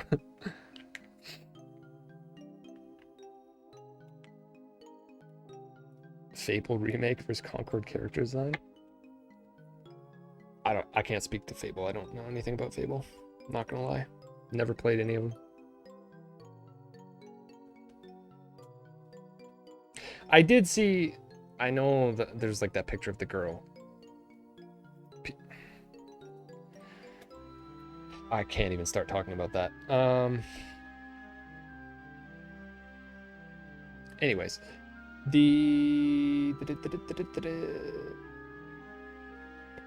it's refreshing to see someone discuss games in a mature way and not just go, this game's bad because it's an Overwatch clone, but also it's a bad Overwatch clone. Where are the shields? Yeah, that's what I mean. People are so hypocritical. And this is exactly what I said. Again, I'm going to point to, I think I already sent link to you a specific video, the Souls-like video. Again, you might be interested in it. If anybody here is interested in like Souls-likes, I made a video about them and what that term means on my channel, if you're interested. But, because I think people have it very confused. But, I'll take this video also. It's a video I made when the game was first revealed, in which I stated immediately that people were being hypocritical about the fact that you have people at the same time speaking out of two sides of their mouth being like, this game is shit because it's just another Overwatch clone hero shooter, blah, blah, blah, blah, blah, blah, blah. But then also being like, I'm tired of Overwatch. I don't like the way that Overwatch is handled. It would be nice to get like a competitor, a different kind of game. And also at the same time being like, you know what? It would be nice if PlayStation would stop just releasing sad dad simulators and do some different IP. Oh, but also don't do that IP. No, no, no, not that way. No, no, no, no. Don't make a multiplayer game. I want you to keep making single player games. Just don't make them like this other kind of thing that I don't want you to do. Like, you need to do this exactly specific thing, but I'm not going to tell you what that is, but it needs to be specifically exactly what I want, or I'm going to shit on it. Come on, man.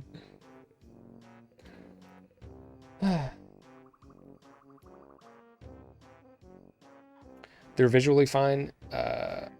Only need time to be taken true and complete characters. Immediately recognize them. That's true. I do think that they are all visually unique, and it's important that you know who you're about to run into. That is true. That is the like gameplay wise. That's the important part, and that is, that is done well here. Say this to end the convo. I hope this game does something. Me too.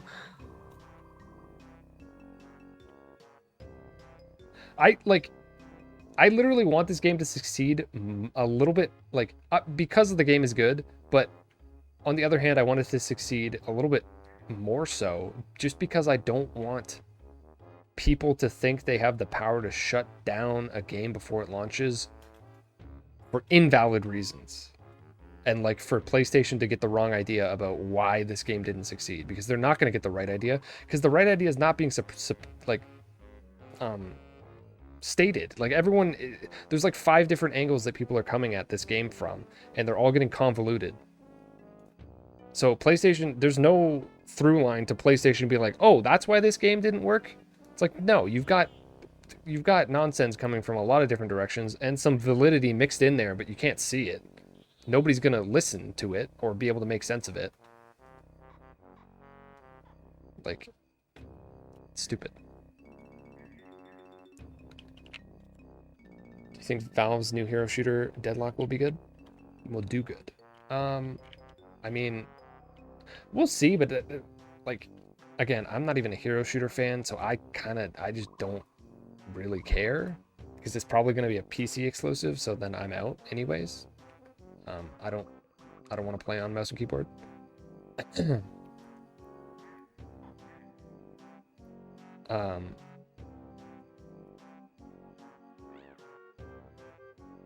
I've never really been a big Valve fan, to be honest. Somebody's probably like assassinate me for saying that. I've only really played a couple of their things, but they're not anywhere near the top of my list in terms of developers, to be frank. But I am not really a PC lover either. But I know people really like them, obviously, and they're talented. So, I mean, it's going to have a better reception than this. Like, almost regardless of anything, it will. And there will be a lot of hypocritical things stated, for sure. And you're probably seeing that with Marvel Rivals, too. I'm not really sure how that's being received, but you're gonna... There's hypocrisy all over the place, man. I want single-player game, but I don't want Sad Dad Simulator. Okay, here's a single-player game with a woman. No. Yeah, well, there's definitely a subsection of people that's their opinion. Is that an opinion, or is that just like... That's not really an opinion, that's just shit. Some people got some issues.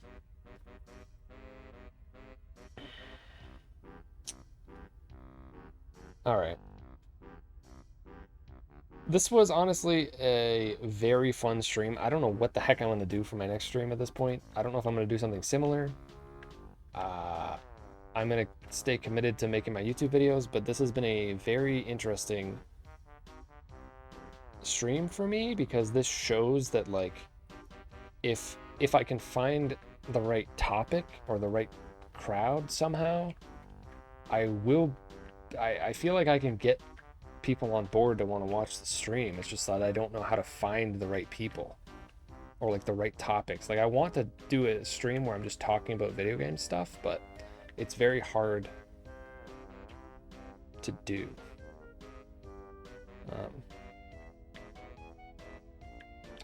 Maybe I'll keep experimenting with it. I'm not really sure. No, it ain't? What do you mean, no, it ain't? I've tried it before. Like, I'll go in just chatting and, like, come up with a topic. It's just, like, I think, for the most part, people found the stream today because I was streaming in the Concord category where nobody is streaming because the game's not available. And it's, like, a current topic. Like, that's a very specific niche to target that can't continue to be targeted.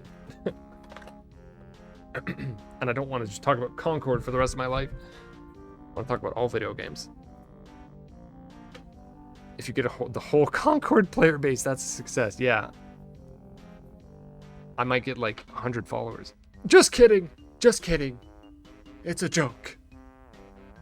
Just chatting. You're wrong about games, and here's why. Millions of viewers being like, oh yeah? Well, that's true. People would come in to just argue with me. That's fine. If you can't tell, I like arguing. I don't know. Anybody who just got here, I don't know if you realize that. It's my favorite pastime. I feel like I'm decent at it. I'm running out of the ability to speak, so I mean, I'm doing something. I don't know if that means I'm a good arguer or what. Some gameplay from games. I mean, this is a, like, I've been at it on YouTube and Twitch off and on for 15 years. Like, severely off and severely on. Like, that's a very long story, but I've experienced all sorts of different levels of success and amount of people being interested in my stuff. I'm trying to do new things here now. I want to do more stuff like this, though, but so if anybody, I don't know. I appreciate everybody being here is all I'm trying to say.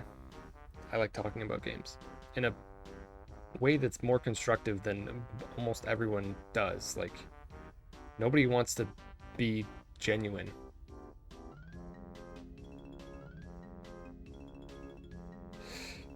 Exactly, Savage to Web, exactly. I don't know. Like, I'm gonna play Concord, obviously, but I like playing all sorts of things. Again, gotta find the right people. I know, that's what I'm saying. It's hard. That's what I'm saying. Subnautica, I have not. It's actually something I was interested in playing, but I just never got around to it. I've played lots of games, though. Again, here's another link for anybody who's interested in anything I'm saying. I've logged every single game I've ever played on Backlogged So if you're curious about my thoughts about anything, some of the reviews, I like extremely half-assed the review because I logged like 500 games in the span of like a year. And then everything after like 2023 and 2024, then I wrote actual reviews for. But anything before that probably has a very half-assed review, but I like rated everything on that site. I've played like 750 games or more. I don't know what the number is. Lots of games. Lots of games. I'm not like, I'm assuming, hopefully it's evidenced by the way that I'm talking about this game. I don't stick to one game. That's not my style. I like to play all sorts of things. I have a lot of experience with various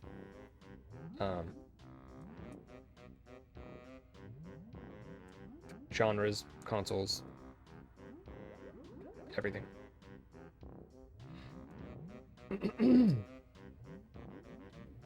So, if you like video games at all, you want to maybe hang around in a place where you're allowed to have an opinion that is not black and white and like actually talk about video games and not just be yelled at for stupid things, maybe come back sometime. That would be cool. Subnautica's awesome. That's what I've heard. That is what I've heard. Our weird meat brains are so desperate for tribalism, we turn games we like into our personalities. Yeah. Oh, for sure. Yeah. I mean, that applies to more than just games, too.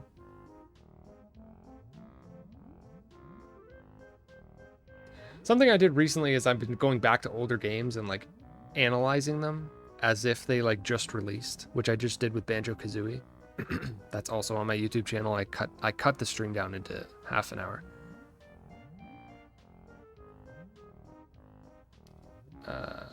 Yeah, no Star Wars. No. None of that. Basically, anything under Disney. Nope. I don't want anything to do with the big D. You know what I'm saying? Do you get tired when people complain about a game before giving it a chance? Yeah, that's ridiculous. You can't do that. You can't complain about a game. You can say maybe, like, especially if it's completely out of your wheelhouse, if you're looking at it and you're like, you want to dismiss it as it's not, you know, it's not something for you. That happens to me. Like, again, like an Animal Crossing game is revealed, I'm like, that's not for me. I don't like games that are that slowly paced and like about being cozy and whatever. Like Stardew Valley. I actually tried Stardew Valley and it just confirmed that I don't like games like that. So like, I'm very aware that anything like that, I'm out. I'm not interested in playing sports games unless they're Mario sports games. I'm not interested in playing MMOs because I don't want to dedicate that much time to a single game. And I don't think that any of them, because of the scope of them, I don't think any of them control particularly well, and I don't like the perspective.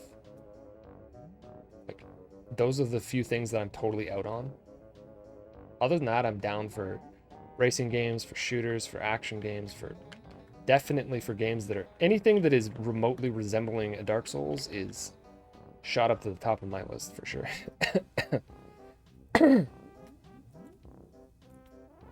Viva Pinata. I have not played that. But I know people like randomly really like that game. Some other games you mark me. Dishonored? Oh, nice. Dishonored is good. Deus Ex, Human Revolution and Mankind Divided are both very good. I like immersive sims like that. Prey is... Have you prayed? Oh god. Have you played Prey? Then?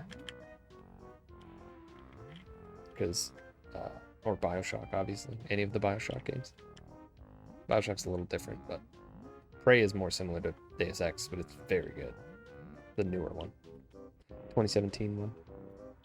It did exist before Disney bought them. I know, I'm just saying, coincidentally, everything under Disney now, I don't like. So. They just, like, put it all in one pile for me to be like, oh, this is easy to write off. I don't care about Disney.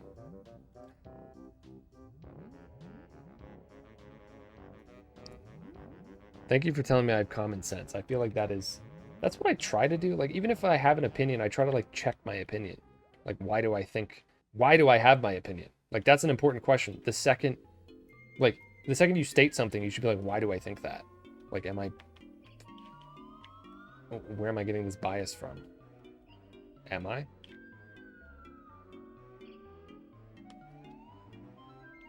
Stardew Valley and Animal Crossing are a hell no from me. Yeah, I can't do it. They're not, yeah.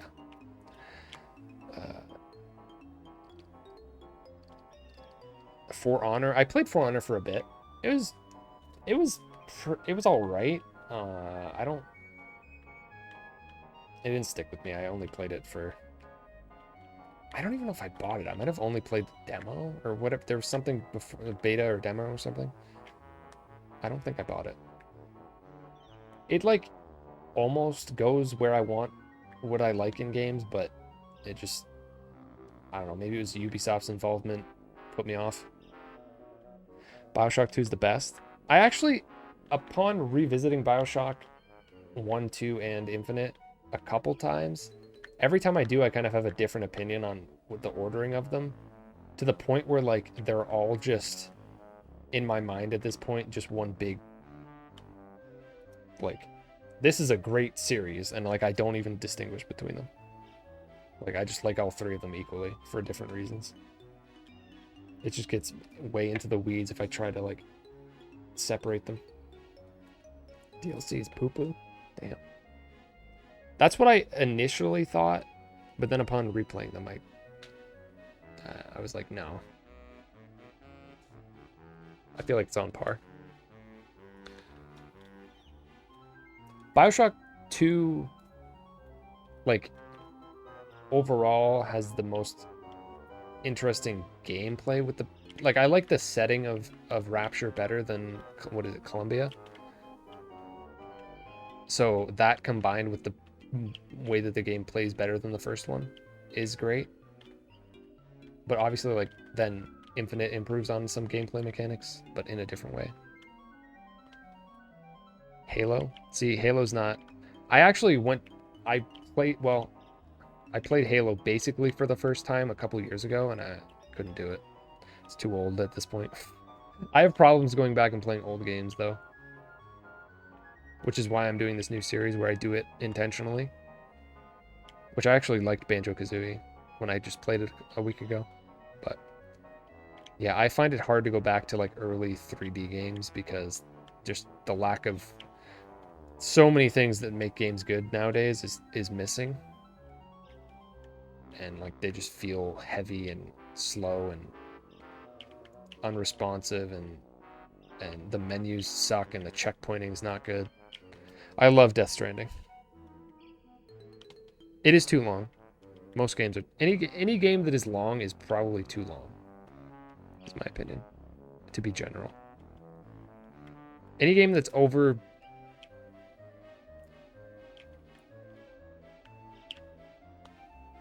I'm going to generalize. Any game that is over 30 hours is probably, depending on the game, 10 to 30% too long. Death Stranding is probably like 30% too long.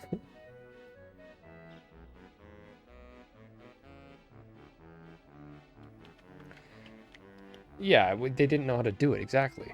Like, you had people perfecting how 2D worked at that point, so you have like a crossover period where like 2D games were like the top of their game, and then 3D games were new and crazy and innovative and really cool, but now looking back, it's like, oh god.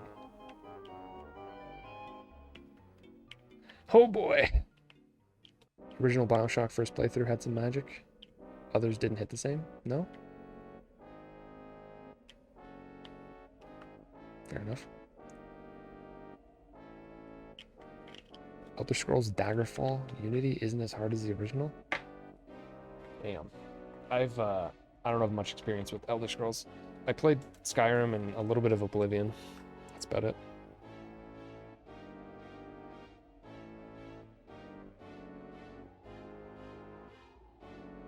Well, I don't know if any of you like generally use Twitch at all. I'm enjoying the stream a lot, but like I gotta go and get ready for bed. Unfortunately.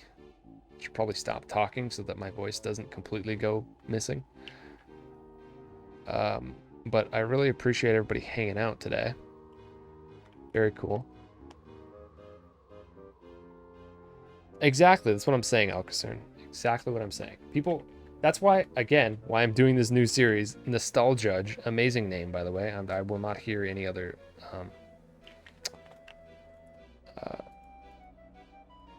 anything to the contrary. Let me just pop up. I made a little logo for it, actually. Boom. See that? See that bad boy? Nostalgic. You know it, baby. I'm saying a lot today. So I did Banjo-Kazooie, but first, I don't know what I'm gonna do next. Anyways, yeah, I'm just tired of, people are always like, oh, it holds up to everything that was good in the past. And I'm like, yeah, I don't think it all does, actually.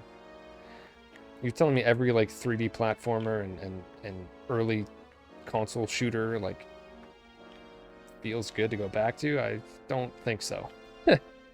Maybe some of the, like, a decent amount of the 2D games. Probably not a lot of the 3D games that came out between 1995 and, like, 2000. Honestly, like 2012, but definitely like 2006. I went back and tried to play Gears of War for the first time, actually, a couple weeks ago, and I couldn't. I literally was getting such a motion sickness headache, which I've never gotten in my life from video games. The way that the camera moves when you, like, run, it was actually making me sick. And, yeah, I was not having a good time playing Gears of War. Just saying. If the controls don't bother you, then yeah, exactly. Pretty much. Again, outside of 2D, for the most part. At least the better 2D games. I've never played Phantasy Star. Yeah, I'm probably, yeah, tank controls. That's just like an instant no for me. When I can't move the camera with the right stick, like, I grew up playing the, like, NES, SNES, N64, PS1, but if I can't move now playing a game and the camera doesn't move when I move the stick, good luck. Good luck getting me to enjoy myself. Anyways, I'm gonna head out. Again, honestly, thank you. It's been the best stream that I've had in a couple years, probably. And it's been involved lots of strangers, which is really cool. Hopefully I see you again sometime on another stream. I do stream. So far, my commitment is that I'm streaming every Tuesday and Thursday. Recently, I streamed a lot of the beta on the weekends, but obviously that was that was just because this was only available then. Otherwise, I am trying really hard to make good YouTube videos. If you're interested in anything I said today, you might be interested there. Sorry if I'm repeating myself a little bit. I also completely overhauled my Patreon today, and I'm doing something completely different now. I'm going to be taking suggestions. Oh god, that command is wrong. Don't read what it says. I changed that. I literally changed everything today, but let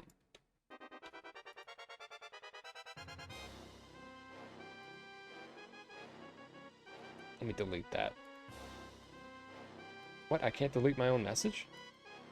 What? Okay. What? I just changed it. What do you mean? Ah, whatever. Something's busted. Oh, I changed the timer. Oh my god. I'm doing a couple new things with the way that I use Patreon, in that I'm gonna be adding words that people suggest to me to my YouTube videos at random, which will be silly. And then also I'm doing a new thing where I will make a YouTube short with a specific question of yours in mind, or like in response to. Once a month, take a question from each person and make a YouTube short about that question, as long as it's video game related. So that's my new plan, and that's it. I am going to head to bed. I appreciate all of you. Maybe I probably won't return to the Concord category until the game comes out, or maybe right before it. We'll see. I mean, something else might happen. Maybe I'll return to it to talk about the game, but appreciate the respectful conversation, all the follows. This has been a very eye-opening stream for me, I feel like. And I appreciate it a lot. And my voice is pretty much gone.